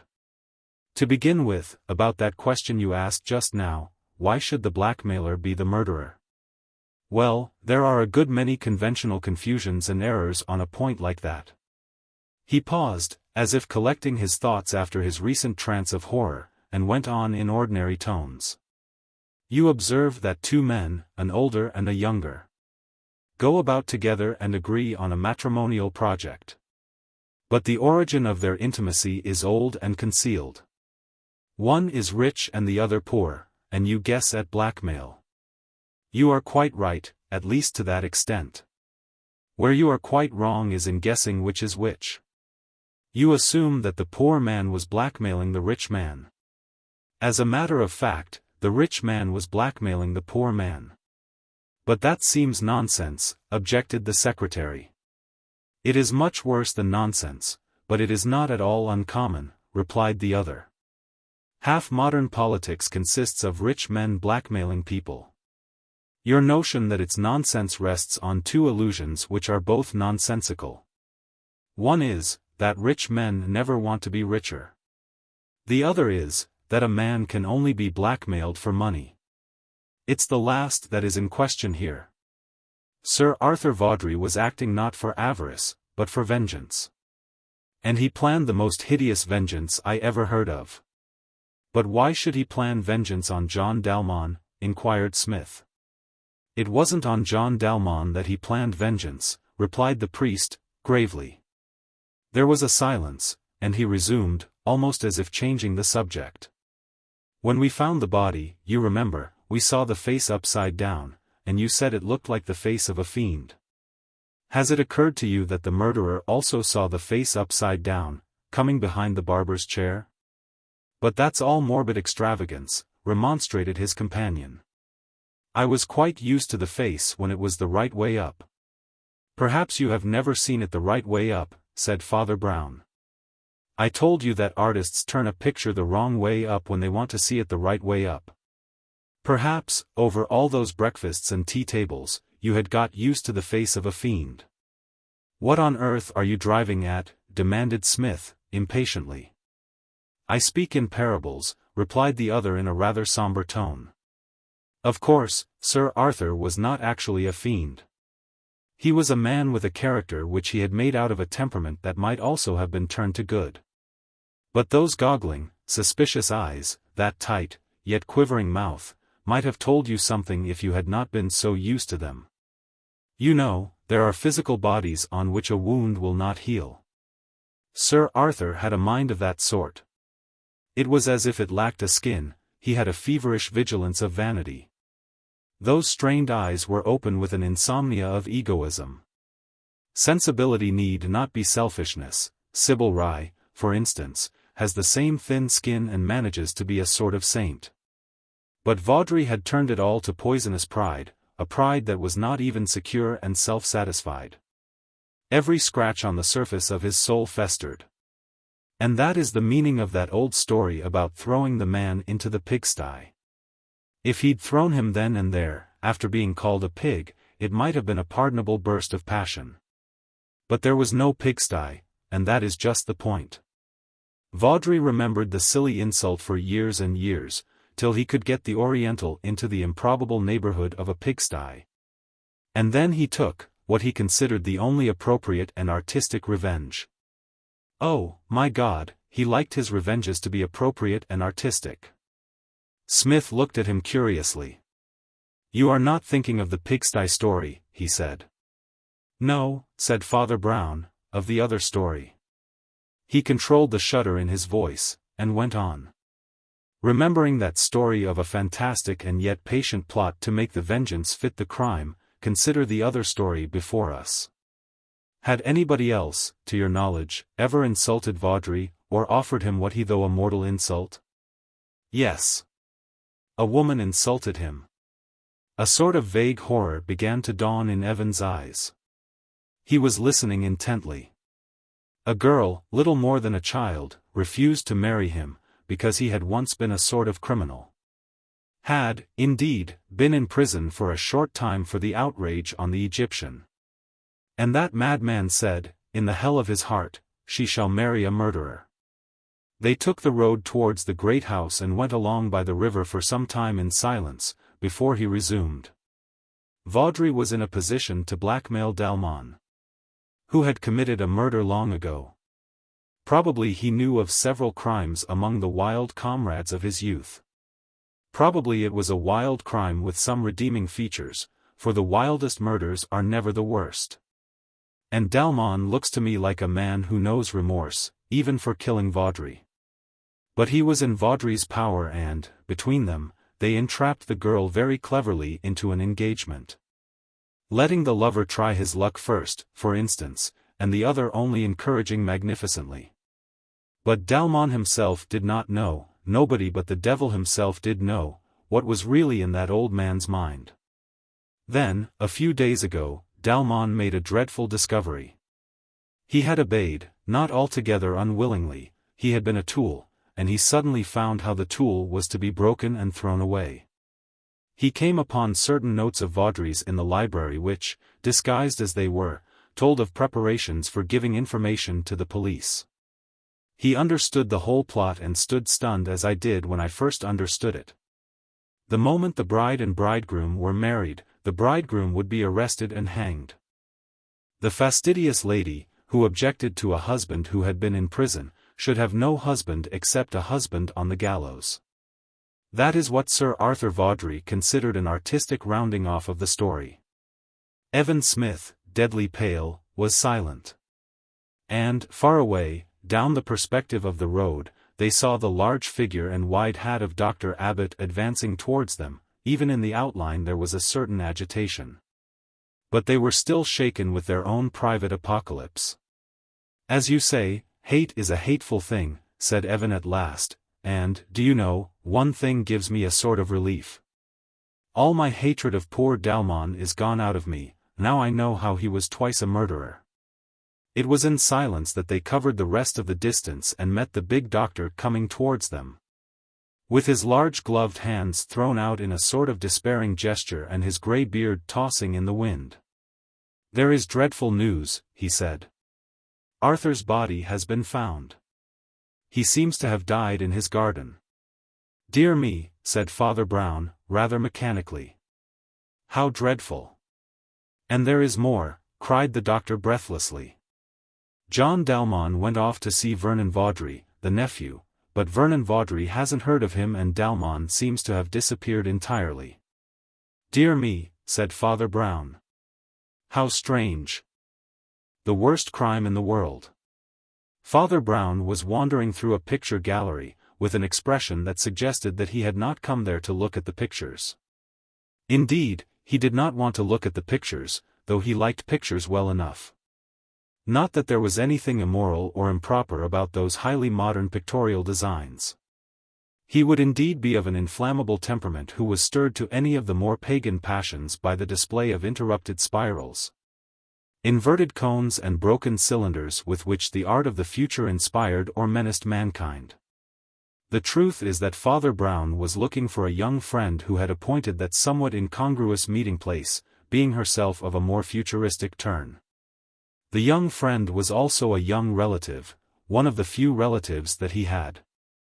Her name was Elizabeth Fane, simplified into Betty, and she was the child of a sister who had married into a race of refined but impoverished squires. As the squire was dead as well as impoverished, Father Brown stood in the relation of a protector as well as a priest, and in some sense a guardian as well as an uncle. At the moment, however, he was blinking about at the groups in the gallery without catching sight of the familiar brown hair and bright face of his niece. Nevertheless, he saw some people he knew and a number of people he did not know, including some that, as a mere matter of taste, he did not much want to know. Among the people the priest did not know, and who yet aroused his interest, was a lithe and alert young man, very beautifully dressed and looking rather like a foreigner, because While his beard was cut in a spade shape like an old Spaniard's, his dark hair was cropped so close as to look like a tight black skullcap. Among the people the priest did not particularly want to know was a very dominant-looking lady, sensationally clad in scarlet, with a mane of yellow hair too long to be called bobbed, but too loose to be called anything else. She had a powerful and rather heavy face of a pale and rather unwholesome complexion, and when she looked at anybody she cultivated the fascinations of a basilisk.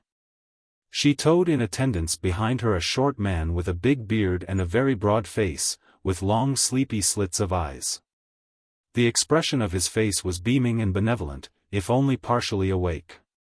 But his bull neck, when seen from behind, looked a little brutal. Father Brown gazed at the lady, feeling that the appearance and approach of his niece would be an agreeable contrast. Yet he continued to gaze, for some reason, until he reached the point of feeling that the appearance of anybody would be an agreeable contrast. It was therefore with a certain relief, though with a slight start as of awakening, that he turned at the sound of his name and saw another face that he knew. It was the sharp but not unfriendly face of a lawyer named Granby, whose patches of grey hair might almost have been the powder from a wig. So incongruous were they with his youthful energy of movement. He was one of those men in the city who run about like schoolboys in and out of their offices. He could not run round the fashionable picture gallery quite in that fashion. But he looked as if he wanted to, and fretted as he glanced to left and right, seeking somebody he knew. "I didn't know," said Father Brown, smiling, "that you were a patron of the new art." "I didn't know that you were," retorted the other. "I came here to catch a man." "I hope you will have good sport," answered the priest. "I'm doing much the same." "Said he was passing through to the continent," snorted the solicitor, "and could I meet him in this cranky place?" He ruminated a moment, and said abruptly, "Look here, I know you can keep a secret. Do you know Sir John Musgrave?" "No," answered the priest. "But I should hardly have thought he was a secret, though they say he does hide himself in a castle. Isn't he the old man they tell all those tales about, how he lives in a tower with a real portcullis and drawbridge, and generally refuses to emerge from the dark ages? Is he one of your clients?" "No," replied Granby shortly. "It's his son, Captain Musgrave, who has come to us. But the old man counts for a good deal in the affair, and I don't know him, that's the point. Look here, this is confidential, as I say, but I can confide in you." He dropped his voice and drew his friend apart into a side gallery containing representations of various real objects, which was comparatively empty. "This young Musgrave," he said, "wants to raise a big sum from us on a post-obit on his old father in Northumberland. The old man's long past 70 and presumably will obit some time or other. But what about the post, so to speak? What will happen afterwards to his cash and castles and portcullises and all the rest? It's a very fine old estate, and still worth a lot, but strangely enough it isn't entailed. So you see how we stand. The question is, as the man said in Dickens, is the old man friendly? If he's friendly to his son you'll feel all the friendlier," observed Father Brown. "No, I'm afraid I can't help you. I never met Sir John Musgrave, and I understand very few people do meet him nowadays. But it seems obvious you have a right to an answer on that point before you lend the young gentleman your firm's money. Is he the sort that people cut off with a shilling?" "Well, I'm doubtful," answered the other. "He's very popular and brilliant, and a great figure in society, but he's a great deal abroad, and he's been a journalist." "Well," said Father Brown, "that's not a crime. At least not always." "Nonsense," said Granby curtly. "You know what I mean, he's rather a rolling stone, who's been a journalist and a lecturer and an actor, and all sorts of things. I've got to know where I stand. Why, there he is." And the solicitor, who had been stamping impatiently about the emptier gallery, turned suddenly and darted into the more crowded room at a run. He was running towards the tall and well-dressed young man with the short hair and the foreign-looking beard. The two walked away together talking, and for some moments afterwards Father Brown followed them with his screwed, short-sighted eyes. His gaze was shifted and recalled, however, by the breathless and even boisterous arrival of his niece, Betty. Rather to the surprise of her uncle, she led him back into the emptier room and planted him on a seat that was like an island in that sea of floor. "I've got something I must tell you," she said. "It's so silly that nobody else will understand it." "You overwhelm me," said Father Brown. "Is it about this business your mother started telling me about? Engagements and all that? Not what the military historians call a general engagement. You know," she said, "that she wants me to be engaged to Captain Musgrave." "I didn't," said Father Brown with resignation. "But Captain Musgrave seems to be quite a fashionable topic." "Of course we're very poor," she said, "and it's no good saying it makes no difference." "Do you want to marry him?" asked Father Brown, looking at her through his half-closed eyes. She frowned at the floor, and answered in a lower tone. "I thought I did. At least I think I thought I did. But I've just had rather a shock." "Then tell us all about it." "I heard him laugh," she said. "It is an excellent social accomplishment," he replied. "You don't understand," said the girl. "It wasn't social at all. That was just the point of it, that it wasn't social." She paused a moment, and then went on firmly. "I came here quite early, and saw him sitting quite alone in the middle of that gallery with the new pictures, that was quite empty then. He had no idea I or anybody was near, he was sitting quite alone, and he laughed." "Well, no wonder," said Father Brown. "I'm not an art critic myself, but as a general view of the pictures taken as a whole." "Oh, you won't understand," she said almost angrily. "It wasn't a bit like that. He wasn't looking at the pictures. He was staring right up at the ceiling, but his eyes seemed to be turned inwards, and he laughed so that my blood ran cold." The priest had risen and was pacing the room with his hands behind him. "You mustn't be hasty in a case of this sort," he began. "There are two kinds of men, but we can hardly discuss him just now, for here he is." Captain Musgrave entered the room swiftly and swept it with a smile. Granby, the lawyer, was just behind him, and his legal face bore a new expression of relief and satisfaction. "I must apologize for everything I said about the captain," he said to the priest as they drifted together towards the door. "He's a thoroughly sensible fellow and quite sees my point. He asked me himself why I didn't go north and see his old father. I could hear from the old man's own lips how it stood about the inheritance. Well, he couldn't say fairer than that, could he? But he's so anxious to get the thing settled that he offered to take me up in his own car to Musgrave Moss. That's the name of the estate. I suggested that, if he was so kind, we might go together. And we're starting tomorrow morning." As they spoke, Betty and the captain came through the doorway together, making in that framework at least a sort of picture that some would be sentimental enough to prefer to cones and cylinders. Whatever their other affinities, they were both very good-looking, and the lawyer was moved to a remark on the fact, when the picture abruptly altered. Captain James Musgrave looked out into the main gallery, and his laughing and triumphant eyes were riveted on something that seemed to change him from head to foot. Father Brown looked round as under an advancing shadow of premonition, and he saw the lowering, almost livid face of the large woman in scarlet under its leonine yellow hair. She always stood with a slight stoop, like a bull lowering its horns. And the expression of her pale pasty face was so oppressive and hypnotic that they hardly saw the little man with the large beard standing beside her. Musgrave advanced into the center of the room towards her, almost like a beautifully dressed waxwork wound up to walk. He said a few words to her that could not be heard. She did not answer. But they turned away together, walking down the long gallery as if in debate, the short, bull-necked man with the beard bringing up the rear like some grotesque goblin page. "Heaven help us!" muttered Father Brown, frowning after them. "Who in the world is that woman?" "No pal of mine, I'm happy to say," replied Granby with grim flippancy. "Looks as if a little flirtation with her might end fatally, doesn't it?" "I don't think he's flirting with her," said Father Brown. Even as he spoke, the group in question turned at the end of the gallery and broke up, and Captain Musgrave came back to them in hasty strides. "Look here," he cried, speaking naturally enough, though they fancied his color was changed.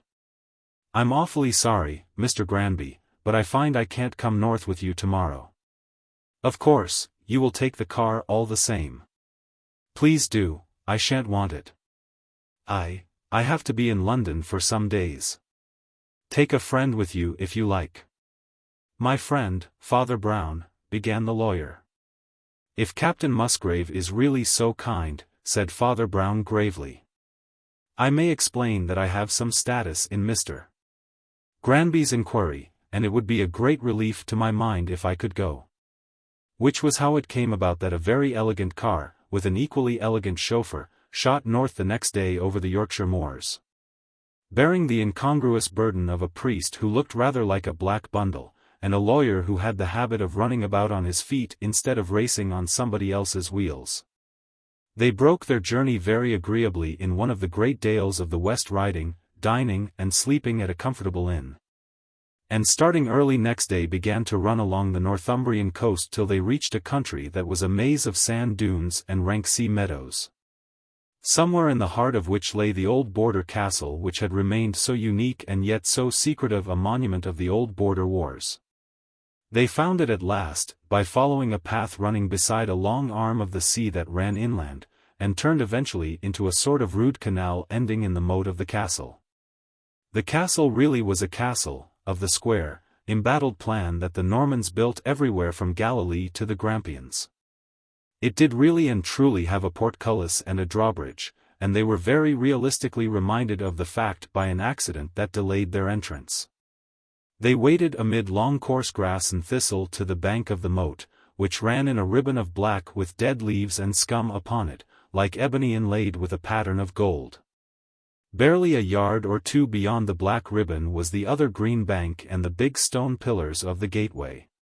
But so little, it would seem, had this lonely fastness been approached from outside that when the impatient Granby hallooed across to the dim figures behind the portcullis, they seemed to have considerable difficulty even in lowering the great rusty drawbridge. It started on its way, turning over like a great falling tower above them and then stuck, sticking out in midair at a threatening angle. The impatient Granby, dancing upon the bank, called out to his companion, "Oh, I can't stand these stick-in-the-mud ways. Why, it'd be less trouble to jump." And with characteristic impetuosity he did jump, landing with a slight stagger in safety on the inner shore. Father Brown's short legs were not adapted to jumping. But his temper was more adapted than most people's to falling with a splash into very muddy water. By the promptitude of his companion he escaped falling in very far. But as he was being hauled up the green, slimy bank, he stopped with bent head, peering at a particular point upon the grassy slope. "Are you botanizing?" asked Granby irritably. "We've got no time for you to collect rare plants after your last attempt as a diver among the wonders of the deep. Come on, muddy or no, we've got to present ourselves before the baronet." When they had penetrated into the castle, they were received courteously enough by an old servant, the only one in sight. And after indicating their business were shown into a long oak-paneled room with latticed windows of antiquated pattern. Weapons of many different centuries hung in balanced patterns on the dark walls, and a complete suit of 14th-century armor stood like a sentinel beside the large fireplace. In another long room beyond could be seen, through the half-open door, the dark colors of the rows of family portraits. "I feel as if I'd got into a novel instead of a house," said the lawyer. "I'd no idea anybody did really keep up the mysteries of Udolpho in this fashion." "Yes, the old gentleman certainly carries out his historical craze consistently," answered the priest. "And these things are not fakes, either. It's not done by somebody who thinks all medieval people lived at the same time. Sometimes they make up suits of armor out of different bits. But that suit all covered one man, and covered him very completely. You see, it's the late sort of tilting armor." "I think he's a late sort of host, if it comes to that," grumbled Granby. He's keeping us waiting the devil of a time." "You must expect everything to go slowly in a place like this," said Father Brown. "I think it's very decent of him to see us at all, two total strangers come to ask him highly personal questions." And, indeed, when the master of the house appeared they had no reason to complain of their reception, but rather became conscious of something genuine in the traditions of breeding and behavior that could retain their native dignity without difficulty in that barbarous solitude. And after those long years of rustication and moping, the baronet did not seem either surprised or embarrassed at the rare visitation. Though they suspected that he had not had a stranger in his house for a quarter of a lifetime, he behaved as if he had been bowing out duchesses a moment before.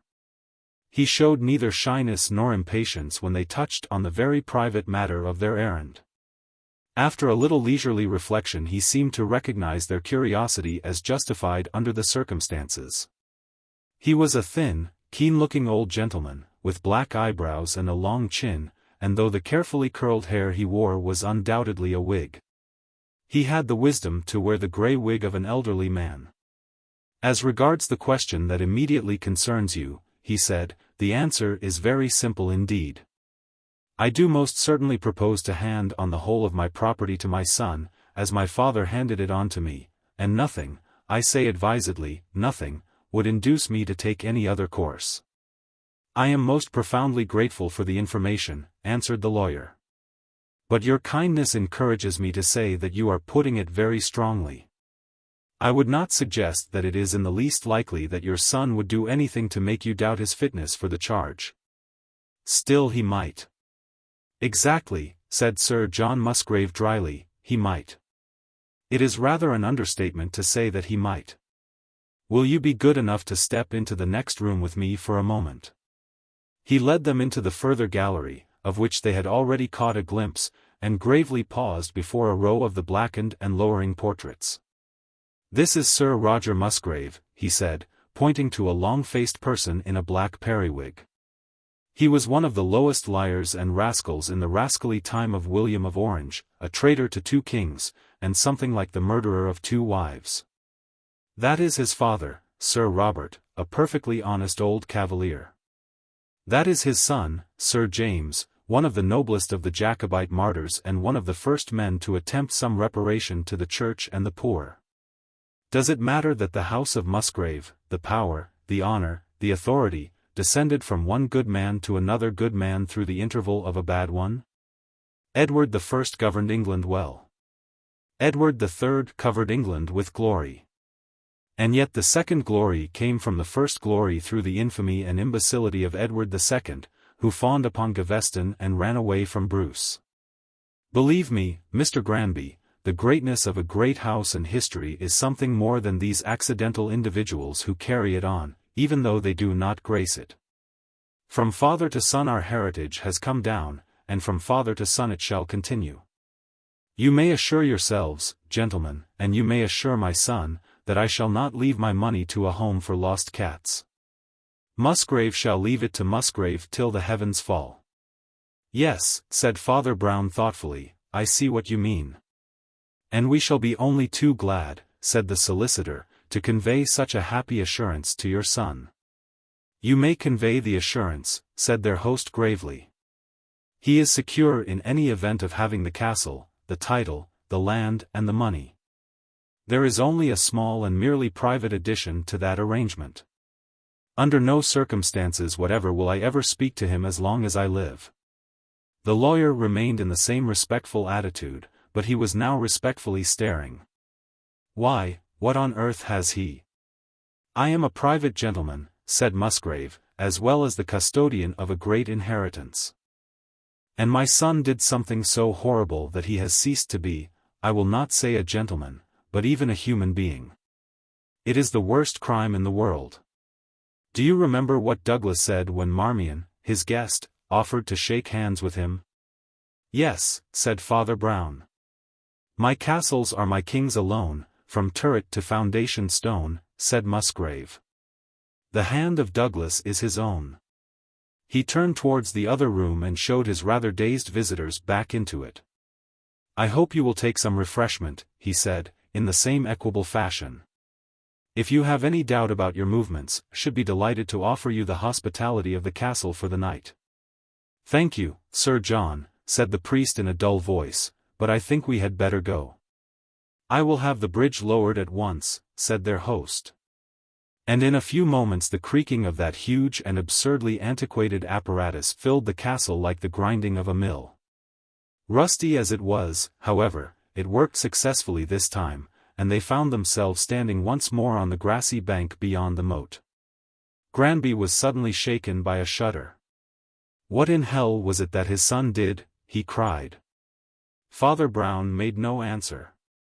But when they had driven off again in their car and pursued their journey to a village not far off called Greystones, where they alighted at the Inn of the Seven Stars, the lawyer learned with a little mild surprise that the priest did not propose to travel much farther. In other words, that he had apparently every intention of remaining in the neighborhood. I cannot bring myself to leave it like this, he said gravely. I will send back the car, and you, of course, may very naturally want to go with it. Your question is answered, it is simply whether your firm can afford to lend money on young Musgrave's prospects. But my question isn't answered, it is whether he is a fit husband for Betty. I must try to discover whether he's really done something dreadful, or whether it's the delusion of an old lunatic. But, objected the lawyer, if you want to find out about him, why don't you go after him? Why should you hang about in this desolate hole where he hardly ever comes? What would be the use of my going after him? Asked the other. There's no sense in going up to a fashionable young man in Bond Street and saying, "Excuse me, but have you committed a crime too horrible for a human being?" If he's bad enough to do it, he's certainly bad enough to deny it. And we don't even know what it is. No, there's only one man that knows, and may tell, in some further outburst of dignified eccentricity. I'm going to keep near him for the present. And in truth Father Brown did keep near the eccentric baronet, and did actually meet him on more than one occasion, with the utmost politeness on both sides. For the baronet, in spite of his years, was very vigorous and a great walker, and could often be seen stumping through the village, and along the country lanes. Only the day after their arrival Father Brown, coming out of the inn onto the cobbled marketplace, saw the dark and distinguished figure stride past in the direction of the post office. He was very quietly dressed in black, but his strong face was even more arresting in the strong sunlight. With his silvery hair, swarthy eyebrows and long chin he had something of a reminiscence of Henry Irving or some other famous actor. In spite of his hoary hair, his figure as well as his face suggested strength, and he carried his stick more like a cudgel than a crutch. He saluted the priest, and spoke with the same air of coming fearlessly to the point which had marked his revelations of yesterday. If you are still interested in my son, he said, using the term with an icy indifference, you will not see very much of him. He has just left the country. Between ourselves, I might say fled the country. Indeed, said Father Brown with a grave stare. Some people I never heard of, called Grunov, have been pestering me, of all people, about his whereabouts, said Sir John. And I've just come in to send off a wire to tell them that, so far as I know, he's living in the poste restante, Riga. Even that has been a nuisance. I came in yesterday to do it, but was 5 minutes too late for the post office. Are you staying long? I hope you will pay me another visit. When the priest recounted to the lawyer his little interview with old Musgrave in the village, the lawyer was both puzzled and interested. Why has the captain bolted? He asked. Who are the other people who want him? Who on earth are the Grunovs? For the first, I don't know, replied Father Brown. Possibly his mysterious sin has come to light. I should rather guess that the other people are blackmailing him about it. For the third, I think I do know. That horrible fat woman with yellow hair is called Madame Grunov, and that little man passes as her husband. The next day Father Brown came in rather wearily, and threw down his black bundle of an umbrella with the air of a pilgrim laying down his staff. He had an air of some depression. But it was as it was so often in his criminal investigations. It was not the depression of failure, but the depression of success. "It's rather a shock," he said in a dull voice. "But I ought to have guessed it. I ought to have guessed it when I first went in and saw the thing standing there." "When you saw what?" asked Granby impatiently. "When I saw there was only one suit of armor," answered Father Brown. There was a silence during which the lawyer only stared at his friend, and then the friend resumed.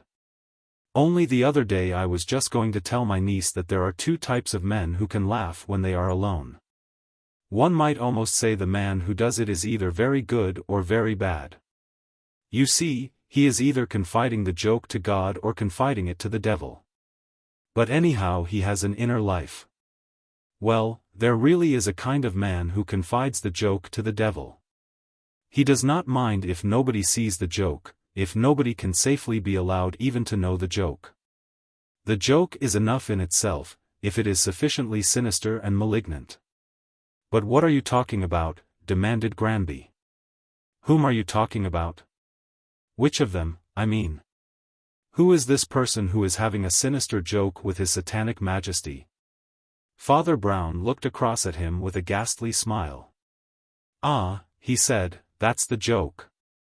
There was another silence, but this time the silence seemed to be rather full and oppressive than merely empty.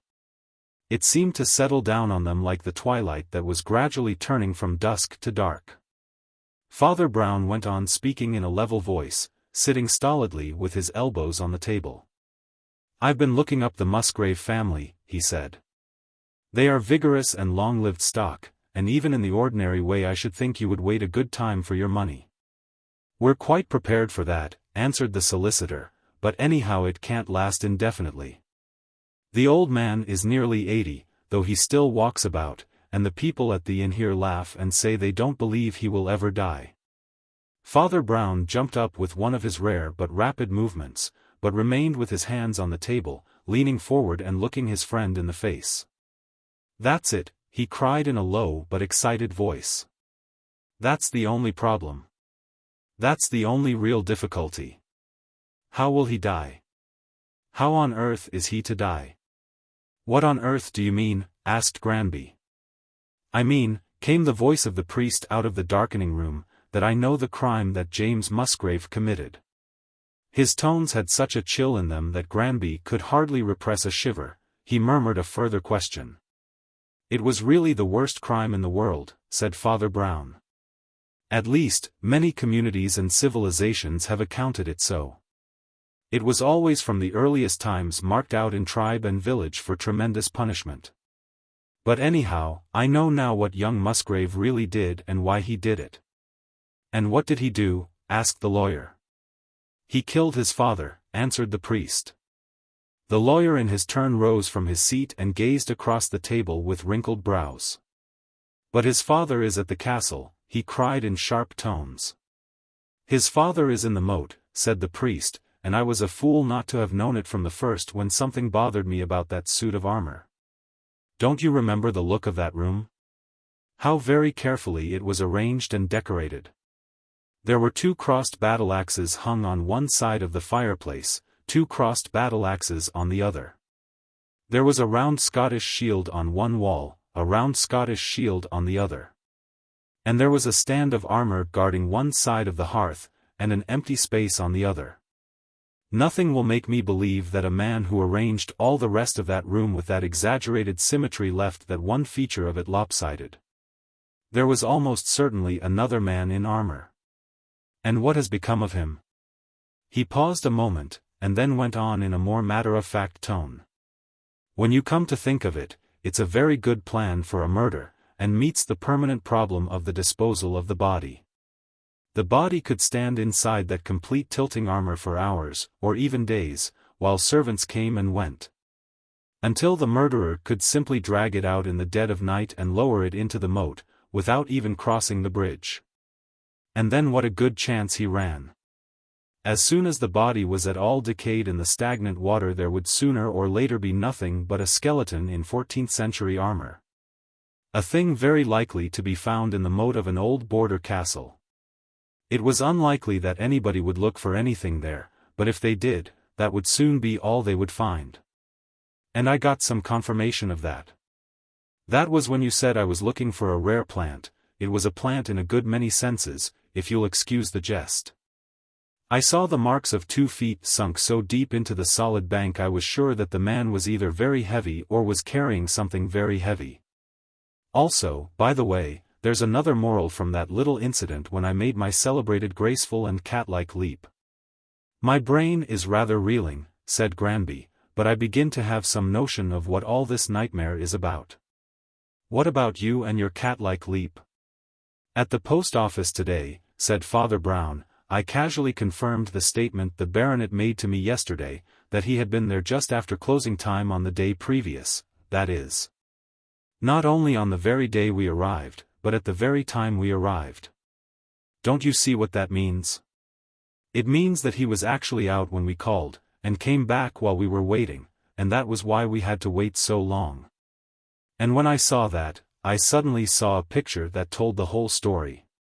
Well, asked the other impatiently, and what about it?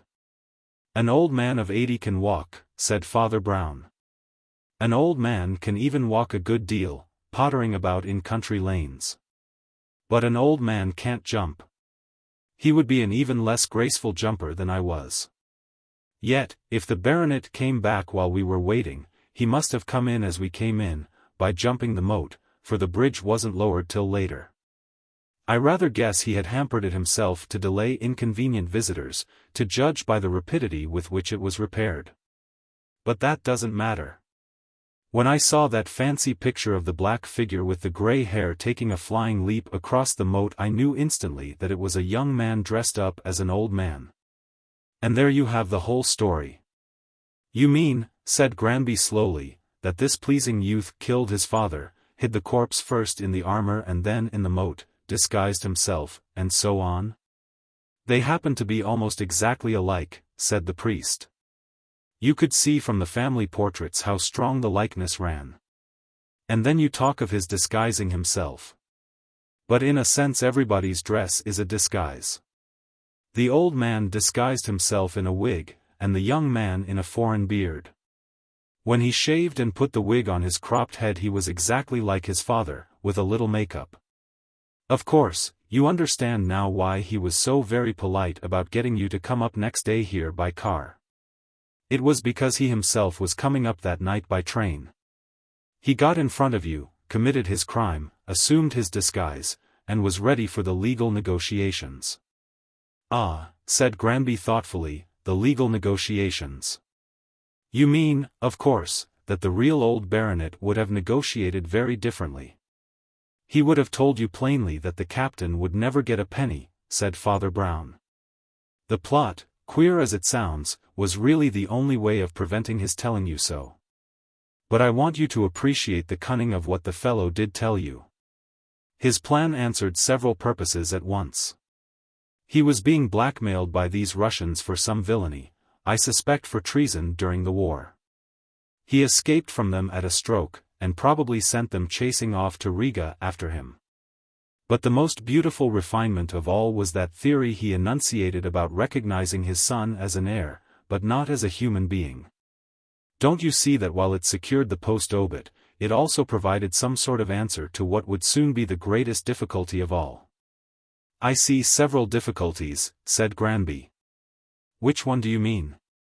I mean that if the son was not even disinherited, it would look rather odd that the father and son never met. The theory of a private repudiation answered that. So there only remained one difficulty, as I say, which is probably perplexing the gentleman now. How on earth is the old man to die? I know how he ought to die, said Granby. Father Brown seemed to be a little bemused, and went on in a more abstracted fashion. And yet there is something more in it than that, he said. There was something about that theory that he liked in a way that is more theoretical. It gave him an insane intellectual pleasure to tell you in one character that he had committed a crime in another character, when he really had. That is what I mean by the infernal irony. By the joke shared with the devil. Shall I tell you something that sounds like what they call a paradox? Sometimes it is a joy in the very heart of hell to tell the truth. And, above all, to tell it so that everybody misunderstands it. That is why he liked that antic of pretending to be somebody else, and then painting himself as black, as he was. And that was why my niece heard him laughing to himself all alone in the picture gallery. Granby gave a slight start, like a person brought back to common things with a bump. "Your niece," he cried. "Didn't her mother want her to marry Musgrave? A question of wealth and position, I suppose." "Yes," said Father Brown dryly. "Her mother was all in favor of a prudent marriage." The Red Moon of Meru. Everyone agreed that the bazaar at Mallowood Abbey, by kind permission of Lady Mounteagle, was a great success. There were roundabouts and swings and sideshows, which the people greatly enjoyed. I would also mention the charity, which was the excellent object of the proceedings, if any of them could tell me what it was. However, it is only with a few of them that we are here concerned. And especially with 3 of them, a lady and 2 gentlemen, who passed between 2 of the principal tents or pavilions, their voices high in argument. On their right was the tent of the Master of the Mountain, that world-famous fortune-teller by crystals and chiromancy. A rich purple tent, all over which were traced, in black and gold, the sprawling outlines of Asiatic gods waving any number of arms like octopods. Perhaps they symbolized the readiness of divine help to be had within, perhaps they merely implied that the ideal being of a pious palmist would have as many hands as possible. On the other side stood the plainer tent of Froso the phrenologist, more austerely decorated with diagrams of the heads of Socrates and Shakespeare, which were apparently of a lumpy sort. But these were presented merely in black and white, with numbers and notes, as became the rigid dignity of a purely rationalistic science. The purple tent had an opening like a black cavern, and all was fittingly silent within. But Froso the phrenologist, a lean, shabby, sunburnt person, with an almost improbably fierce black mustache and whiskers, was standing outside his own temple, and talking, at the top of his voice, to nobody in particular, explaining that the head of any passer-by would doubtless prove, on examination, to be every bit as knobbly as Shakespeare's. Indeed, the moment the lady appeared between the tents, the vigilant Froso leapt on her and offered, with a pantomime of old-world courtesy, to feel her bumps. She refused with civility that was rather like rudeness, but she must be excused, because she was in the middle of an argument. She also had to be excused, or at any rate was excused, because she was Lady Mounteagle. She was not a nonentity, however, in any sense. She was at once handsome and haggard, with a hungry look in her deep, dark eyes and something eager and almost fierce about her smile. Her dress was bizarre for the period. For it was before the Great War had left us in our present mood of gravity and recollection. Indeed, the dress was rather like the purple tent. Being of a semi-oriental sort, covered with exotic and esoteric emblems. But everyone knew that the Mounteagles were mad. Which was the popular way of saying that she and her husband were interested in the creeds and culture of the East. The eccentricity of the lady was a great contrast to the conventionality of the 2 gentlemen, who were braced and buttoned up in all the stiffer fashion of that far-off day. From the tips of their gloves to their bright top hats. Yet even here there was a difference, for James Hardcastle managed at once to look correct and distinguished, while Tommy Hunter only looked correct and commonplace. Hardcastle was a promising politician, who seemed in society to be interested in everything except politics. It may be answered gloomily that every politician is emphatically a promising politician.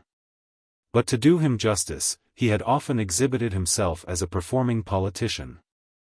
No purple tent in the bazaar, however, had been provided for him to perform in. "For my part," he said, screwing in the monocle that was the only gleam in his hard, legal face, "I think we must exhaust the possibilities of mesmerism before we talk about magic. Remarkable psychological powers undoubtedly exist, even in apparently backward peoples.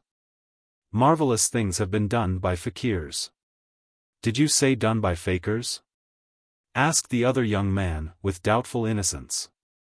"Tommy, you are simply silly," said the lady. "Why will you keep barging in on things you don't understand? You're like a schoolboy screaming out that he knows how a conjuring trick is done. It's all so early Victorian, that schoolboy skepticism. As for mesmerism, I doubt whether you can stretch it to. At this point Lady Mounteagle seemed to catch sight of somebody she wanted. A black stumpy figure standing at a booth where children were throwing hoops at hideous table ornaments. She darted across and cried. "Father Brown, I've been looking for you. I want to ask you something. Do you believe in fortune-telling?" The person addressed looked rather helplessly at the little hoop in his hand and said at last. "I wonder in which sense you're using the word believe. Of course, if it's all a fraud." "Oh, but the Master of the Mountain isn't a bit of a fraud," she cried. "He isn't a common conjurer or a fortune-teller at all. It's really a great honor for him to condescend to tell fortunes at my parties. He's a great religious leader in his own country, a prophet and a seer. And even his fortune-telling isn't vulgar stuff about coming into a fortune. He tells you great spiritual truths about yourself, about your ideals." "Quite so," said Father Brown. "That's what I object to. I was just going to say that if it's all a fraud, I don't mind it so much. It can't be much more of a fraud than most things at fancy bazaars. And there, in a way, it's a sort of practical joke. But if it's a religion and reveals spiritual truths, then it's all as false as hell and I wouldn't touch it with a barge pole." "That is something of a paradox," said Hardcastle, with a smile. "I wonder what a paradox is," remarked the priest in a ruminant manner. "It seems to me obvious enough. I suppose it wouldn't do very much harm if somebody dressed up as a German spy, and pretended to have told all sorts of lies to the Germans. But if a man is trading in the truth with the Germans, well. So I think if a fortune-teller is trading in truth like that." "You really think," began Hardcastle grimly. "Yes," said the other. "I think he is trading with the enemy." Tommy Hunter broke into a chuckle. "Well," he said, "if Father Brown thinks they're good so long as they're frauds, I should think he'd consider this copper-colored prophet a sort of saint." "My cousin Tom is incorrigible," said Lady Mounteagle. "He's always going about showing up adepts, as he calls it. He only came down here in a hurry when he heard the Master was to be here, I believe. He'd have tried to show up Buddha or Moses." "Thought you wanted looking after a bit," said the young man, with a grin on his round face. "So I toddled down. Don't like this brown monkey crawling about." "There you go again," said Lady Mounteagle. "Years ago, when I was in India, I suppose we all had that sort of prejudice against brown people. But now I know something about their wonderful spiritual powers, I'm glad to say I know better." "Our prejudices seem to cut opposite ways," said Father Brown. "You excuse his being brown because he is Brahminical, and I excuse his being Brahminical because he is brown. Frankly, I don't care for spiritual powers much myself. I've got much more sympathy with spiritual weaknesses. But I can't see why anybody should dislike him merely because he is the same beautiful color as copper, or coffee, or nut-brown ale, or those jolly peat streams in the north.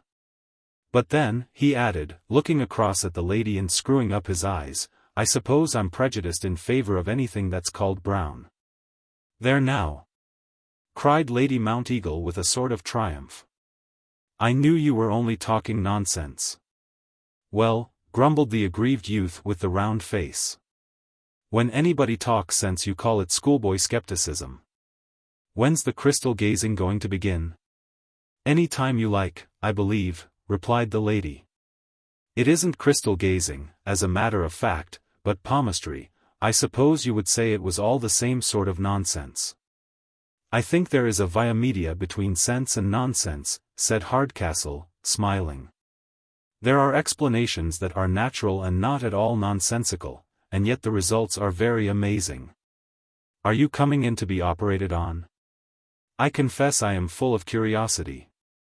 "Oh, I've no patience with such nonsense," spluttered the skeptic, whose round face had become rather a red face with the heat of his contempt and incredulity. "I'll let you waste your time on your mahogany mountebank. I'd rather go and throw at coconuts. The phrenologist, still hovering near, darted at the opening. Heads, my dear sir, he said, human skulls are of a contour far more subtle than that of coconuts. No coconut can compare with your own most. Hardcastle had already dived into the dark entry of the purple tent, and they heard a low murmur of voices within. As Tom Hunter turned on the phrenologist with an impatient answer, in which he showed a regrettable indifference to the line between natural and preternatural sciences. The lady was just about to continue her little argument with the little priest, when she stopped in some surprise. James Hardcastle had come out of the tent again, and in his grim face and glaring monocle surprise was even more vividly depicted. "He's not there," remarked the politician abruptly. "He's gone." Some aged nigger, who seems to constitute his suite, jabbered something to me to the effect that the master had gone forth rather than sell sacred secrets for gold. Lady Mounteagle turned radiantly to the rest. "There now," she cried. "I told you he was a cut above anything you fancied. He hates being here in a crowd, he's gone back to his solitude." "I am sorry," said Father Brown gravely. "I may have done him an injustice. Do you know where he has gone?" "I think so," said his hostess equally gravely. "When he wants to be alone, he always goes to the cloisters, just at the end of the left wing, beyond my husband's study and private museum, you know. Perhaps you know this house was once an abbey." "I have heard something about it," answered the priest, with a faint smile. "We'll go there, if you like," said the lady, briskly. "You really ought to see my husband's collection. Or the Red Moon at any rate. Haven't you ever heard of the Red Moon of Meru?" "Yes, it's a ruby." "I should be delighted to see the collection," said Hardcastle quietly, "including the Master of the Mountain, if that prophet is one exhibit in the museum." And they all turned towards the path leading to the house. "All the same," muttered the skeptical Thomas, as he brought up the rear, "should very much like to know what the brown beast did come here for, if he didn't come to tell fortunes." As he disappeared, the indomitable Froso made one more dart after him, almost snatching at his coat-tails. "The bump," he began. "No bump," said the youth, "only a hump. Hump I always have when I come down to see Mounteagle." And he took to his heels to escape the embrace of the man of science. On their way to the cloisters the visitors had to pass through the long room that was devoted by Lord Mounteagle to his remarkable private museum of Asiatic charms and mascots. Through one open door, in the length of the wall opposite, they could see the Gothic arches and the glimmer of daylight between them, marking the square open space, round the roofed border of which the monks had walked in older days. But they had to pass something that seemed at first sight rather more extraordinary than the ghost of a monk. It was an elderly gentleman, robed from head to foot in white, with a pale green turban. But a very pink and white English complexion and the smooth white moustaches of some amiable Anglo-Indian colonel. This was Lord Mounteagle, who had taken his oriental pleasures more sadly, or at least more seriously than his wife. He could talk of nothing, whatever, except oriental religion and philosophy. And had thought it necessary even to dress in the manner of an oriental hermit. While he was delighted to show his treasures, he seemed to treasure them much more for the truths supposed to be symbolized in them than for their value in collections, let alone cash. Even when he brought out the great ruby, perhaps the only thing of great value in the museum, in a merely monetary sense, he seemed to be much more interested in its name than in its size, let alone its price. The others were all staring at what seemed a stupendously large red stone, burning like a bonfire seen through a rain of blood.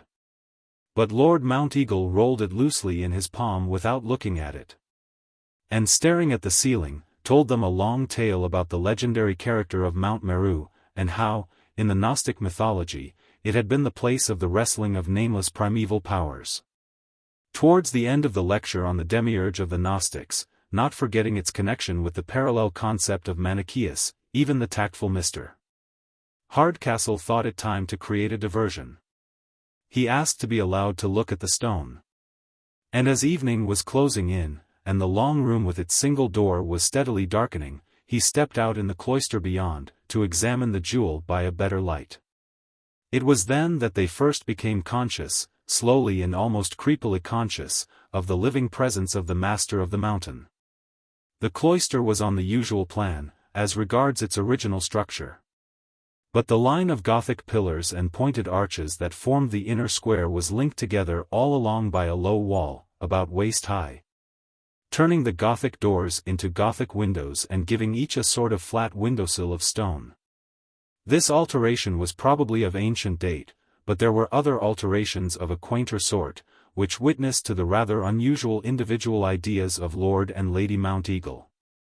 Between the pillars hung thin curtains, or rather veils, made of beads or light canes, in a continental or southern manner.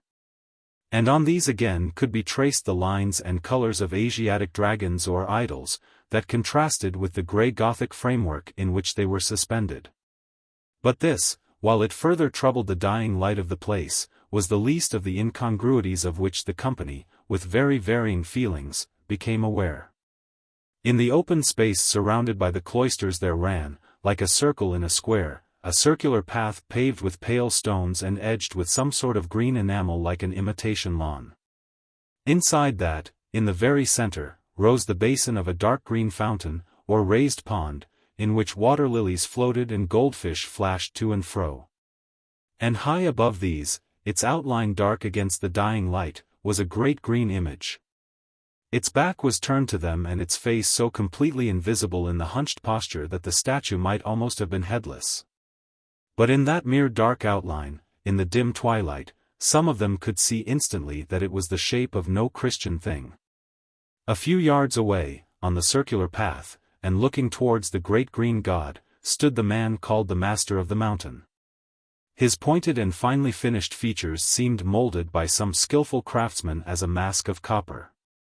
In contrast with this, his dark grey beard looked almost blue like indigo. It began in a narrow tuft on his chin, and then spread outwards like a great fan or the tail of a bird. He was robed in peacock green and wore on his bald head a high cap of uncommon outline.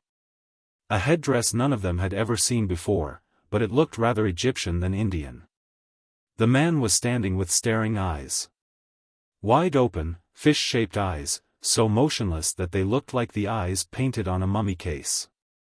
But though the figure of the Master of the Mountain was singular enough, some of the company, including Father Brown, did not look at him. They still looked at the dark green idol at which he himself was looking. "This seems a queer thing," said Hardcastle, frowning a little, "to set up in the middle of an old abbey cloister." "Now, don't tell me you're going to be silly," said Lady Mounteagle. "That's just what we meant, to link up the great religions of East and West, Buddha and Christ. Surely you must understand that all religions are really the same." "If they are," said Father Brown mildly, "it seems rather unnecessary to go into the middle of Asia to get one." "Lady Mounteagle means that they are different aspects or facets, as there are of this stone," began Hardcastle. And becoming interested in the new topic, laid the great ruby down on the stone sill or ledge under the Gothic arch, but it does not follow that we can mix the aspects in one artistic style.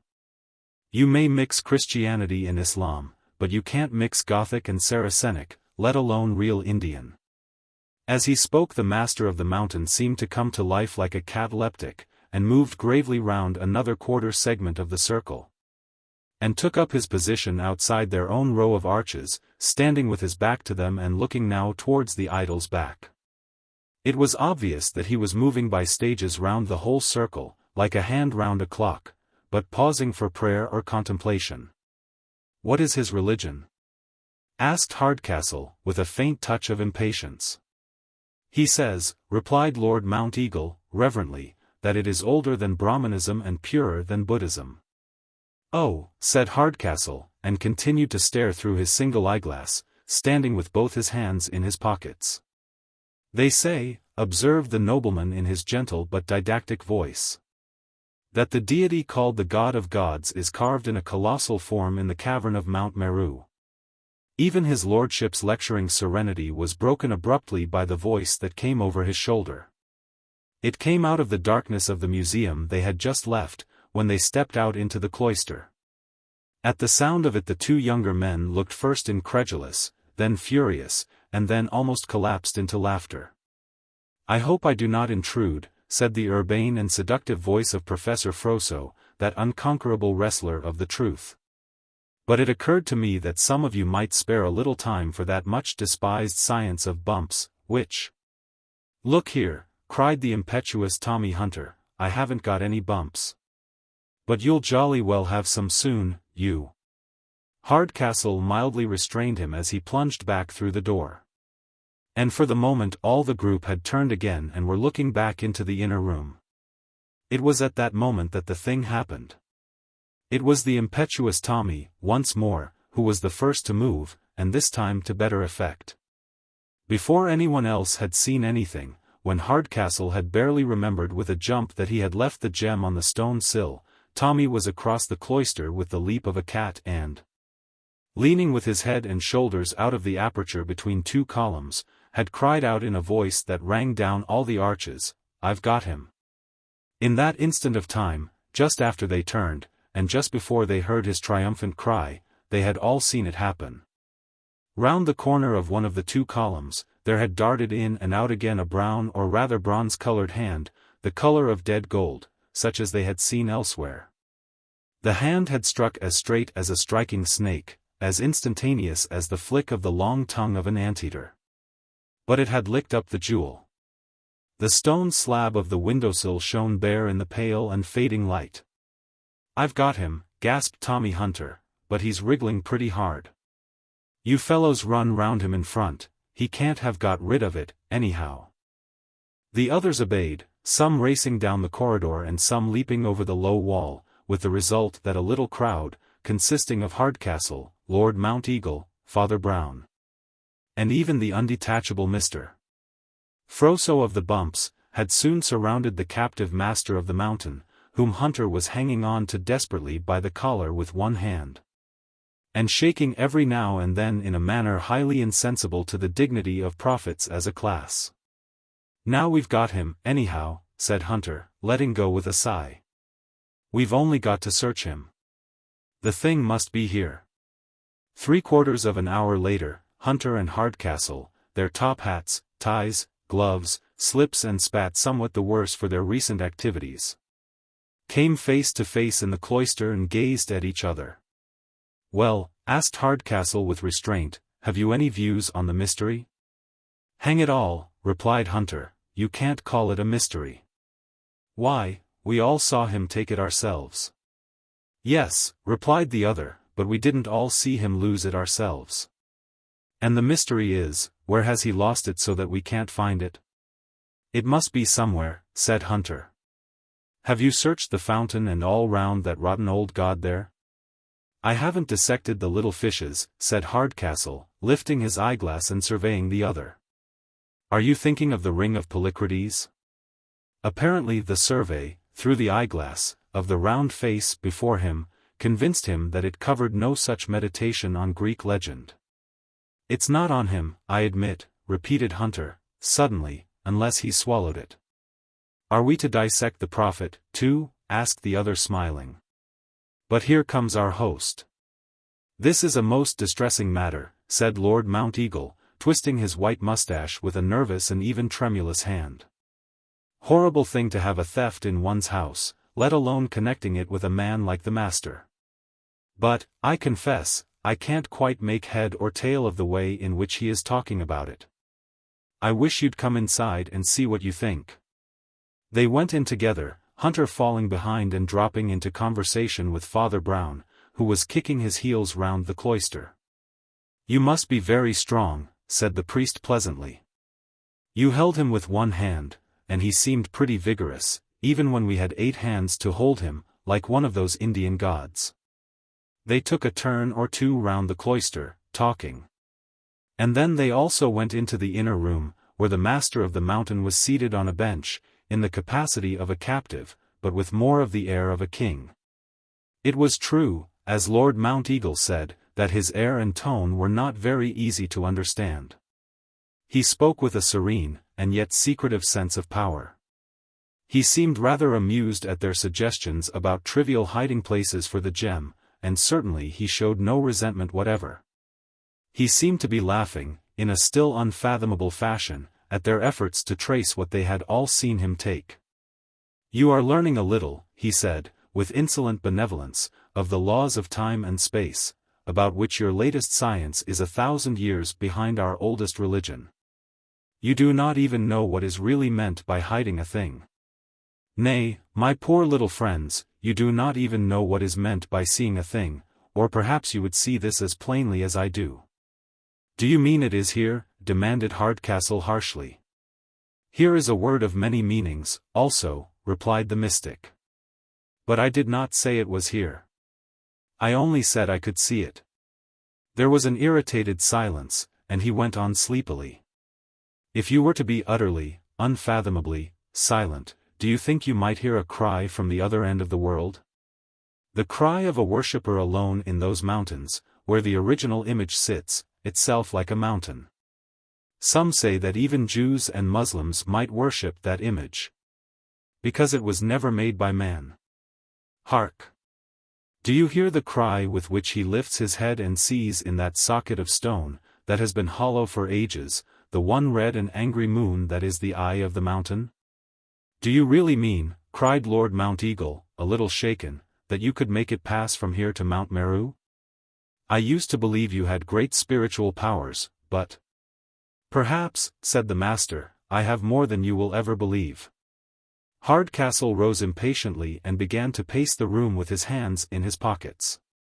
"I never believed so much as you did, but I admit that powers of a certain type may—" "Good God!"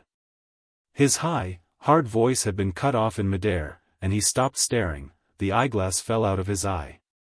They all turned their faces in the same direction. And on every face there seemed to be the same suspended animation. The Red Moon of Meru lay on the stone windowsill, exactly as they had last seen it. It might have been a red spark blown there from a bonfire, or a red rose petal tossed from a broken rose, but it had fallen in precisely the same spot where Hardcastle had thoughtlessly laid it down. This time Hardcastle did not attempt to pick it up again, but his demeanor was somewhat notable. He turned slowly and began to stride about the room again. But there was in his movement something masterful, where before it had been only restless. Finally, he brought himself to a standstill in front of the seated master, and bowed with a somewhat sardonic smile.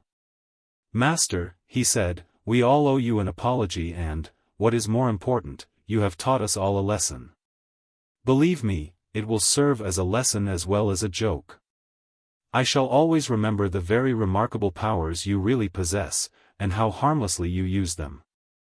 Lady Mounteagle," he went on, turning towards her, "you will forgive me for having addressed the master first, but it was to you I had the honor of offering this explanation some time ago. I may say that I explained it before it had happened.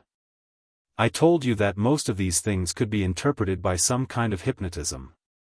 Many believe that this is the explanation of all those Indian stories about the mango plant and the boy who climbs a rope thrown into the air. It does not really happen. But the spectators are mesmerized into imagining that it happened. So we were all mesmerized into imagining this theft had happened.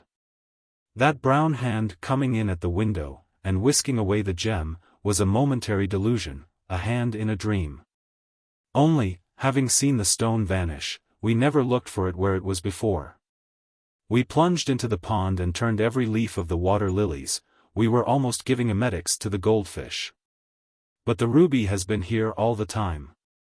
And he glanced across at the opalescent eyes and smiling bearded mouth of the master, and saw that the smile was just a shade broader.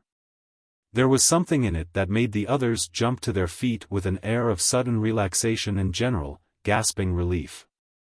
"This is a very fortunate escape for us all," said Lord Mounteagle, smiling rather nervously. "There cannot be the least doubt it is as you say. It has been a most painful episode and I really don't know what apologies."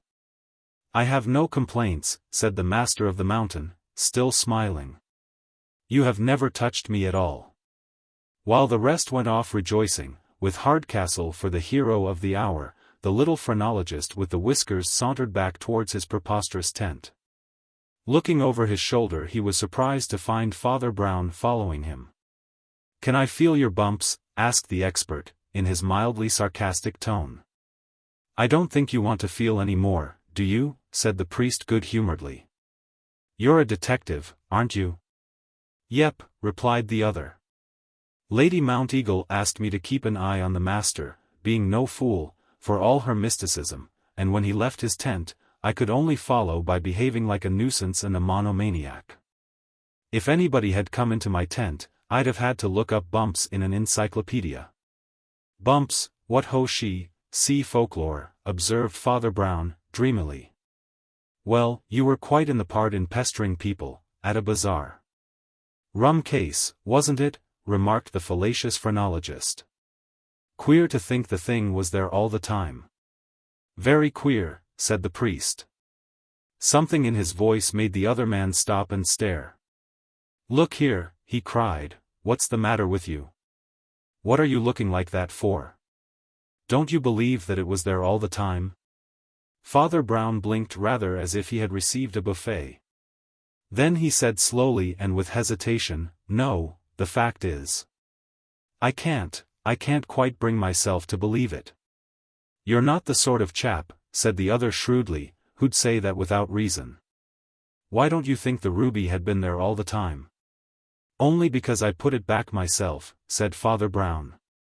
The other man stood rooted to the spot, like one whose hair was standing on end. He opened his mouth without speech. "Or rather," went on the priest, "I persuaded the thief to let me put it back. I told him what I'd guessed and showed him there was still time for repentance. I don't mind telling you in professional confidence, besides, I don't think the Mounteagles would prosecute, now they've got the thing back, especially considering who stole it." "Do you mean the master?" asked the late Froso. "No," said Father Brown, "the master didn't steal it." "But I don't understand," objected the other. "Nobody was outside the window except the master, and a hand certainly came from outside." "The hand came from outside, but the thief came from the inside," said Father Brown. "We seem to be back among the mystics again. Look here, I'm a practical man. I only wanted to know if it is all right with the ruby." "I knew it was all wrong," said Father Brown, "before I even knew there was a ruby." After a pause he went on thoughtfully. "Right away back in that argument of theirs, by the tents, I knew things were going wrong. People will tell you that theories don't matter and that logic and philosophy aren't practical. Don't you believe them? Reason is from God, and when things are unreasonable there is something the matter." Now, that quite abstract argument ended with something funny. Consider what the theories were. Hardcastle was a trifle superior and said that all things were perfectly possible, but they were mostly done merely by mesmerism or clairvoyance. Scientific names for philosophical puzzles, in the usual style. But Hunter thought it all sheer fraud and wanted to show it up. By Lady Mounteagle's testimony, he not only went about showing up fortune-tellers and such-like, but he had actually come down specially to confront this one. He didn't often come. He didn't get on with Mounteagle, from whom, being a spendthrift, he always tried to borrow, but when he heard the master was coming, he came hurrying down. Very well. In spite of that, it was Hardcastle who went to consult the wizard and Hunter who refused. He said he'd waste no time on such nonsense. Having apparently wasted a lot of his life on proving it to be nonsense. That seems inconsistent. He thought in this case it was crystal gazing, but he found it was palmistry. "Do you mean he made that an excuse?" asked his companion, puzzled. "I thought so at first," replied the priest, "but I know now it was not an excuse, but a reason. He really was put off by finding it was a palmist, because—" "Well," demanded the other impatiently. "Because he didn't want to take his glove off," said Father Brown. "Take his glove off?" repeated the inquirer. "If he had," said Father Brown mildly, "we should all have seen that his hand was painted pale brown already.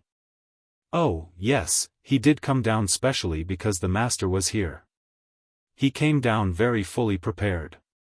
You mean, cried Froso, that it was Hunter's hand, painted brown, that came in at the window? Why, he was with us all the time. Go and try it on the spot and you'll find it's quite possible, said the priest. Hunter leapt forward and leaned out of the window. In a flash he could tear off his glove, tuck up his sleeve, and thrust his hand back round the other side of the pillar, while he gripped the Indian with the other hand and halloed out that he'd caught the thief. I remarked at the time that he held the thief with one hand, where any sane man would have used two.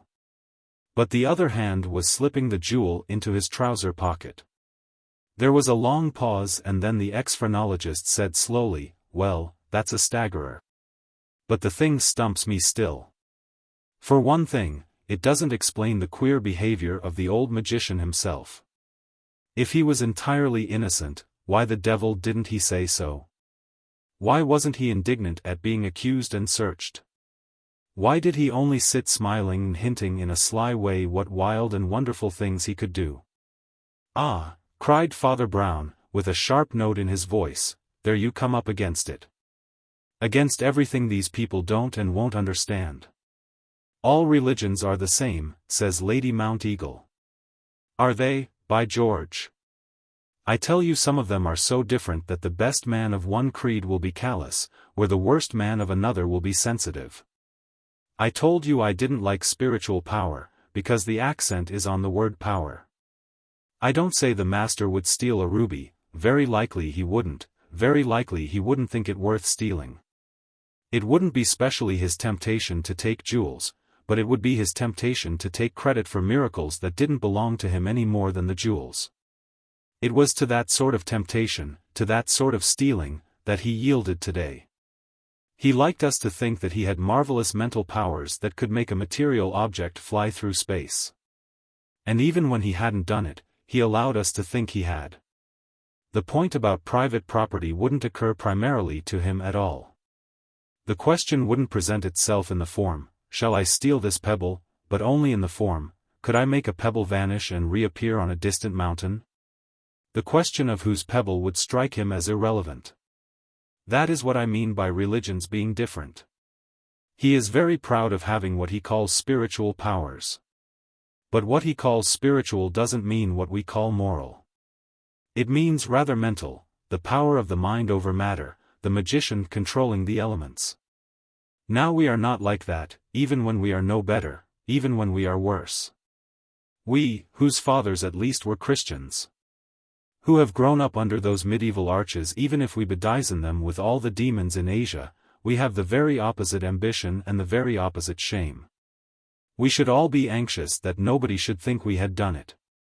He was actually anxious that everybody should think he had, even when he hadn't. He actually stole the credit of stealing. While we were all casting the crime from us like a snake, he was actually luring it to him like a snake charmer. But snakes are not pets in this country.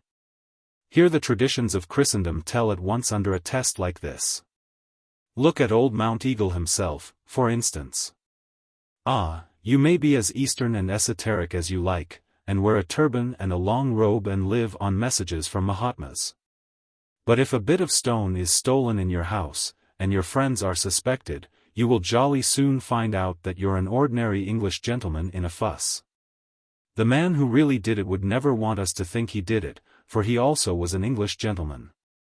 He was also something very much better, he was a Christian thief. I hope and believe he was a penitent thief. By your account, said his companion laughing, the Christian thief and the heathen fraud went by contraries.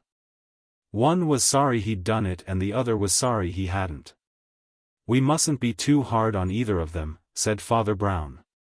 Other English gentlemen have stolen before now, and been covered by legal and political protection, and the West also has its own way of covering theft with sophistry. After all, the ruby is not the only kind of valuable stone in the world that has changed owners, it is true of other precious stones, often carved like cameos and colored like flowers. The other looked at him inquiringly, and the priest's finger was pointed to the Gothic outline of the great abbey. A great graven stone, he said, and that was also stolen. The chief mourner of Marne. A blaze of lightning blanched the grey woods, tracing all the wrinkled foliage down to the last curled leaf.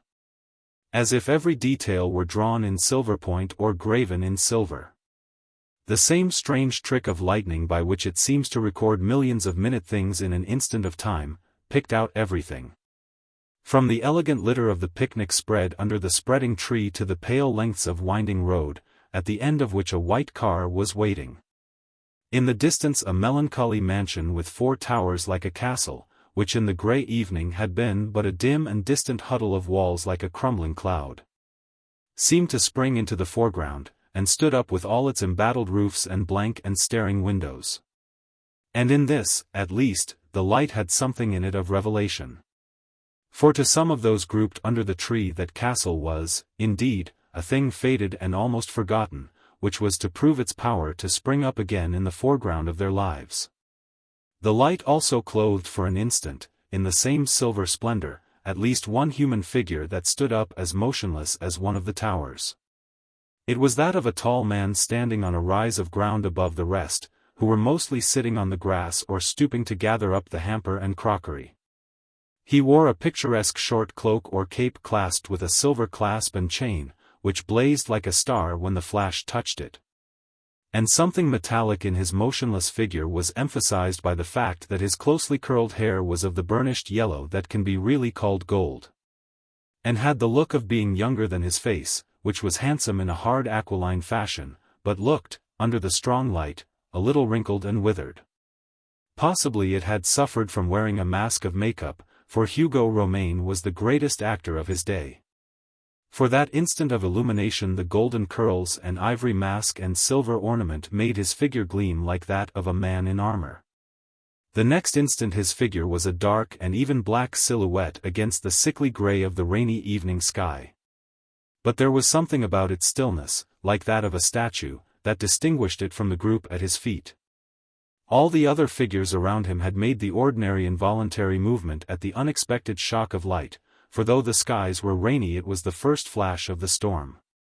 The only lady present, whose air of carrying grey hair gracefully, as if she were really proud of it, marked her a matron of the United States, unaffectedly shut her eyes and uttered a sharp cry. Her English husband, General Outram, a very stolid Anglo-Indian, with a bald head and black mustache and whiskers of antiquated pattern, looked up with one stiff movement and then resumed his occupation of tidying up. A young man of the name of Mallow, very big and shy, with brown eyes like a dog's, dropped a cup and apologized awkwardly. A third man, much more dressy, with a resolute head, like an inquisitive terrier's, and grey hair brushed stiffly back, was no other than the great newspaper proprietor, Sir John Cockspur. He cursed freely, but not in an English idiom or accent, for he came from Toronto. But the tall man in the short cloak stood up literally like a statue in the twilight. His eagle face under the full glare had been like the bust of a Roman emperor, and the carved eyelids had not moved.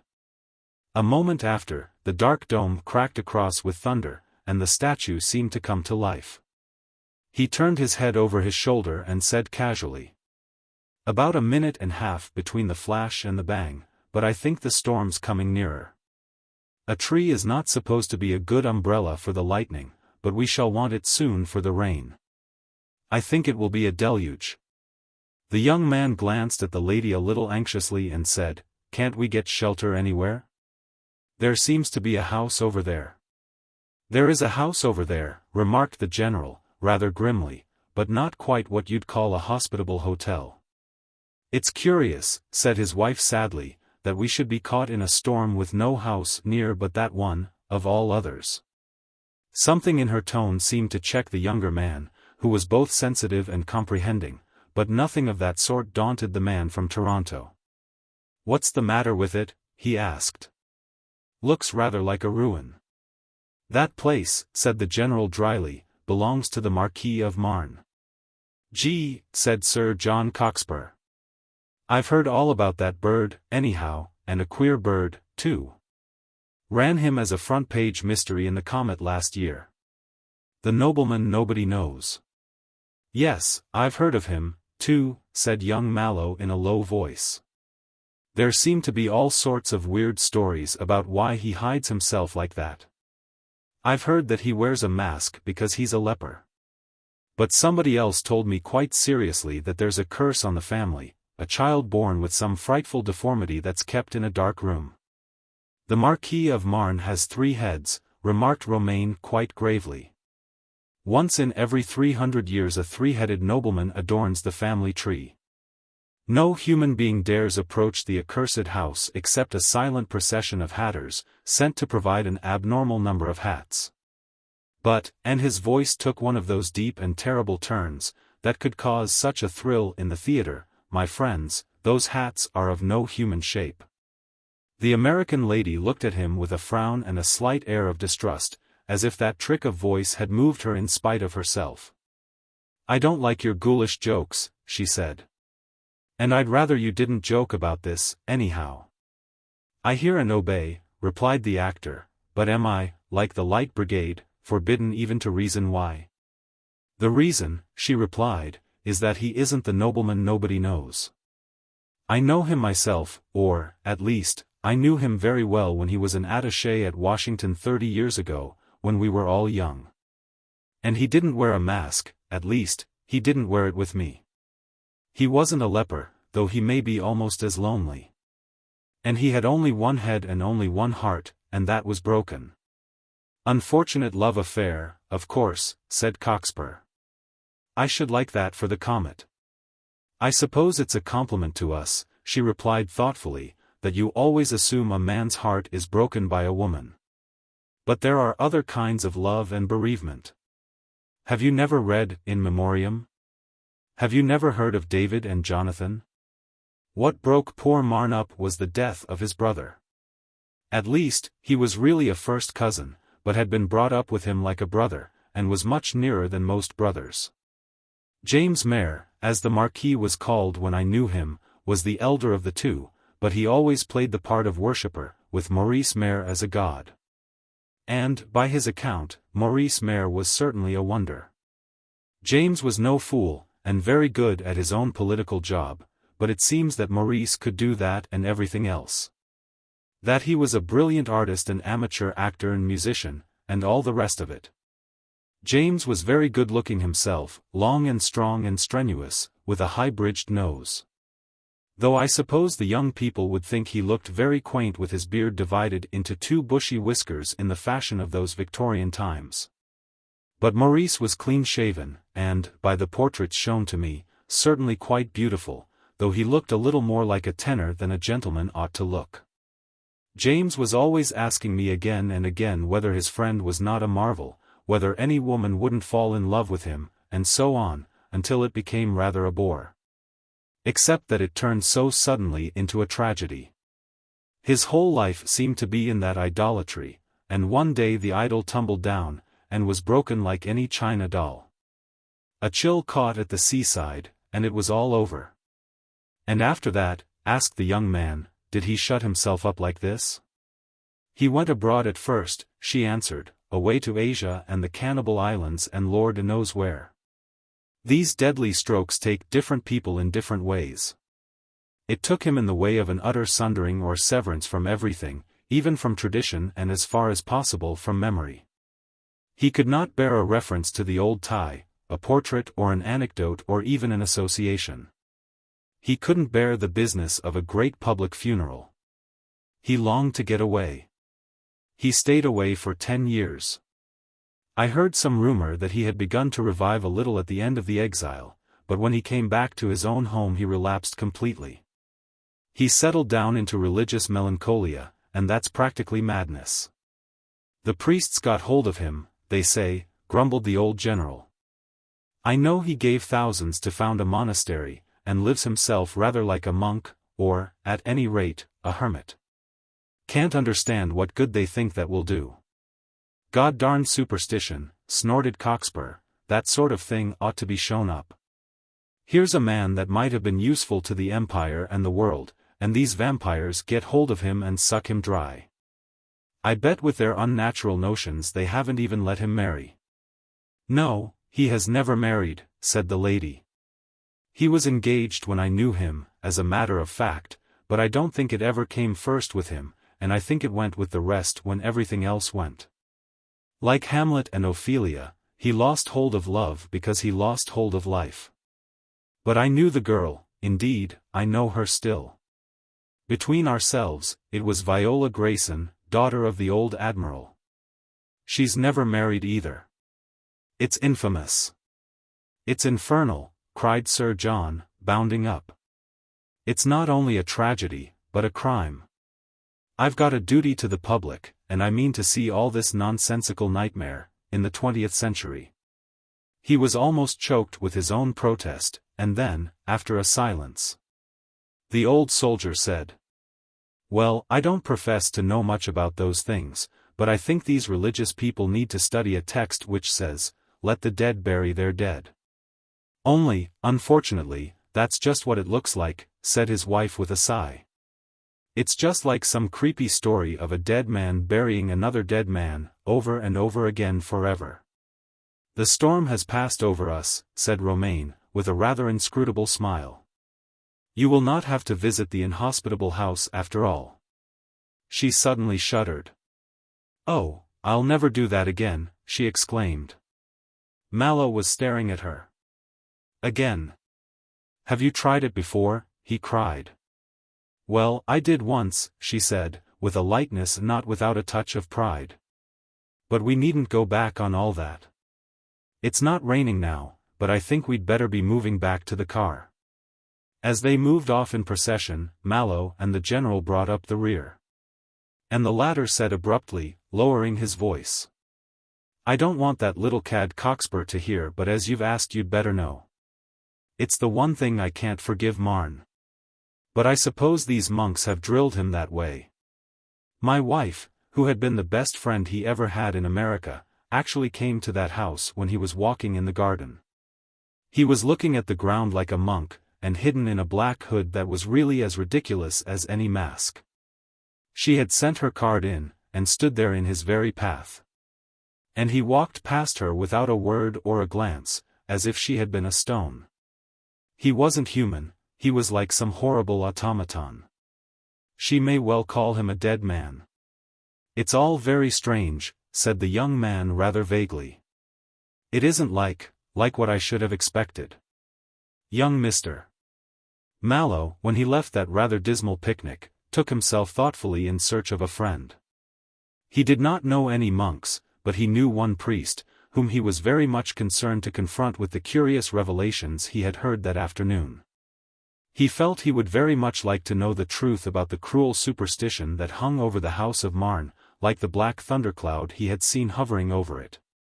After being referred from one place to another, he finally ran his friend Father Brown to earth in the house of another friend, a Roman Catholic friend with a large family. He entered somewhat abruptly to find Father Brown sitting on the floor with a serious expression, and attempting to pin the somewhat florid hat belonging to a wax doll on to the head of a teddy bear. Mallow felt a faint sense of incongruity, but he was far too full of his problem to put off the conversation if he could help it. He was staggering from a sort of setback in a subconscious process that had been going on for some time. He poured out the whole tragedy of the House of Marne as he had heard it from the general's wife, along with most of the comments of the general and the newspaper proprietor. A new atmosphere of attention seemed to be created with the mention of the newspaper proprietor. Father Brown neither knew nor cared that his attitudes were comic or commonplace. He continued to sit on the floor, where his large head and short legs made him look very like a baby playing with toys. But there came into his great gray eyes a certain expression that has been seen in the eyes of many men in many centuries through the story of 1900 years. Only the men were not generally sitting on floors, but at council tables or on the seats of chapters or the thrones of bishops and cardinals. A far-off, watchful look, heavy with the humility of a charge too great for men. Something of that anxious and far-reaching look is found in the eyes of sailors and of those who have steered through so many storms the ship of St. Peter. "It's very good of you to tell me this," he said. "I'm really awfully grateful, for we may have to do something about it. If it were only people like you and the general, it might be only a private matter. But if Sir John Cockspur is going to spread some sort of scare in his papers, well, he's a Toronto Orangeman, and we can hardly keep out of it. But what will you say about it? Asked Mallow anxiously. The first thing I should say about it, said Father Brown, is that, as you tell it, it doesn't sound like life. Suppose, for the sake of argument, that we are all pessimistic vampires blighting all human happiness. Suppose I'm a pessimistic vampire. He scratched his nose with the teddy bear, became faintly conscious of the incongruity, and put it down. Suppose we do destroy all human and family ties. Why should we entangle a man again in an old family tie just when he showed signs of getting loose from it? Surely it's a little unfair to charge us both with crushing such affection and encouraging such infatuation. I don't see why even a religious maniac should be that particular sort of monomaniac, or how religion could increase that mania, except by brightening it with a little hope. Then he said, after a pause, I should like to talk to that general of yours. It was his wife who told me, said Mallow. Yes, replied the other. But I'm more interested in what he didn't tell you than in what she did. You think he knows more than she does? I think he knows more than she says, answered Father Brown. You tell me he used a phrase about forgiving everything except the rudeness to his wife. After all, what else was there to forgive? Father Brown had risen and shaken his shapeless clothes, and stood looking at the young man with screwed-up eyes and a slightly quizzical expression. The next moment he had turned, and picking up his equally shapeless umbrella and large shabby hat, went stumping down the street. He plodded through a variety of wide streets and squares till he came to a handsome old-fashioned house in the West End, where he asked the servant if he could see General Outram. After some little palaver he was shown into a study, fitted out less with books than with maps and globes, where the bald-headed, black-whiskered Anglo-Indian sat smoking a long, thin, black cigar and playing with pins on a chart. I am sorry to intrude, said the priest, and all the more because I can't help the intrusion looking like interference. I want to speak to you about a private matter, but only in the hope of keeping it private. Unfortunately, some people are likely to make it public. I think, General, that you know Sir John Cockspur. The mass of black mustache and whisker served as a sort of mask for the lower half of the old general's face. It was always hard to see whether he smiled, but his brown eyes often had a certain twinkle. Everybody knows him, I suppose, he said. I don't know him very well. Well, you know everybody knows whatever he knows, said Father Brown, smiling, when he thinks it convenient to print it. And I understand from my friend Mr. Mallow, whom, I think, you know, that Sir John is going to print some scorching anti-clerical articles founded on what he would call the Marne mystery. Monks drive Marquis mad, etc.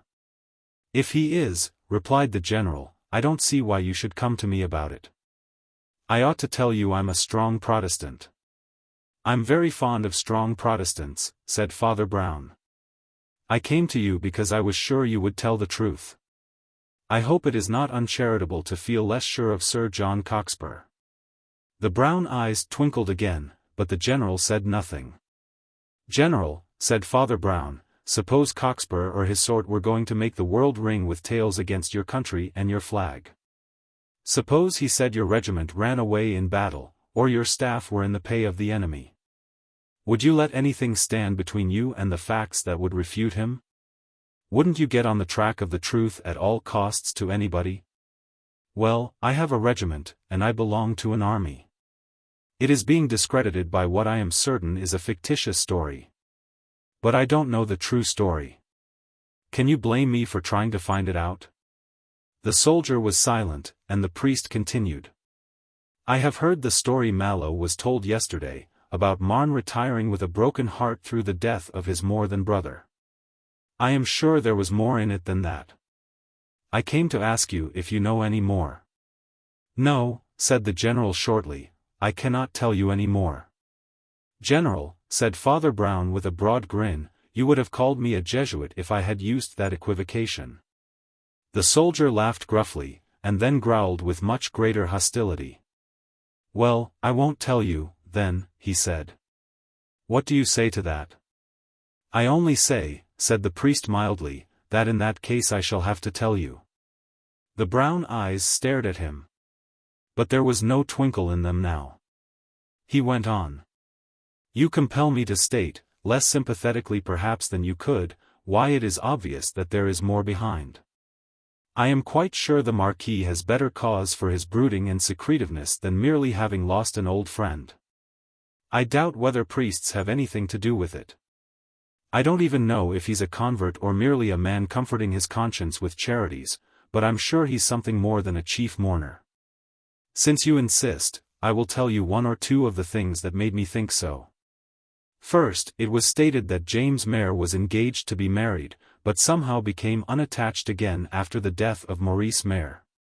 Why should an honorable man break off his engagement merely because he was depressed by the death of a third party? He's much more likely to have turned for consolation to it. But, anyhow, he was bound in decency to go through with it. The general was biting his black mustache, and his brown eyes had become very watchful and even anxious, but he did not answer. A second point, said Father Brown, frowning at the table.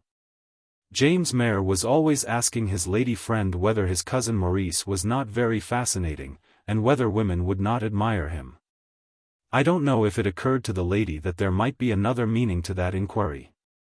The general got to his feet and began to walk or stamp about the room. Oh, damn it all, he said, but without any air of animosity. The third point, went on Father Brown, is James Maire's curious manner of mourning, destroying all relics, veiling all portraits, and so on. It does sometimes happen, I admit. It might mean mere affectionate bereavement. But it might mean something else. Confound you, said the other. How long are you going on piling this up?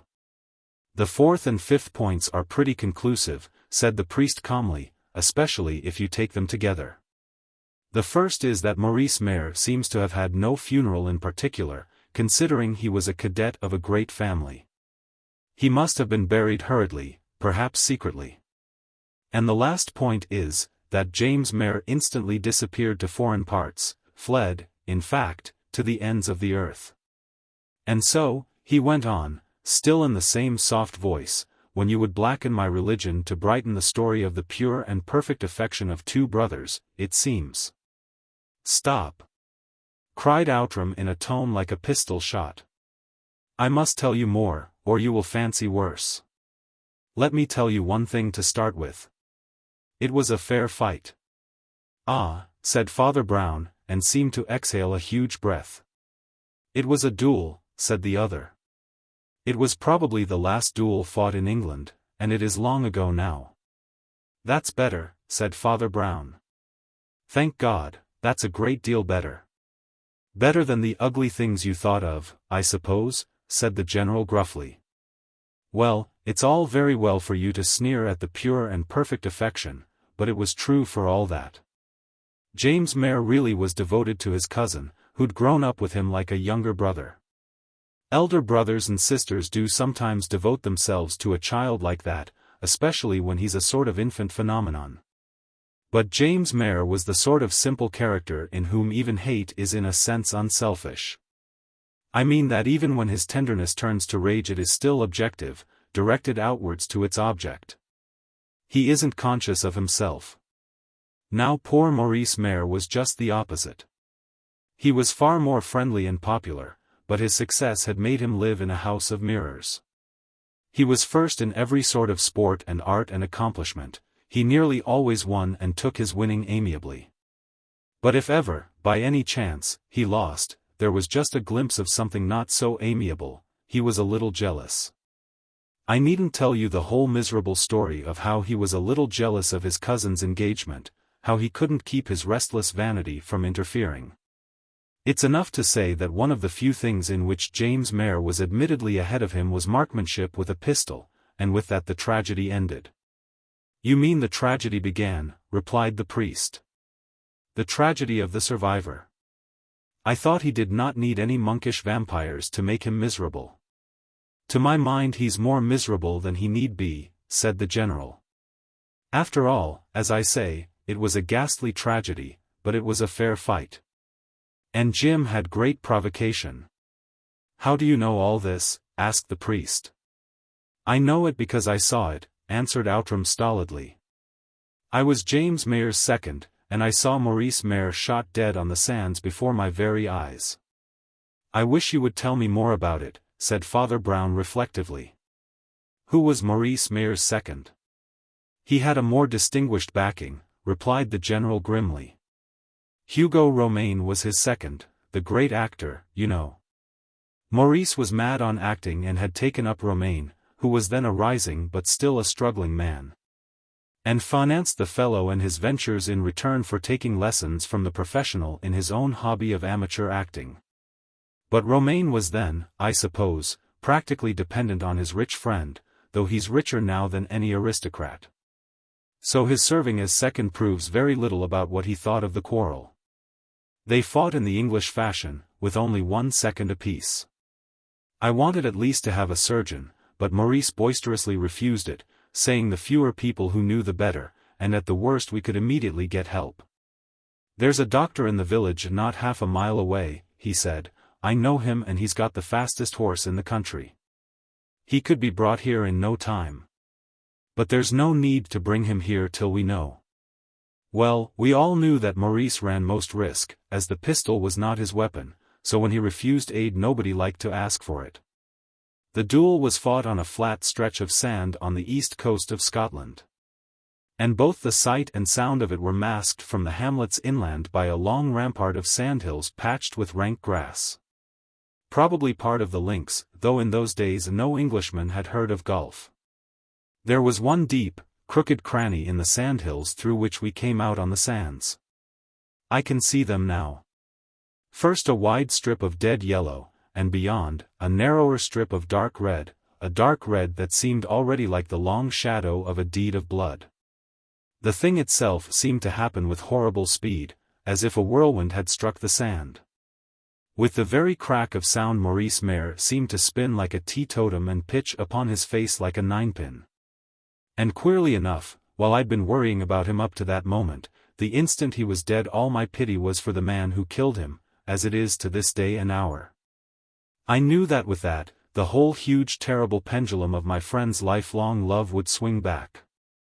And that whatever cause others might find to pardon him, he would never pardon himself forever and ever. And so, somehow, the really vivid thing, the picture that burns in my memory so that I can't forget it, is not that of the catastrophe, the smoke and the flash and the falling figure. That seemed to be all over, like the noise that wakes a man up. What I saw, what I shall always see, is poor Jim hurrying across towards his fallen friend and foe. His brown beard looking black against the ghastly pallor of his face, with its high features cut out against the sea. And the frantic gestures with which he waved me to run for the surgeon in the hamlet behind the sandhills. He had dropped his pistol as he ran.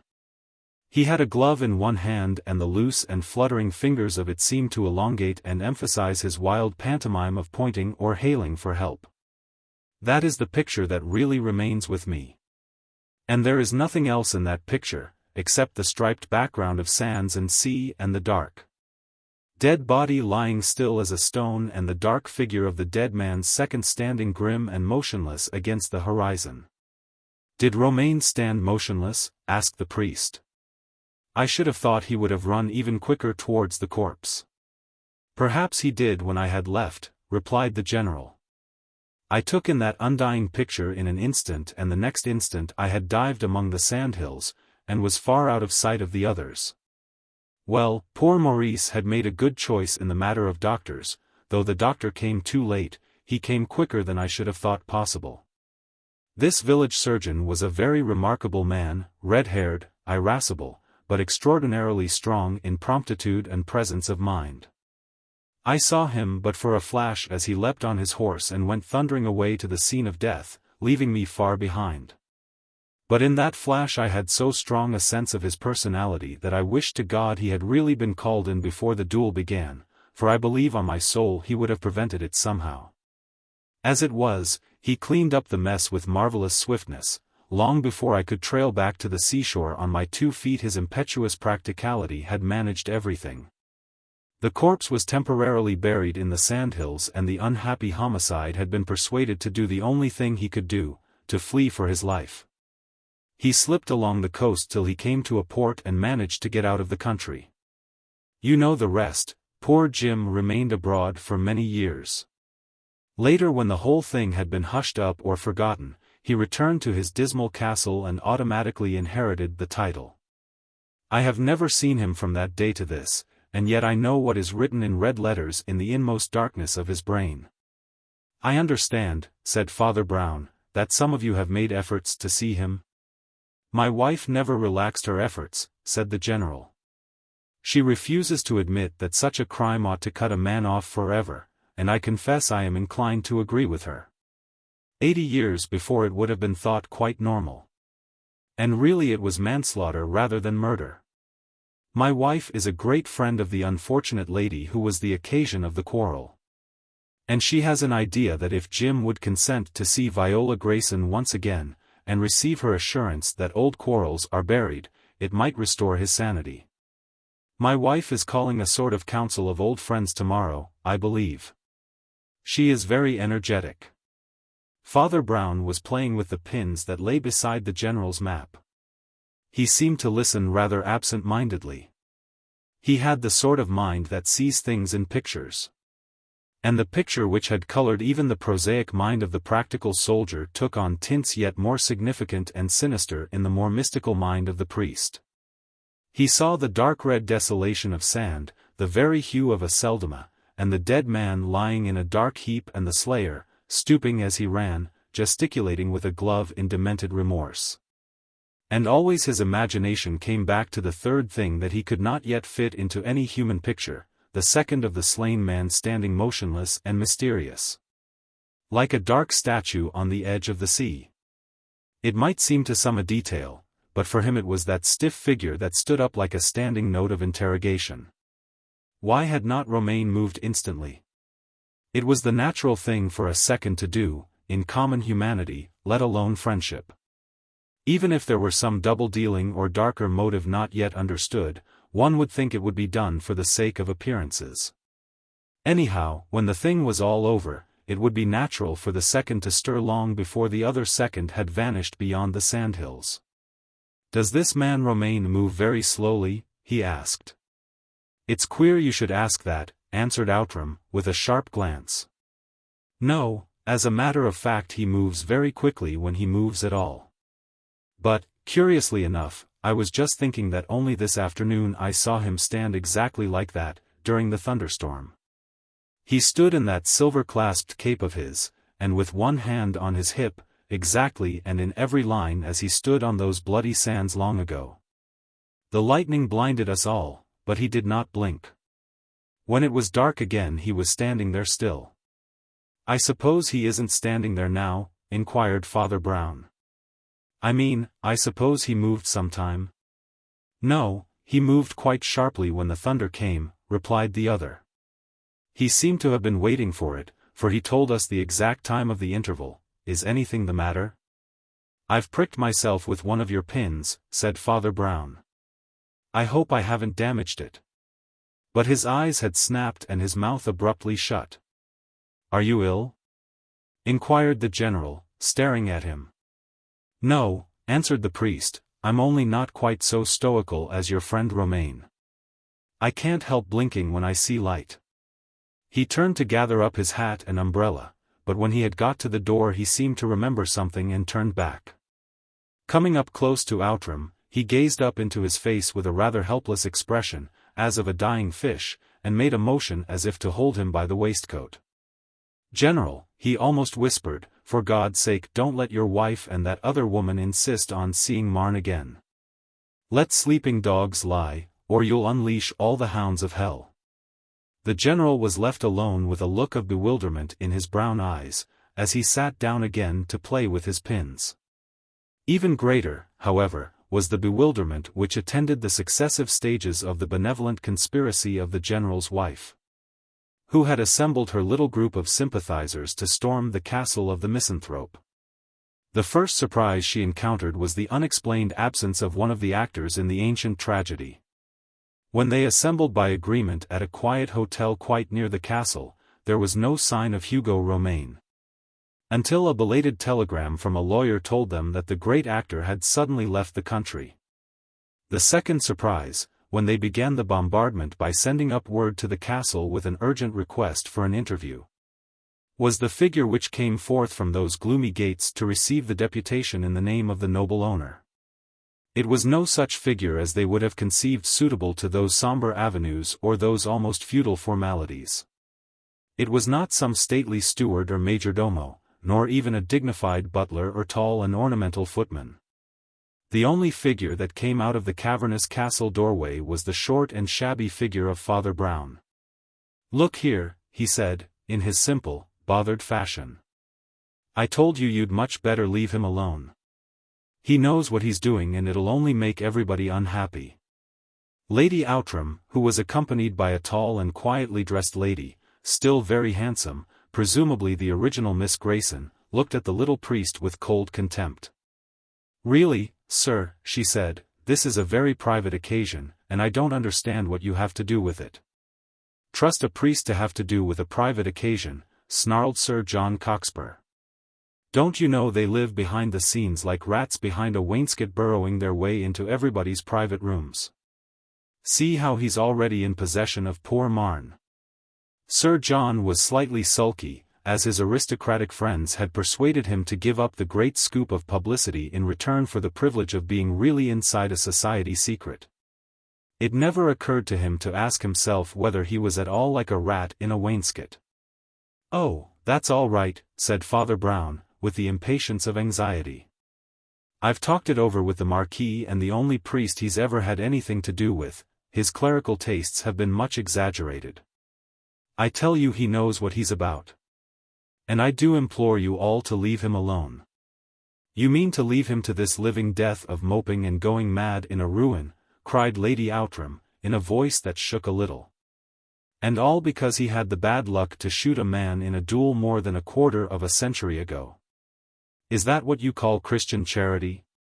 "Yes," answered the priest stolidly. "That is what I call Christian charity." "It's about all the Christian charity you'll ever get out of these priests," cried Cockspur bitterly. "That's their only idea of pardoning a poor fellow for a piece of folly, to wall him up alive and starve him to death with fasts and penances and pictures of hellfire. And all because a bullet went wrong." "Really, Father Brown," said General Outram, "do you honestly think he deserves this? Is that your Christianity?" "Surely the true Christianity," pleaded his wife more gently, "is that which knows all and pardons all, the love that can remember, and forget." "Father Brown," said young Mallow, very earnestly, "I generally agree with what you say, but I'm hanged if I can follow you here. A shot in a duel, followed instantly by remorse, is not such an awful offense." "I admit," said Father Brown dully, "that I take a more serious view of his offense." "God soften your hard heart," said the strange lady speaking for the first time. "I am going to speak to my old friend." Almost as if her voice had raised a ghost in that great grey house, something stirred within and a figure stood in the dark doorway at the top of the great stone flight of steps.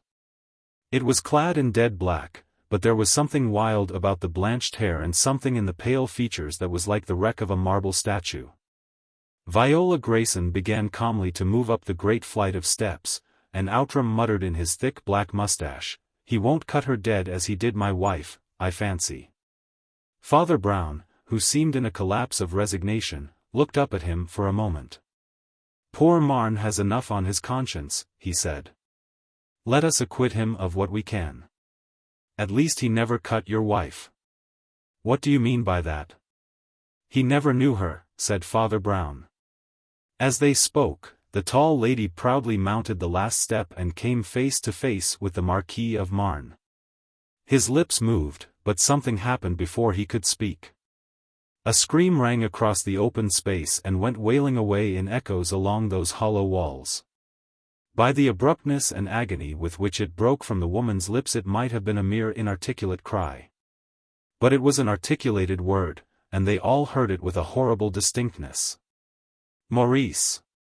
What is it, dear?" cried Lady Outram, and began to run up the steps, for the other woman was swaying as if she might fall down the whole stone flight. Then she faced about and began to descend, all bowed and shrunken and shuddering. "Oh, my God," she was saying. "Oh, my God, it isn't Jim at all, it's Maurice." "I think, Lady Outram," said the priest gravely, "you had better go with your friend." As they turned, a voice fell on them like a stone from the top of the stone stair, a voice that might have come out of an open grave. It was hoarse and unnatural, like the voices of men who are left alone with wild birds on desert islands. It was the voice of the Marquis of Marne, and it said, "Stop. Father Brown," he said, "before your friends disperse I authorize you to tell them all I have told you. Whatever follows, I will hide from it no longer." "You are right," said the priest, "and it shall be counted to you." "Yes," said Father Brown quietly to the questioning company afterwards. "He has given me the right to speak. But I will not tell it as he told me, but as I found it out for myself. Well, I knew from the first that the blighting monkish influence was all nonsense out of novels. Our people might possibly in certain cases encourage a man to go regularly into a monastery, but certainly not to hang about in a medieval castle. In the same way, they certainly wouldn't want him to dress up as a monk when he wasn't a monk. But it struck me that he might himself want to wear a monk's hood or even a mask.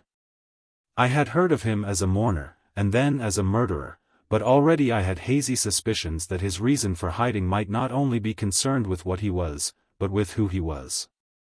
Then came the general's vivid description of the duel, and the most vivid thing in it to me was the figure of Mr. Romaine in the background. It was vivid because it was in the background. Why did the general leave behind him on the sand a dead man, whose friend stood yards away from him like a stock or a stone? Then I heard something, a mere trifle, about a trick habit that Romaine has of standing quite still when he is waiting for something to happen, as he waited for the thunder to follow the lightning. Well, that automatic trick in this case betrayed everything. Hugo Romaine, on that old occasion, also was waiting for something. But it was all over, said the general. What could he have been waiting for? He was waiting for the duel, said Father Brown. But I tell you I saw the duel, cried the general. And I tell you you didn't see the duel, said the priest. Are you mad? Demanded the other. Or why should you think I am blind? Because you were blinded, that you might not see, said the priest. Because you are a good man and God had mercy on your innocence, and he turned your face away from that unnatural strife. He set a wall of sand and silence between you and what really happened on that horrible red shore, abandoned to the raging spirits of Judas and of Cain. Tell us what happened, gasped the lady impatiently. I will tell it as I found it, proceeded the priest. The next thing I found was that Romaine, the actor, had been training Maurice Meru in all the tricks of the trade of acting. I once had a friend who went in for acting.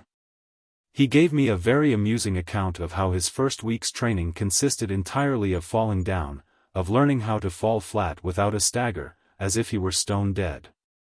God have mercy on us, cried the general, and gripped the arms of his chair as if to rise. Amen, said Father Brown. You told me how quickly it seemed to come. In fact, Maurice fell before the bullet flew, and lay perfectly still, waiting. And his wicked friend and teacher stood also in the background, waiting. We are waiting, said Cockspur, and I feel as if I couldn't wait. James Meru, already broken with remorse, rushed across to the fallen man and bent over to lift him up.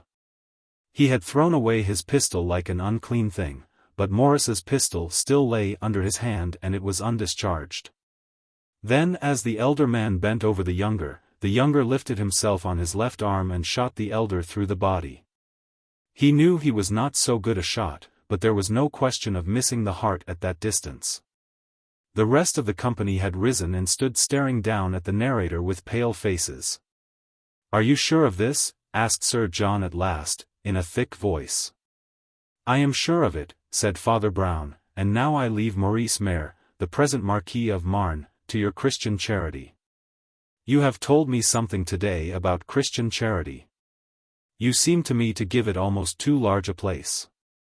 But how fortunate it is for poor sinners like this man that you err so much on the side of mercy, and are ready to be reconciled to all mankind. Hang it all, exploded the general.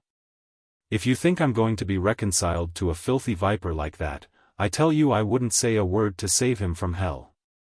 I said I could pardon a regular decent duel, but of all the treacherous assassins. He ought to be lynched, cried Cockspur excitedly. He ought to burn alive like a nigger in the States. And if there is such a thing as burning forever, he jolly well. I wouldn't touch him with a barge pole myself, said Mallow. There is a limit to human charity, said Lady Outram, trembling all over. There is, said Father Brown dryly, and that is the real difference between human charity and Christian charity. You must forgive me if I was not altogether crushed by your contempt for my uncharitableness today, or by the lectures you read me about pardon for every sinner. For it seems to me that you only pardon the sins that you don't really think sinful. You only forgive criminals when they commit what you don't regard as crimes, but rather as conventions. So you tolerate a conventional duel, just as you tolerate a conventional divorce. You forgive because there isn't anything to be forgiven. But, hang it all, cried Mallow, you don't expect us to be able to pardon a vile thing like this? No, said the priest, but we have to be able to pardon it. He stood up abruptly and looked round at them. We have to touch such men, not with a barge pole, but with a benediction, he said.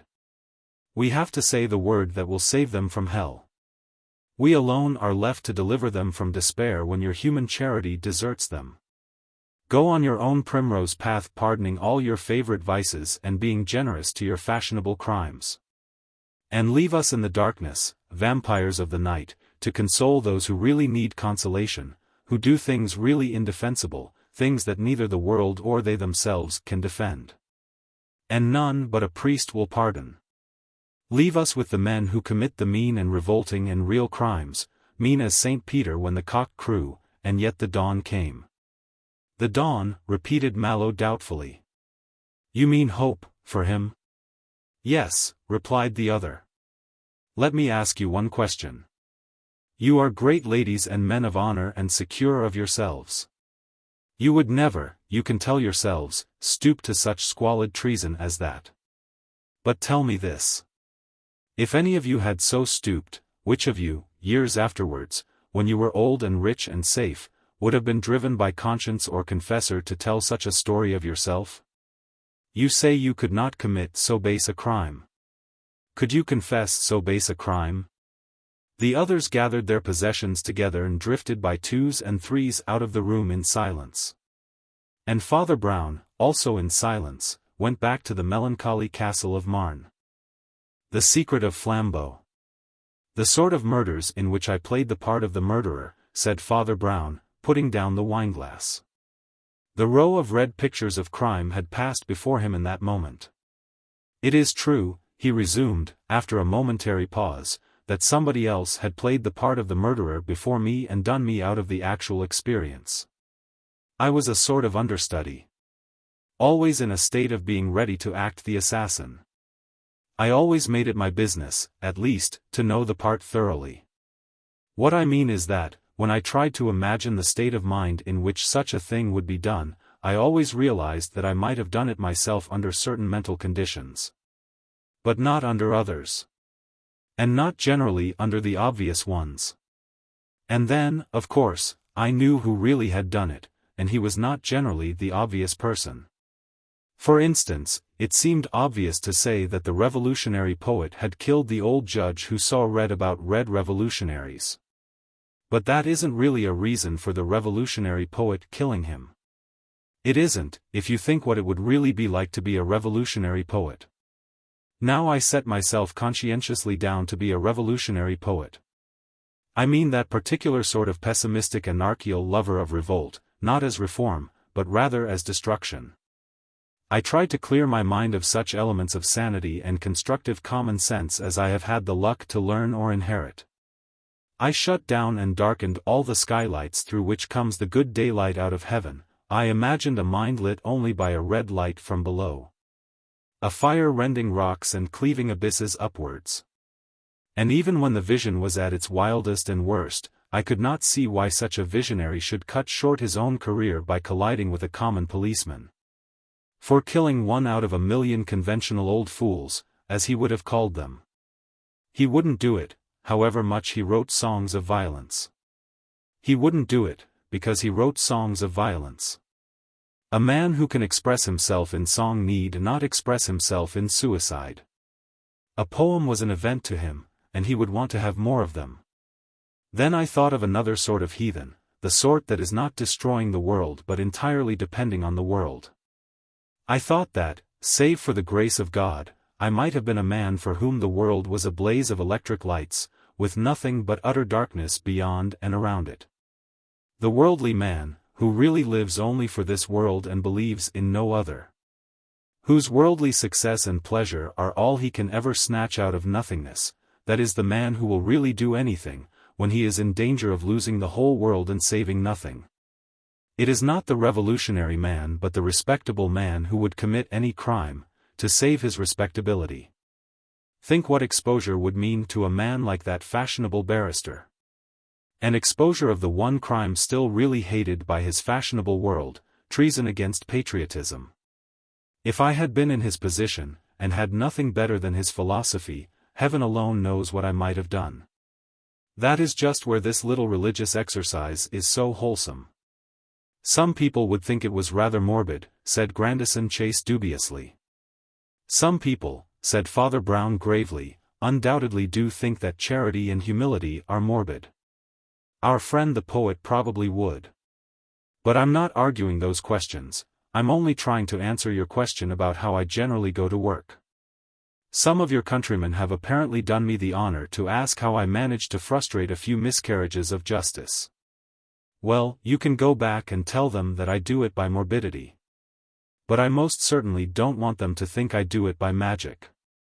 Chase continued to look at him with a reflective frown. He was too intelligent not to understand the idea. He would also have said that he was too healthy-minded to like it. He felt as if he were talking to one man and yet to 100 murderers. There was something uncanny about that very small figure, perched like a goblin beside the goblin stove. And the sense that its round head had held such a universe of wild unreason and imaginative injustice. It was as if the vast void of dark behind it were a throng of dark gigantic figures, the ghosts of great criminals held at bay by the magic circle of the red stove. But ready to tear their master in pieces. Well, I'm afraid I do think it's morbid, he said frankly. And I'm not sure it isn't almost as morbid as magic. But morbidity or no, there's one thing to be said. It must be an interesting experience. Then he added, after reflection, I don't know whether you would make a really good criminal. But you ought to make a rattling good novelist. I only have to deal with real events, said Father Brown. But it's sometimes harder to imagine real things than unreal ones. Especially, said the other, when they are the great crimes of the world. It's not the great crimes but the small crimes that are really hard to imagine, replied the priest. I don't quite know what you mean by that, said Chase. I mean commonplace crimes like stealing jewels, said Father Brown. Like that affair of the emerald necklace or the ruby of Meru or the artificial goldfish. The difficulty in those cases is that you've got to make your mind small. High and mighty humbugs, who deal in big ideas, don't do those obvious things. I was sure the prophet hadn't taken the ruby or the count the goldfish. Though a man like Banks might easily take the emeralds. For them, a jewel is a piece of glass, and they can see through the glass. But the little literal people take it at its market value. For that you've got to have a small mind. It's awfully hard to get, like focusing smaller and sharper in a wobbling camera. But some things helped. And they threw a lot of light on the mystery, too. For instance, the sort of man who brags about having shown up sham magicians or poor quacks of any sort, he's always got a small mind. He is the sort of man who sees through tramps and trips them up in telling lies. I dare say it might sometimes be a painful duty. It's an uncommonly base pleasure. The moment I realized what a small mind meant, I knew where to look for it, in the man who wanted to expose the prophet, and it was he that sneaked the ruby, in the man who jeered at his sister's psychic fancies, and it was he who nabbed the emeralds. Men like that always have their eye on jewels, they never could rise, with the higher humbugs, to despising jewels. Those criminals with small minds are always quite conventional. They become criminals out of sheer conventionality. It takes you quite a long time to feel so crudely as that, though. It's quite a wild effort of imagination to be so conventional. To want one potty little object as seriously as all that. But you can do it. You can get nearer to it. Begin by thinking of being a greedy child, of how you might have stolen a sweet in a shop. Of how there was one particular sweet you wanted, then you must subtract the childish poetry, shut off the fairy light that shone on the sweetstuff shop. Imagine you really think you know the world and the market value of sweets, you contract your mind like the camera focus, the thing shapes and then sharpens, and then, suddenly, it comes. He spoke like a man who had once captured a divine vision. Grandison Chase was still looking at him with a frown of mingled mystification and interest. It must be confessed that there did flash once beneath his heavy frown a look of something almost like alarm. It was as if the shock of the first strange confession of the priest still thrilled faintly through him like the last vibration of a thunderclap in the room. Under the surface he was saying to himself that the mistake had only been a temporary madness. That, of course, Father Brown could not really be the monster and murderer he had beheld for that blinding and bewildering instant. But was there not something wrong with the man who talked in that calm way about being a murderer? Was it possible that the priest was a little mad? Don't you think, he said, abruptly, that this notion of yours, of a man trying to feel like a criminal, might make him a little too tolerant of crime? Father Brown sat up and spoke in a more staccato style. I know it does just the opposite. It solves the whole problem of time and sin. It gives a man his remorse beforehand. There was a silence. The American looked at the high and steep roof that stretched half across the enclosure, his host gazed into the fire without moving. And then the priest's voice came on a different note, as if from lower down. There are two ways of renouncing the devil, he said. And the difference is perhaps the deepest chasm in modern religion. One is to have a horror of him because he is so far off, and the other to have it because he is so near. And no virtue and vice are so much divided as those two virtues. They did not answer, and he went on in the same heavy tone, as if he were dropping words like molten lead. You may think a crime horrible because you could never commit it. I think it horrible because I could commit it. You think of it as something like an eruption of Vesuvius. But that would not really be so terrible as this house catching fire. If a criminal suddenly appeared in this room. If a criminal appeared in this room, said Chase, smiling, I think you would be a good deal too favorable to him. Apparently you would start by telling him that you were a criminal yourself and explaining how perfectly natural it was that he should have picked his father's pocket or cut his mother's throat. Frankly, I don't think it's practical. I think that the practical effect would be that no criminal would ever reform. It's easy enough to theorize and take hypothetical cases. But we all know we're only talking in the air. Sitting here in M. Durrock's nice, comfortable house, conscious of our respectability and all the rest of it, it just gives us a theatrical thrill to talk about thieves and murderers and the mysteries of their souls. But the people who really have to deal with thieves and murderers have to deal with them differently. We are safe by the fireside, and we know the house is not on fire. We know there is not a criminal in the room. The M. Durrock to whom allusion had been made rose slowly from what had been called his fireside, and his huge shadow flung from the fire seemed to cover everything and darken even the very night above him. There is a criminal in this room, he said.